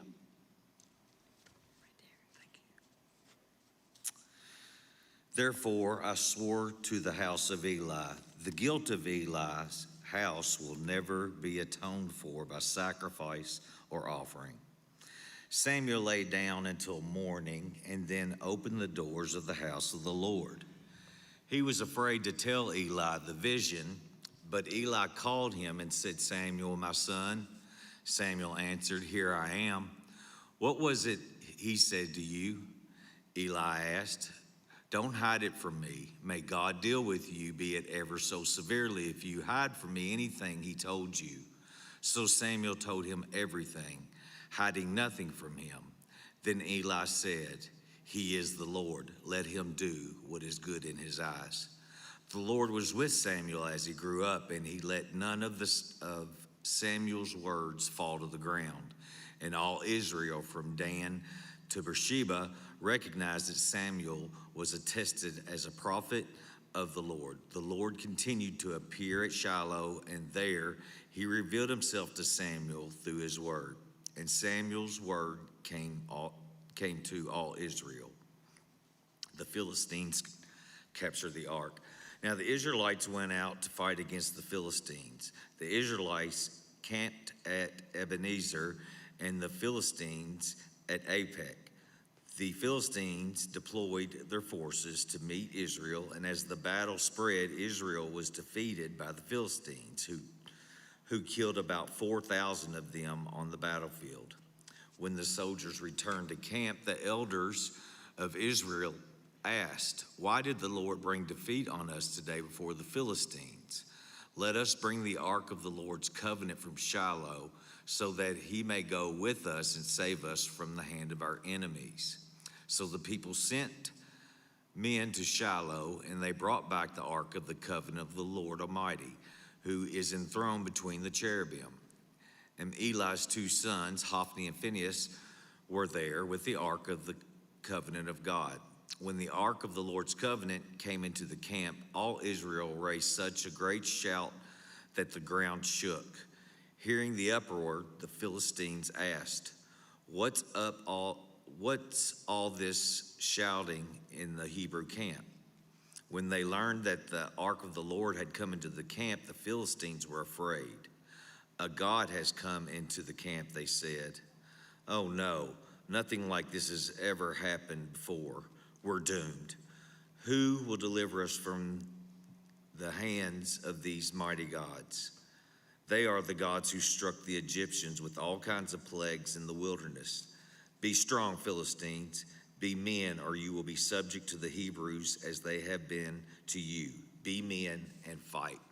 So the Philistines fought, and the Israelites were defeated, and every man fled to his tent. The slaughter was so very great, Israel lost 30,000 foot soldiers. The ark of God was captured, and Eli's two sons, Hophni and Phinehas, died. Death of Eli.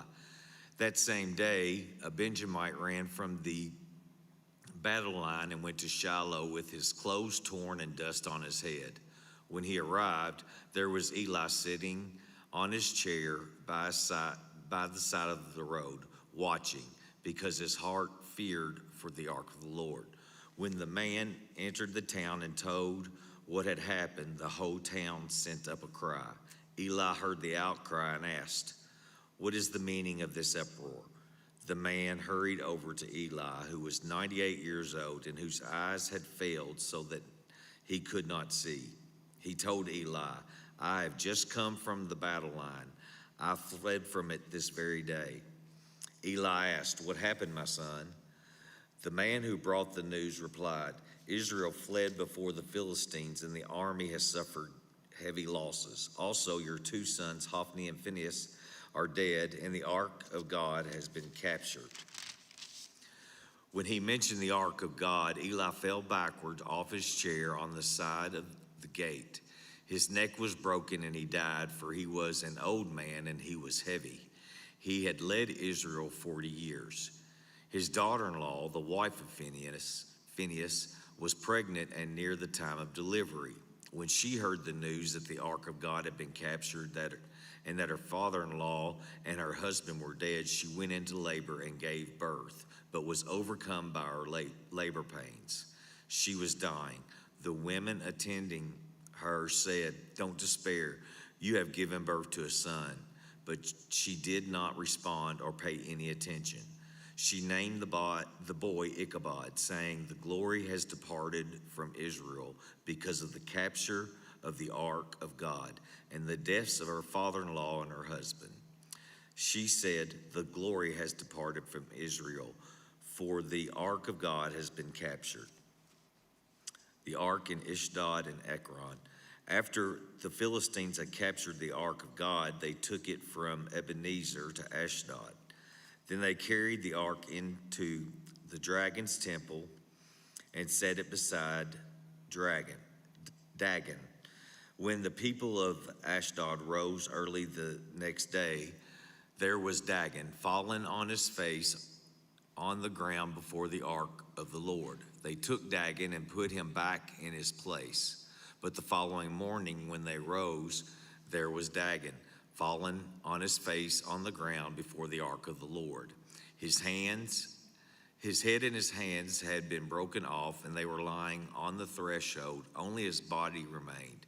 That is why to this day neither the priests of Dagon nor any others who entered Dagon's temple at Ashdod stepped on the threshold.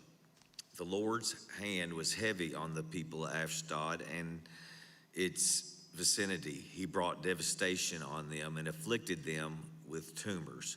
When the people of Ashdod saw what was happening, they said, "The ark of God of Israel must not stay here with us, because his hand is heavy on us and on Dagon our God."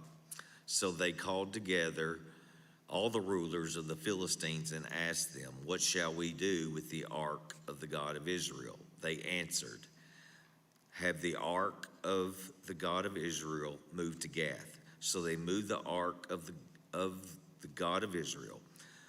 But after they had moved it, the Lord's hand was against that city, throwing it into great panic. He afflicted the people of the city, both young and old, with an outbreak of tumors. So they sent the ark of God to Ekron. As the ark of God was entering Ekron, the people of Ekron cried out, "They have brought the ark of the God of Israel around to us to kill us and our people." So they called together all the rulers of the Philistines and said, "Send the ark of the God of Israel away. Let it go back to its own place, or it will kill us and our people." For death had filled the city with panic. God's hand was very heavy on it. Those who did not die were afflicted with tumors, and the outcry of the city went up to heaven. The ark returned to Israel. When the ark of the Lord had been in Philistine territory 7 months, the Philistines called for the priests and diviners and said, "What shall we do with the ark of the Lord? Tell us how we should send it back to its place." They answered, "If you return the ark of the God of Israel, do not send it back to him without a gift. By all means, send a guilt offering to him. Then you will be healed, and you will know why his hand has not been lifted from you." The Philistine asked, "What guilt offering should we send to him?"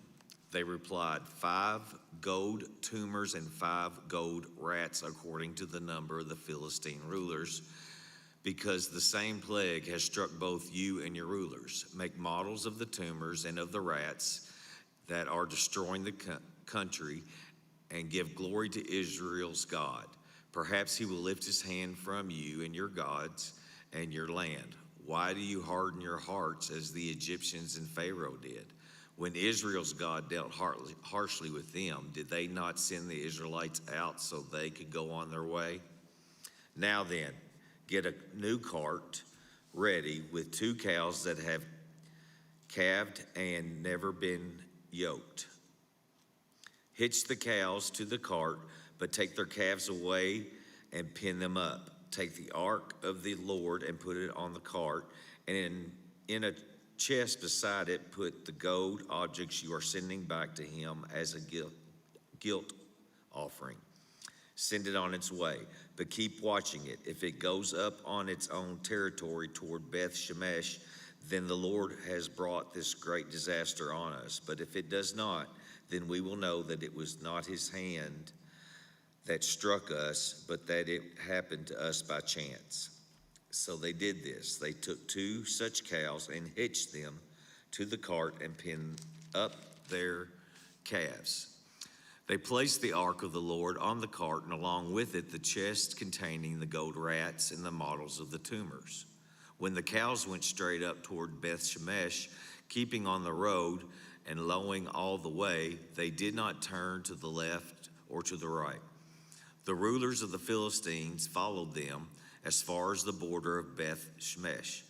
Now the people of Beth Shemesh were harvesting their wheat in the valley, and when they looked up and saw the ark, they rejoiced at the sight. The cart came to the field of Joshua of Beth Shemesh, and there it stopped beside a large rock. The people chopped up the wood of the cart and sacrificed the cows as burnt offerings to the Lord. The Levites took down the ark of the Lord together with the chest containing the gold objects and placed them on a large rock. On that day, the people of Beth Shemesh offered burnt offerings and made sacrifices to the Lord. The 5 rulers of the Philistines saw all this and then returned the same day to Ekron. These are the gold tumors that the Philistines sent as a gold offering to the Lord, 1 each for Ashdod, Gaza, Ashkelon, Gath, and Ekron. And the number of the gold rats was according to the number of Philistine towns belonging to the 5 rulers, the fortified towns with their country villages. The large rock on which the Levites set the ark of the Lord is a witness to this day in the field of Joshua of Beth Shemesh. But God struck down some of the inhabitants of Beth Shemesh, putting 70 of them to death because they looked into the ark of the Lord. The people mourned because of the heavy blow the Lord had dealt them. And the people of Beth Shemesh asked, "Who can stand in the presence of the Lord, this holy God? To whom will the ark go up from here?" So they sent messengers to the people of Kiriath Jearim, saying, "The Philistines have returned the ark of the Lord. Come down and take it up to your town." So the men of Kiriath Jearim came and took up the ark of the Lord. They brought it to Abinadab's house in the hill and consecrated Eleazar's son to guard the ark of the Lord. The ark remained at Kiriath Jearim a long time, 20 years in all. Samuel subdues the Philistines at Mizpah. Then the people of Israel turned back to the Lord. So Samuel said to the Israelites, "If you are returning to the Lord with all your hearts, Then rid yourselves of the foreign gods and the Ashtoreths, and commit yourselves to the Lord and serve him only, and he will deliver you out of the hand of the Philistines. So the Israelites put away their Baals and Ashtoreths and served the Lord only. Then Samuel said, assemble all of Israel at Mizpah, and I will intercede with the Lord for you. When they had assembled at Mizpah, they drew water and poured it out before the Lord. On that day they fasted, and there they confessed, we have sinned against the Lord. Now Samuel was serving as leader of Israel at Mizpah. When the Philistines heard that Israel had assembled at Mizpah, the rulers of the Philistines came up to attack them. When the Israelites heard it, they were afraid because of the Philistines. So they said to Samuel, do not stop crying out to the Lord our God for us, that he may rescue us from the hand of the Philistines. Then Samuel took a suckling lamb and sacrificed it as a whole burnt offering to the Lord. He cried out to the Lord on Israel's behalf, and the Lord answered him. While Samuel was sacrificing the burnt offering, the Philistines drew near to engage Israel in battle. But that day the Lord thundered with loud thunder against the Philistines and threw them into such a panic that they were routed before the Israelites. The men of Israel rushed out of Mizpah and pursued the Philistines, slaughtering them along the way to a point below Beth-Kar. Then Samuel took a stone and set it up between Mizpah and Shen. He named it Ebenezer, saying, thus far the Lord has helped us. So the Philistines were subdued, and they stopped invading Israel's territory. Throughout Samuel's lifetime, the hand of the Lord was against the Philistines. The towns from Ekron to Gath that the Philistines had captured from Israel restored to Israel, and Israel delivered the neighboring territories from the hands of the Philistines. And there was peace between Israel and the Amorites. Samuel continued as Israel's leader all the days of his life. From year to year, he went to a circuit from Bethel to Gilgal to Mizpah, judging Israel in all those places. But as he went back to Ramah, where his home was, and there he also held court for Israel, and he built an altar there to the Lord. Chapter 8, Israel asks for a king. When Samuel grew old, he appointed his sons as Israel's leaders. The name of his firstborn was Joel, and the name of his second was Abijah, and they served at Beersheba. But his sons did not follow his ways. They turned aside after dishonest gain and accepted bribes and perverted justice. So all the elders of Israel gathered together and came to Samuel at Ramah. They said to him, you are old, and your sons do not follow your ways. Now appoint a king to us, such as all the other nations have. But when they said, give us a king to lead us, this displeased Samuel. So he prayed to the Lord. And the Lord told him, listen to all that the people are saying to you. It is not you they are rejecting, but they have rejected me as their king, as they have done from the day I brought them up out of Egypt until this day, forsaking me and serving other gods, so they are doing to you. Now listen to them, but warn them solemnly, and let them know what the king who will reign over them will claim as his rights. Samuel told all the words of the Lord to the people who were asking him for a king. He said, this is what the king who will reign over you will claim as his rights. He will take your sons and make them serve with his chariots and horses, and they will run in front of his chariots. Some he will assign to be commanders of thousands and commanders of 50s, and others to plow and ground and reap his harvest, and still others to make weapons of war and equipment for his chariots. They will take your daughters to be perfumers and cooks and bakers. He will take the best of your fields and vineyards and olive groves and give them to his attendants. He will take a tenth of your gain and your vintage and give it to his officials and attendants. Your male and female servants and the best of your cattle and donkeys he will take for his own use. He will take a tenth of your flocks, and you yourselves will become his slaves.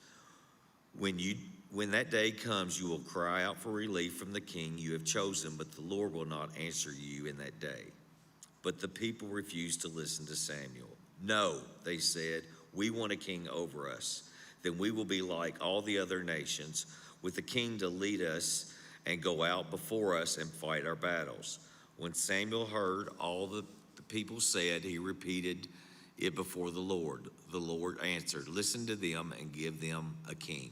Then Samuel said to the Israelites, everyone go back to your own town. Samuel anoints Saul. There was a Benjamite, a man of standing, whose name was Kish, son of Abiel, the son of Zeror, the son of Becheroth, and the son of Aphiah of Benjamin. Kish had a son named Saul, as handsome a young man as could be found in anywhere of Israel, and he was a head taller than anyone else. Now the donkeys belonged to Saul's father Kish were lost. And Kish said to his son Saul, take one of the servants with you and go and look for the donkeys. So he passed through the hill country of Ephraim and through the area around Shalisha, but they did not find them. Then they went on into the district of Shalem, but the donkeys were not there. Then he passed through the territory of Benjamin, but they did not find them. When they reached the district of Zerf, Saul said to the servant who was with him, come, let's go back, or my father will stop thinking about the donkeys and start worrying about us. But the servant replied, look, in this town there is a man of God. He is highly respected, and everything he says comes true. Let's go there. Perhaps he will tell us what way to take. Saul said to his servant, if we go, what can we give the man? The food in our sacks is gone. We have no gift to take the man of God. What do we have? The servant answered him again, look, he said, I have a quarter of a shekel of silver. I will give it to the man of God so that he will tell us the way to take. Formerly in Israel, if someone went to the inquirer of God, they would say, come, let us go to the seer, because the prophet of today used to be called a seer. Good, Saul said to the servant, come, let's go. So they set out for the town where the man of God was. As they were going up the hill to the town, they met some young women coming out to draw water, and they asked them, is the seer here? He is, they answered. He's ahead of you. Hurry now. He has just come to our town today, for the people have a sacrifice at the high place. As soon as you enter the town, you will find him before he goes up to the high place to eat. The people will not begin eating until he comes, because he must bless the sacrifice. Afterwards, those who are invited will eat. Go up now. You should find him about this time. They went up to the town, and as they were entering it, there was Samuel coming toward them on his way up to the high place. Now, the day before Saul came, the Lord had revealed to Samuel, about this time tomorrow I will send a man from the land of Benjamin. Anoint him ruler over my people of Israel. He will deliver them from the hand of the Philistines. I have looked on my people, for their cry has reached me. When Samuel caught sight of Saul, the Lord said to him, this is the man I spoke to you about. He will govern my people. Saul approached Samuel in the gateway and asked, would you please tell me where the seer's house is? I am the seer, Samuel replied. Go up ahead of me to the high place, for today you are to eat with me in the morning. I will send you on your way and tell you all that is in your heart. As for the donkeys you lost 3 days ago, don't worry about them. They have been found. And to whom is all the desire of Israel turned, if not to you and your whole family's line? Samuel answered, but am I not a Benjamite from the smallest tribe of Israel? And is not my clan the least of all the clans of the tribe of Benjamin? Why do you say such a thing to me? Then Samuel brought Saul and his servant into the hall and seated them at the head of those who were invited, about 30 in number. Samuel said to the cook, bring the piece of meat I gave you, the one I told you to lay aside. So the cook took up the thigh with what was on it and set it in front of Saul.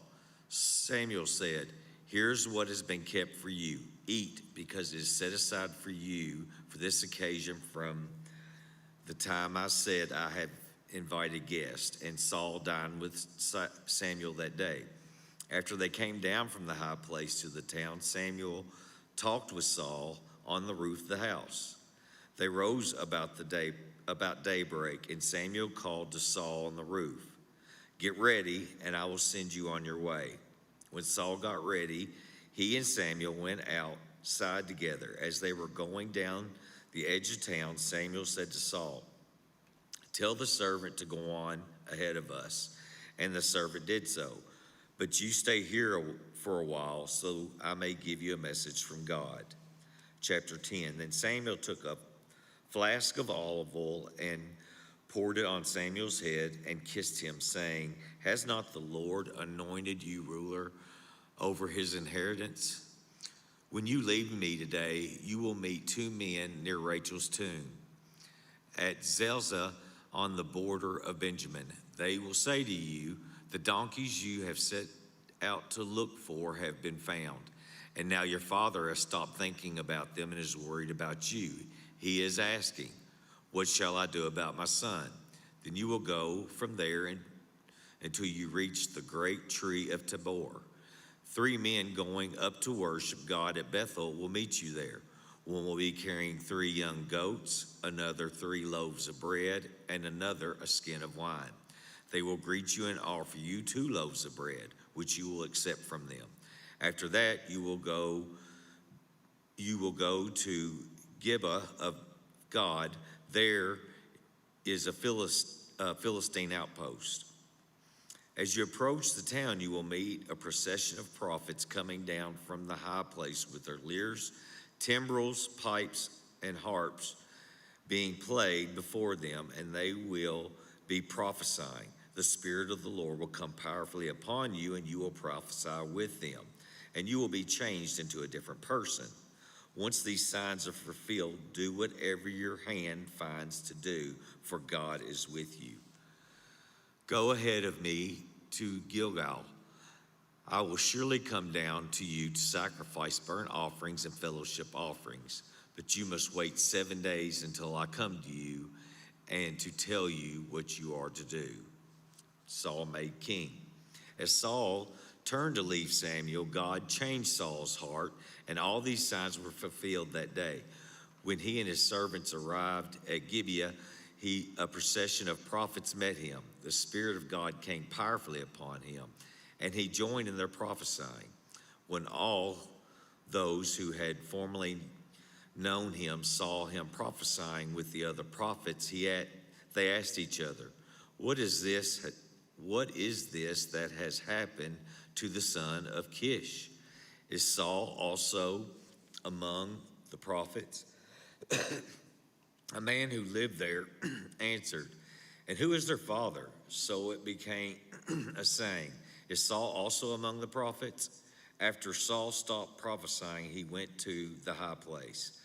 Now Saul's uncle asked him and his servant, where have you been? Looking for the donkeys, he said, but when we saw they were not to be found, we went to Samuel.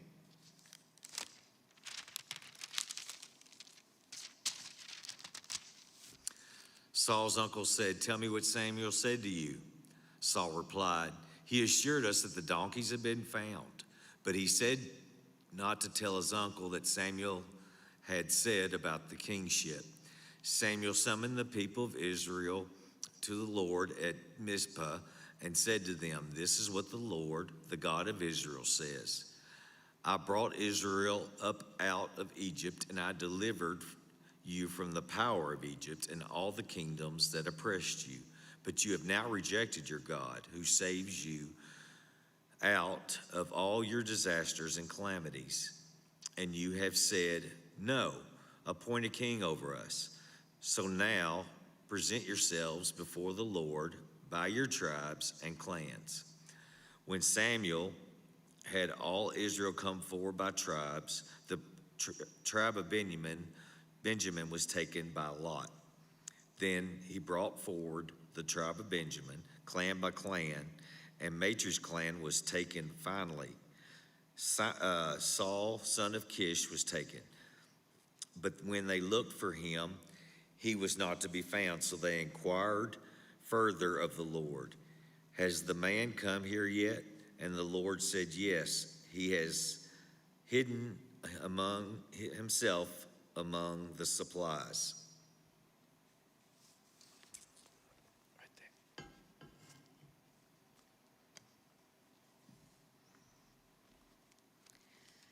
They ran and brought him out, and as he stood among the people, he was a head taller than any of the others. Samuel said to all the people, "Do you see the man the Lord has chosen? There is no one like him among all the people." Then the people shouted, "Long live the king!" Samuel explained to the people the rights and duties of kingship. He wrote them down on a scroll and deposited it before the Lord.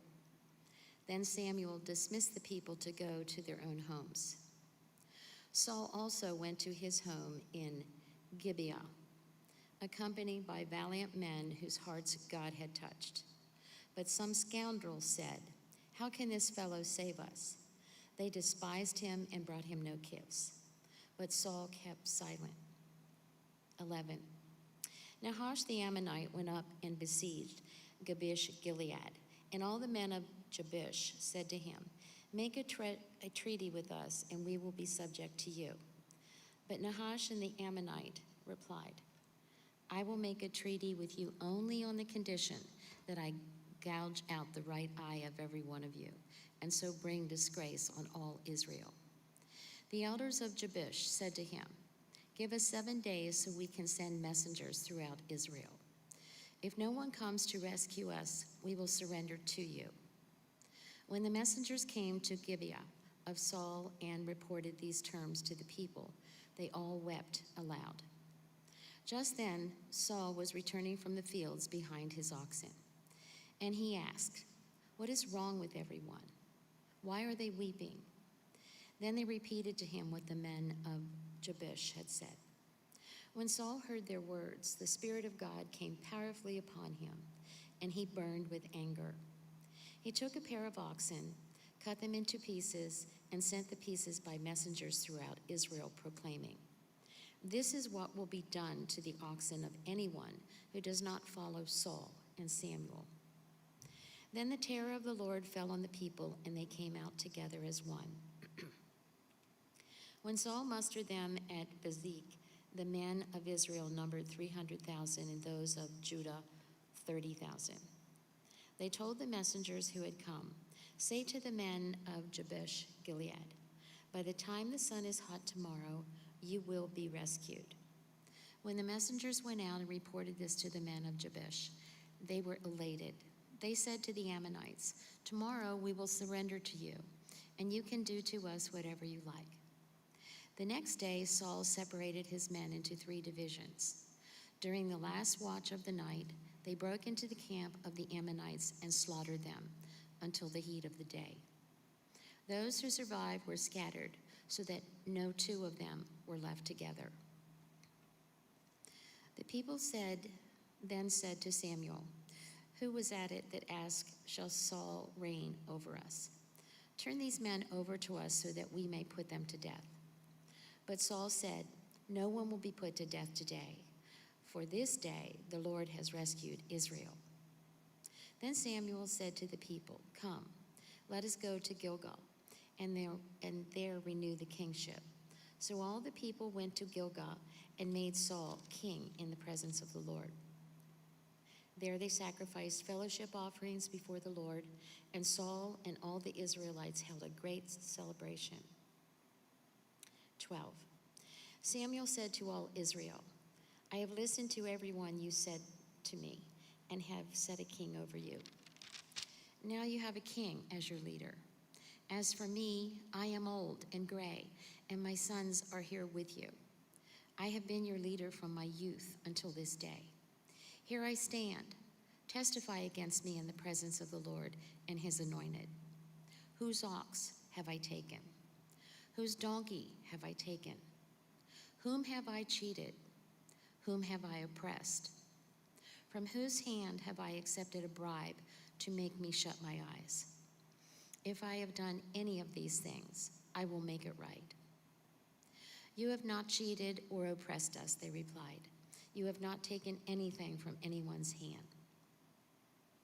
Samuel said to them, "The Lord is witness against you, and against his anointed is witness this day, that you have not found anything in my hand." "He is witness," they said. Then Samuel said to the people, "It is the Lord who appointed Moses and Aaron and brought your ancestors up out of Egypt. Now then, stand here, because I am going to confront you with evidence before the Lord as to all the righteous acts performed by the Lord for you and your ancestors." After Jacob entered Egypt, they cried to the Lord for help, and the Lord sent Moses and Aaron, who brought your ancestors out of Egypt and settled them in this place. But they forgot the Lord their God. So he sold them into the hand of Sisera, the commander of the army of Hazar, and into the hands of the Philistines and the king of Moab, who fought against them. They cried out to the Lord and said, "We have sinned. We have forsaken the Lord and served the Baals and the Ashtoreths. But now deliver us from the hands of our enemies, and we will serve you." Then the Lord sent Jerubbaal, Barak, Jephthah, and Samuel, and he delivered you from the hands of your enemies all around you, so that you lived in safety. But when you saw that Nahash, king of the Amorites, was moving against you, you said to me, "No, we want a king to rule over us," even though the Lord your God was your king. Now here is the king you have chosen, the one you asked for. See, the Lord has set a king over you. If you fear the Lord and serve and obey him and do not rebel against his commands, and if both you and the king who reigns over you follow the Lord your God, good. But if you do not obey the Lord, and if you rebel against his commands, his hand will be against you, and it was as it was against your ancestors. Now then, stand still and see this great thing the Lord is about to do before your eyes. Is it not wheat harvest now? I will call on the Lord to send thunder and rain, and you will realize what an evil thing you did in the eyes of the Lord when you asked for a king." Then Samuel called on the Lord, and that same day the Lord sent thunder and rain. So all the people stood in awe of the Lord and of Samuel. The people all said to Samuel, "Pray to the Lord your God for your servants so that we will not die, for we have added to all our other sins the evil of asking for a king." "Do not be afraid," Samuel replied. "You have done all this evil, yet do not turn away from the Lord, but serve the Lord with all your heart. Do not turn after useless idols. They can do you no good, nor can they rescue you because they are useless. For the sake of his great name, the Lord will not reject his people, because the Lord was pleased to make you his own. As for me, far be it from me that I should sin against the Lord by failing to pray for you.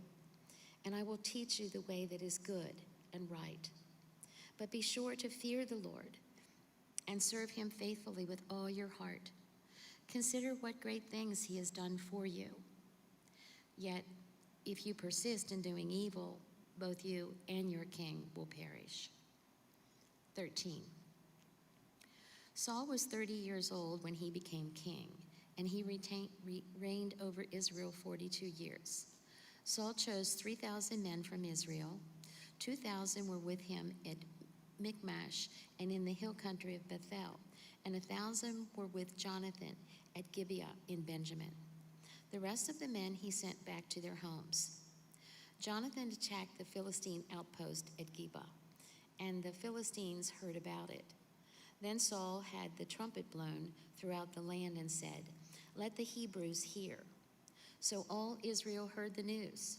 Saul has attacked the Philistine outpost, and now Israel has become obnoxious to the Philistines. And the people were summoned to join Saul at Gilgal. The Philistines assembled to fight Israel with 3,000 chariots, 6,000 charioteers, and soldiers as numerous as the sand on the seashore. They went up and camped at Michmash, east of Beth Aven. When the Israelites saw that their situation was critical and that their army was hard pressed, they hid in caves and thickets among the rocks and in pits and cisterns. Some Hebrews even crossed the Jordan to the land of Gad and Gilead. Saul remained at Gilgal, and all the troops with him were quaking with fear. He waited 7 days, the time set by Samuel. But Samuel did not come to Gilgal, and Saul's men began to scatter. So he said, "Bring me the burnt offering and the fellowship offerings." And Saul offered up the burnt offering. Just as he finished making the offering, Samuel arrived, and Saul went out to greet him. "What have you done?" asked Samuel. Saul replied, "When I saw that the men were scattering and that you did not come at the set time and that the Philistines were assembling at Michmash, I thought, now the Philistines will come down against me at Gilgal, and I have not sought the Lord's favor. So I felt compelled to offer the burnt offering." "You have done a foolish thing," Samuel said. "You have not kept the command the Lord your God gave you. If you had, he would have established your kingdom over Israel for all time. But now your kingdom will not endure. The Lord has sought out a man after his own heart and appointed him ruler of his people, because you have not kept the Lord's command." Then Samuel left Gilgal and went up to Gibeah in Benjamin. And Saul counted the men who were with him. They numbered about 600. Saul and his son Jonathan and the men with them were staying in Gibeah in Benjamin, while the Philistines camped at Michmash. Raiding parties went out from the Philistine camp in 3 detachments. One turned toward Ophrah in the vicinity of Shual, another toward Beth Horon, and the third toward the borderland overlooking the valley of Zeboim, facing the wilderness. Not a blacksmith could be found in the whole land of Israel, because the Philistines had said, "Otherwise the Hebrews will make swords or spears." So all Israel went down to the Philistines to have their plow points, mattocks, axes, and sickles sharpened. The price was 2/3 of a shekel for sharpening plow points and mattocks, and 1/3 of a shekel for sharpening forks and axes and for repointing goads. So on the day of the battle, not a soldier with Saul and Jonathan had a sword or spear in his hand. Only Saul and his son Jonathan had them. Now a detachment of Philistines had gone out to the pass at Michmash. One day Jonathan, son of Saul, said to his young armor bearer, "Come, let's go over to the Philistine outpost on the other side." But he did not tell his father. Saul was staying on the outskirts of Gibeah under a pomegranate tree in Migron. With him were about 600 men, among whom was Ahijah, who was wearing an ephod. He was the son of Ichabod's brother, Ahitub, the son of Phinehas, the son of Eli, the Lord's priest in Shiloh. No one was aware that Jonathan had left. On each side of the pass that Jonathan intended to cross to reach the Philistine outpost was a cliff. One was called Bozez and the other Seneh. One cliff stood to the north of Michmash, and the other to the south toward Gibeah. Jonathan said to his young armor-bearer, "Come, let's go over to the outpost of those uncircumcised men. Perhaps the Lord will act in our behalf. Nothing can hinder the Lord from saving, whether by many or by few. Do all that you have in mind," his armor-bearer said. "Go ahead. I am with you, heart and soul." Jonathan said, "Come on then, we will cross over toward them and let them see us. If they say to us, 'Wait there until we come to you,' we will stay where we are and not go up to them. But if they say, 'Come up to us,' we will climb up, because that will be our sign that the Lord has given them into our hands." So both of them showed themselves to the Philistine outpost. "Look," said the Philistines, "the Hebrews are crawling out of the holes they are hiding in." The men of the outpost shouted to Jonathan and his armor-bearer, "Come up to us, and we'll teach you a lesson." So Jonathan said to his armor-bearer, "Climb up after me. The Lord has given them into the hand of Israel." Jonathan climbed up, using his hands and feet, with his armor-bearer right behind him. The Philistines fell before Jonathan, and his armor-bearer followed and killed behind him. In that first attack, Jonathan and his armor-bearer killed some 20 men in an area of about half an acre. Then panic struck the whole army, those in the camp in the field and those in the outposts and raiding parties, and the ground shook. It was a panic sent by God. Saul's lookouts at Gibeah in Benjamin saw the army melting away in all directions. Then Saul said to the men who were with him, "Muster the forces and see who has left us." When they did, it was Jonathan and his armor-bearer who were not there. Saul said to Ahijah, "Bring the ark of God." At that time, it was with the Israelites. While Saul was talking to the priest, the tumult in the Philistine camp increased more and more. So Saul said to the priest, "Withdraw your hand." Then Saul and all his men assembled and went to the battle. They found the Philistines in total confusion, striking each other with their swords.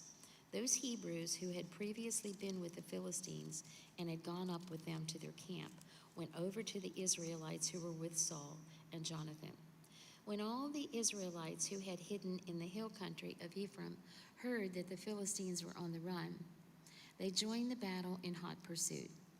So on that day, the Lord saved Israel, and the battle moved on beyond Beth-aven. Now the Israelites were in distress that day, because Saul had bound the people under an oath, saying, "Cursed be anyone who eats food before evening comes, before I have avenged myself on my enemies." So none of the troops tasted food. The entire army entered the woods, and there was honey on the ground. When they went into the woods, they saw the honey oozing out, yet no one put their hand to his mouth, because they feared the oath. But Jonathan had not heard that his father had bound the people with an oath. So he reached out the end of the staff that was in his hand and dipped it into the honeycomb. He raised his hand to his mouth, and his eyes brightened. Then one of the soldiers told him, "Your father bound the army under a strict oath, saying, 'Cursed be anyone who eats food today.' That is why the men are faint." Jonathan said, "My father has made trouble for the country. See how my eyes brighten when I tasted a little of this honey? How much better it would have been if the men had eaten today some of the plunder they took from their enemies. Would not the slaughter of the Philistines have been even greater?" That day, after the Israelites had struck down the Philistines from Michmash to Aijalon, they were exhausted. They pounced on the plunder, and taking sheep, cattle, and calves, they butchered them on the ground and ate them together with the blood. Then someone said to Saul, "Look, the men are sinning against the Lord by eating meat that has blood in it." "You have broken faith," he said. "Roll a large stone over here at once." Then he said, "Go out among the men and tell them, Each of you bring me your cattle and sheep and slaughter them here and eat them. Do not sin against the Lord by eating meat with blood still in it." So everyone brought his ox that night and slaughtered it there. Then Saul built an altar to the Lord. It was the first time he had done this.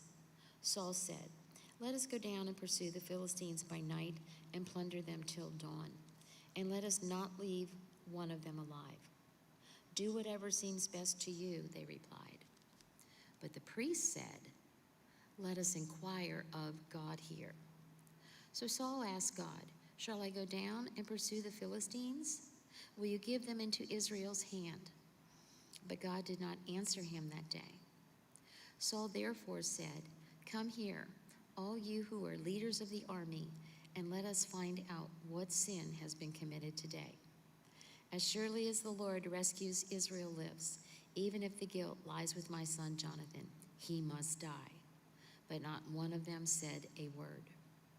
Saul then said to all the Israelites, "You stand over there. I and Jonathan my son will stand over here." "Do what seems best to you," they replied. Then Saul prayed to the Lord, the God of Israel, "Why have you not answered your servant today? If the fault is in me or my son Jonathan, respond with Urim. But if the men of Israel are at fault, respond with Thummim." Jonathan and Saul were taken by lot, and the men were cleared. Saul said, "Cast the lot between me and Jonathan my son." And Jonathan was taken. Then Saul said to Jonathan, "Tell me what you have done." So Jonathan told him, "I tasted a little honey with the end of my staff, and now I must die." Saul said, "May God deal with me, be it ever so severely, if you do not die, Jonathan." But the men said to Saul, "Should Jonathan die, he who has brought about this great deliverance in Israel? Never. As surely as the Lord lives, not a hair of his head will fall to the ground. For he did this today with God's help." So the men rescued Jonathan, and he was not put to death. Then Saul stopped pursuing the Philistines, and they withdrew to their own land. After Saul had assumed rule over Israel, he fought against their enemies on every side: Moab, the Ammonites, Edom, the kings of Zobah, and the Philistines. Wherever he turned, he inflicted punishment on them.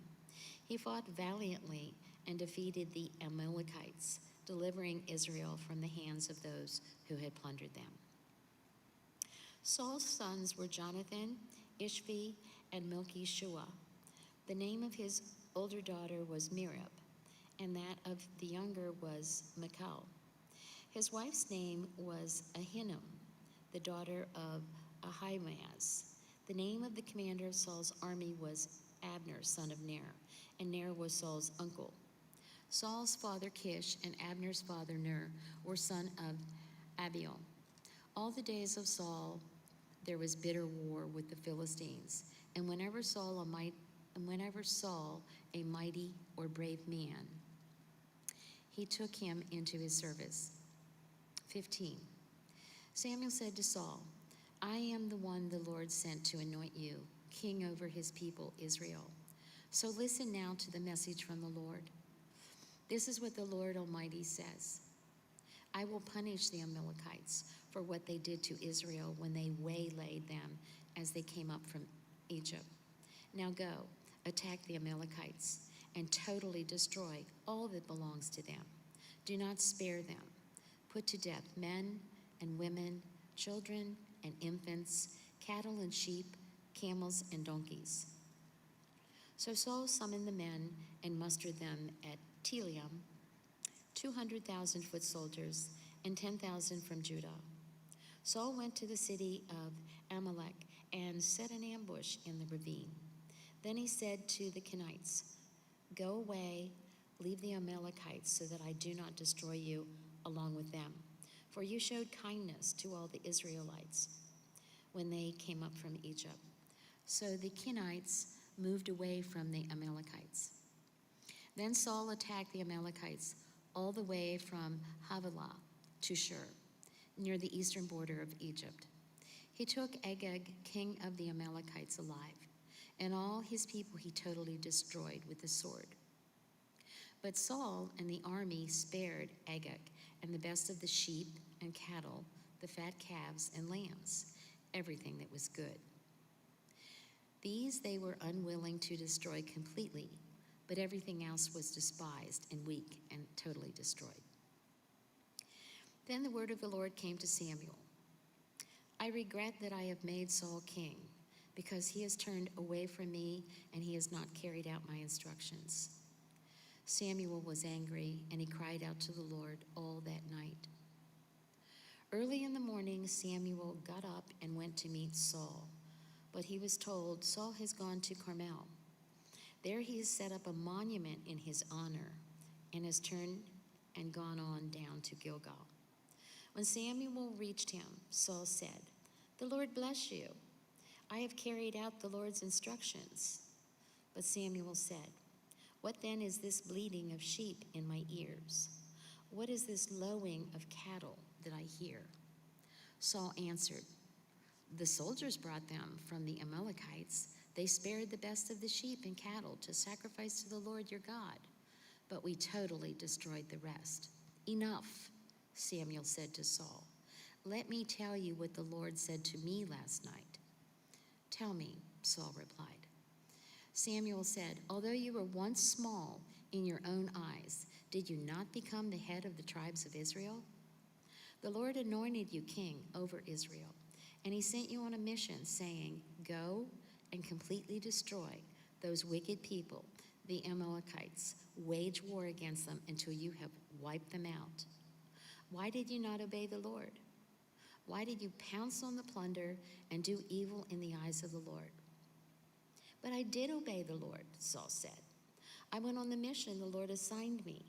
I completely destroyed the Amalekites and brought back Agag, their king.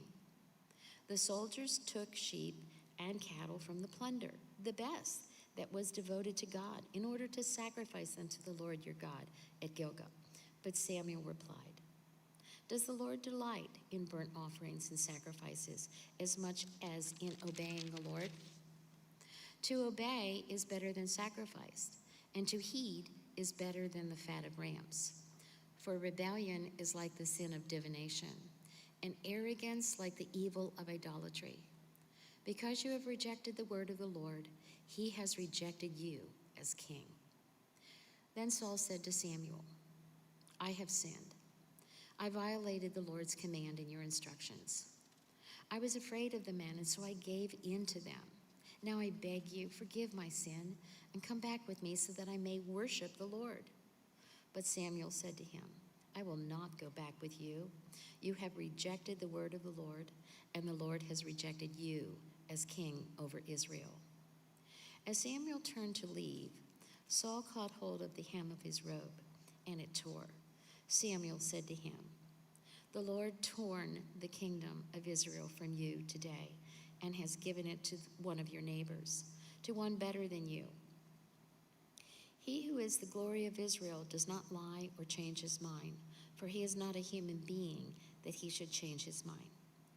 Saul replied, I have sinned, but please honor me before the elders of my people and before Israel. Come back to me so that I may worship the Lord your God.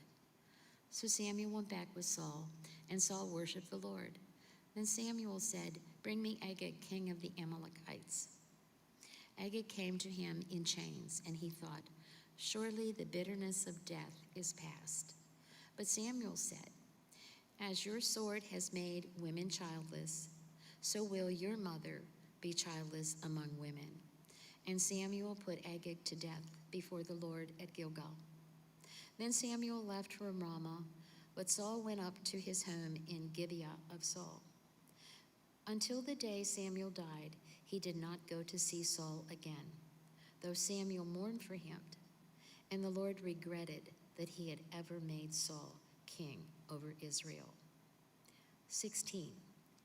The Lord said to Samuel, How long will you mourn for Saul, since I have rejected him as king over Israel?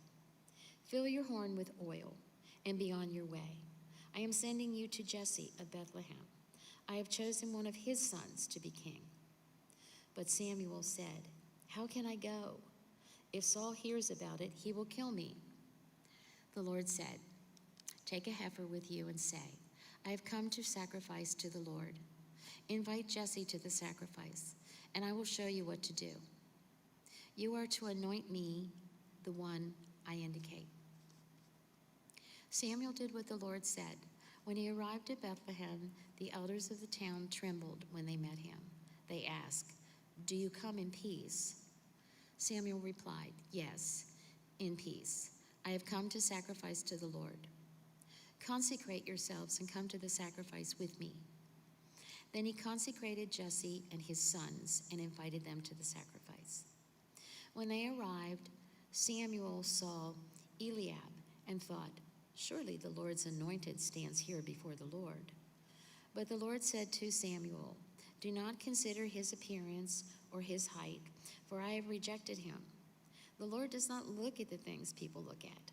People look at the outward appearance, but the Lord looks at the heart."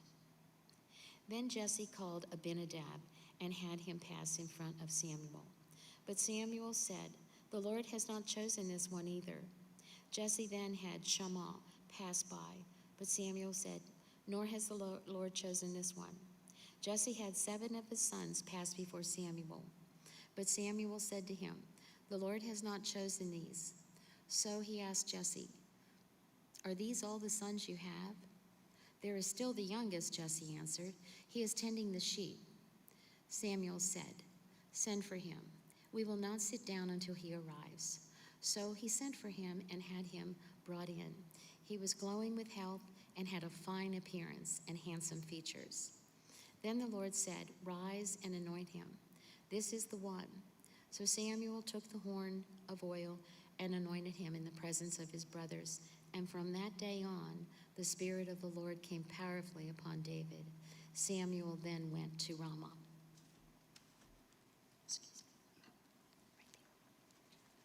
David in Saul's service. Now the Spirit of the Lord had departed from Saul, and an evil spirit from the Lord tormented him. Saul's attendants said to him, "See, an evil spirit from God is tormenting you. Let our Lord command his servants here to search for someone who can play the lyre. He will play when the evil spirit from God comes on you, and you will feel better." So Saul said to his attendants, "Find someone who plays well and bring him to me." One of the servants answered, "I have seen a son of Jesse of Bethlehem who knows how to play the lyre. He is a brave man and a warrior. He speaks well and is a fine-looking man, and the Lord is with him." Then Saul sent messengers to Jesse and said, "Send me your son David, who is with the sheep." So Jesse took a donkey loaded with bread, a skin of wine, and a young goat, and sent them with his son David to Saul. David came to Saul and entered his service. Saul liked him very much, and David became one of his armor bearers. Then Saul sent word to Jesse, saying, "Allow David to remain in my service, for I am pleased with him." Whenever the Spirit from God came on Saul, David would take up his lyre and play. Then relief would come to Saul, and he would feel better, and the evil spirit would leave him. David and Goliath. Now the Philistines gathered their forces for war and assembled at Socoh in Judah. They pitched a camp at Ephes-dammim between Socoh and Azekah. Saul and the Israelites assembled, encamped in the valley of Elah, and drew up their battle line to meet the Philistines. The Philistines occupied one hill and the Israelites another, with the valley between them. A champion named Goliath, who was from Gath, came out of the Philistine camp. His height was 6 cubits and a span. He had a bronze helmet on his head and wore a coat of scale armor of bronze weighing 5,000 shekels. On his legs he wore bronze greaves. A bronze javelin was slung on his back. His spear shaft was like a weaver's rod, and its iron point weighed 600 shekels. His shield bearer went ahead of him. Goliath stood and shouted to the ranks of Israel, "Why do you come out and line up for battle? Am I not a Philistine, and are you not the servants of Saul? Choose a man and have him come down to me, If he is able to fight and kill me, we will become your subjects. But if I overcome him and kill him, you will become our subjects and serve us." Then the Philistines said, "This day I defy the armies of Israel. Give me a man and let us fight each other." On hearing the Philistines' words, Saul and all the Israelites were dismayed and terrified. Now David was the son of an Ephrathite named Jesse, who was from Bethlehem in Judah. Jesse had 8 sons, and in Saul's time he was very old. Jesse's 3 oldest sons had followed Saul to the war. The firstborn was Eliab, the second Abinadab, and the third Shammah. David was the youngest. The 3 oldest followed Saul, but David went back and forth from Saul to tend his father's sheep at Bethlehem. For 40 days the Philistine came forward every morning and evening and took his stand. Now Jesse said to his son David, "Take this ephah of roasted grain and these 10 loaves of bread for your brothers and hurry to their camp.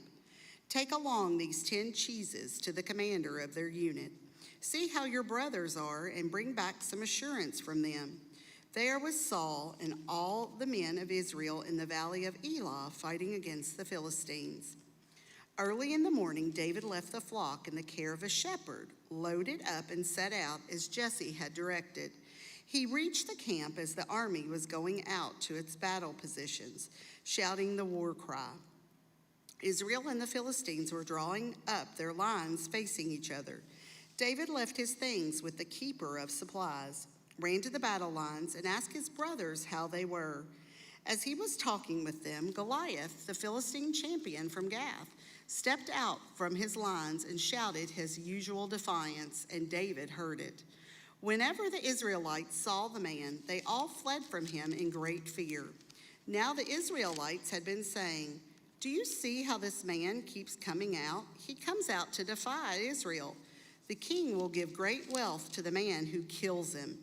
He will also give him his daughter in marriage and will exempt his family from taxes in Israel." David asked the men standing near him, "What will be done for the man who kills this Philistine and removes this disgrace from Israel? Who is this uncircumcised Philistine that he should defy the armies of the living God?" They repeated to him what they had been saying and told him, "This is what will be done for the man who kills him." When Eliab, David's oldest brother, heard him speaking with the men, he burned with anger at him and asked, "Why have you come down here? And with whom did you leave those few sheep in the wilderness? I know how conceited you are and how wicked your heart is. You came down only to watch the battle." "Now what have I done?" said David. "Can't I even speak?" He then turned away to someone else and brought up the same matter, and the men answered him as before. What David said was overheard and reported to Saul, and Saul sent for him. David said to Saul, "Let no one lose heart on account of this Philistine. Your servant will go and fight him." Saul replied, "You are not able to go out against this Philistine and fight him. You are only a young man, and he has been a warrior from his youth." But David said to Saul, "Your servant has been keeping his father's sheep. When a lion or a bear came and carried off a sheep from the flock, I went after it, struck it, and rescued the sheep from its mouth. When it turned on me, I seized it by its hair, struck it, and killed it. Your servant has killed both the lion and the bear. This uncircumcised Philistine will be like one of them, because he has defied the armies of the living God. The Lord who rescued me from the paw of the lion and the paw of the bear will rescue me from the hand of this Philistine." Saul said to David, "Go, and the Lord be with you." Then Saul dressed David in his own tunic. He put a coat of armor on him and a bronze helmet on his head. David fastened on his sword over his tunic and tried walking around because he was not used to them. "I cannot go in these," he said to Saul, "because I am not used to them." So he took them off.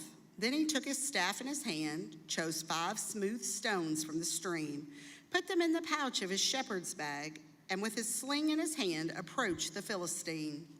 Meanwhile, the Philistine, with his shield bearer in front of him, kept coming closer to David. He looked David over and saw that he was a little more than a boy, glowing with health and handsome, and he despised him. He said to David, "Am I a dog that you come at me with sticks?" And the Philistine cursed David by his gods. "Come here," he said, "and I'll give your flesh to the birds and the wild animals." David said to the Philistine, "You come against me with sword and spear and javelin, but I come against you in the name of the Lord Almighty, the God of the armies of Israel, whom you have defied. This day the Lord will deliver you into my hands, and I'll strike you down and cut off your head. This very day I will give the carcasses of the Philistine army to the birds and the wild animals, and the whole world will know that there is a God in Israel. All of those gathered here will know that it is not by sword or spear that the Lord saves, for the battle is the Lord's, and he will give all of you into our hands." As the Philistine moved closer to attack him, David ran quickly toward the battle line to meet him. Reaching into his bag and taking out a stone, he slung it and struck the Philistine in the forehead. The stone sank into his forehead, and he fell face down on the ground. So David triumphed over the Philistine with a sling and a stone, and without a sword in his hand, he struck down the Philistine and killed him. David ran and stood over him. He took hold of the Philistine's sword and drew it from the sheath. After he killed him, he cut off his head with the sword. When the Philistines saw that their hero was dead, they turned and ran. Then the men of Israel and Judah surged forth with a shout and pursued the Philistines to the entrance of Gath and the gates of Ekron. Their dead were strewn along the Shaharaim road to Gath and Ekron. When the Israelites returned from chasing the Philistines, they plundered their camp. David took the Philistine's head and brought it to Jerusalem. He put the Philistine's weapon in his own tent. As Saul watched David going out to meet the Philistine, he said to Abner, commander of the army, "Abner, whose son is that young man?" Abner replied, "As surely as you live, your majesty, I don't know." The king said, "Find out whose son this young man is." As soon as David returned from killing the Philistine, Abner took him and brought him before Saul, with David still holding the Philistine's head. "Whose son are you, young man?" Saul asked him. David said, "I am the son of your servant Jesse of Bethlehem." Saul's growing fear of David, chapter 18. After David had finished talking with Saul, Jonathan became one in spirit with David, and he loved him as himself. From that day, Saul kept David with him and did not let him return home to his family. And Jonathan made a covenant with David because he loved him as himself. Jonathan took off the robe he was wearing and gave it to David, along with his tunic, and even his sword, his bow, and his belt. Whatever mission Saul sent him on, David was so successful that Saul gave him a high rank in the army. This pleased all the troops and Saul's officers as well. When the men were returning home after David had killed the Philistine, the women came out from all the towns of Israel to meet King Saul, was singing and dancing with joyful songs and timbrels and lyres. As they danced, they sang, "Saul has slain his thousands, and David his tens of thousands." Saul was very angry. This refrain displeased him greatly. "They have credited David with tens of thousands," he thought, "but me with only thousands. What more can he get but the kingdom?" And from that time on, Saul kept a close eye on David. The next day, an evil spirit from God came forcefully on Saul. He was prophesying in his house while David was playing the lyre, as he usually did. Saul had a spear in his hand, and he hurled it, saying to himself, "I'll pin David to the wall." But David eluded him twice. Saul was afraid of David because the Lord was with David, but had departed from Saul. So he sent David away from him and gave him command over 1,000 men, and David led the troops in their campaigns.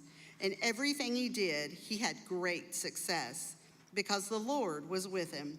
When Saul saw how successful he was afraid of him. But all of Israel and Judah loved David, because he led them in their campaigns. Saul said to David, "Here is my older daughter, Merab. I will give her to you in marriage. Only serve me bravely and fight the battles of the Lord." For Saul said to himself, I will not raise a hand against him. Let the Philistines do that." But David said to Saul, "Who am I, and what is my family or my clan in Israel that I should become the king's son-in-law?" So when the time came for Merab, Saul's daughter, to be given to David, she was given in marriage to Adriel of Meholah. Now Saul's daughter, Michal, was in love with David, and when they told Saul about it, he was pleased. "I will give her to him," he thought, "so that she may be a snare to him, and so that the hand of the Philistines may be against him." So Saul said to David, "Now you have a second opportunity to become my son-in-law." Then Saul ordered his attendants, "Speak to David privately and say, 'Look, the king likes you, and his attendants all love you. Now become his son-in-law.'" They repeated these words to David, but David said, "Do you think it is a small matter to become the king's son-in-law? I'm only a poor man and little known." When Saul's servants told him what David had said, Saul replied, "Say to David, the king wants no other prince for the bride than 100 Philistine foreskins to take revenge on his enemies." Saul's plan was to have David fall by the hand of the Philistines. When the attendants told David these things, he was pleased to become the king's son-in-law. So before the allotted time elapsed, David took his men with him and went out and killed 200 Philistines and brought back their foreskins. They counted out the full number to the king so that David might become the king's son-in-law. Then Saul gave him his daughter, Michal, in marriage.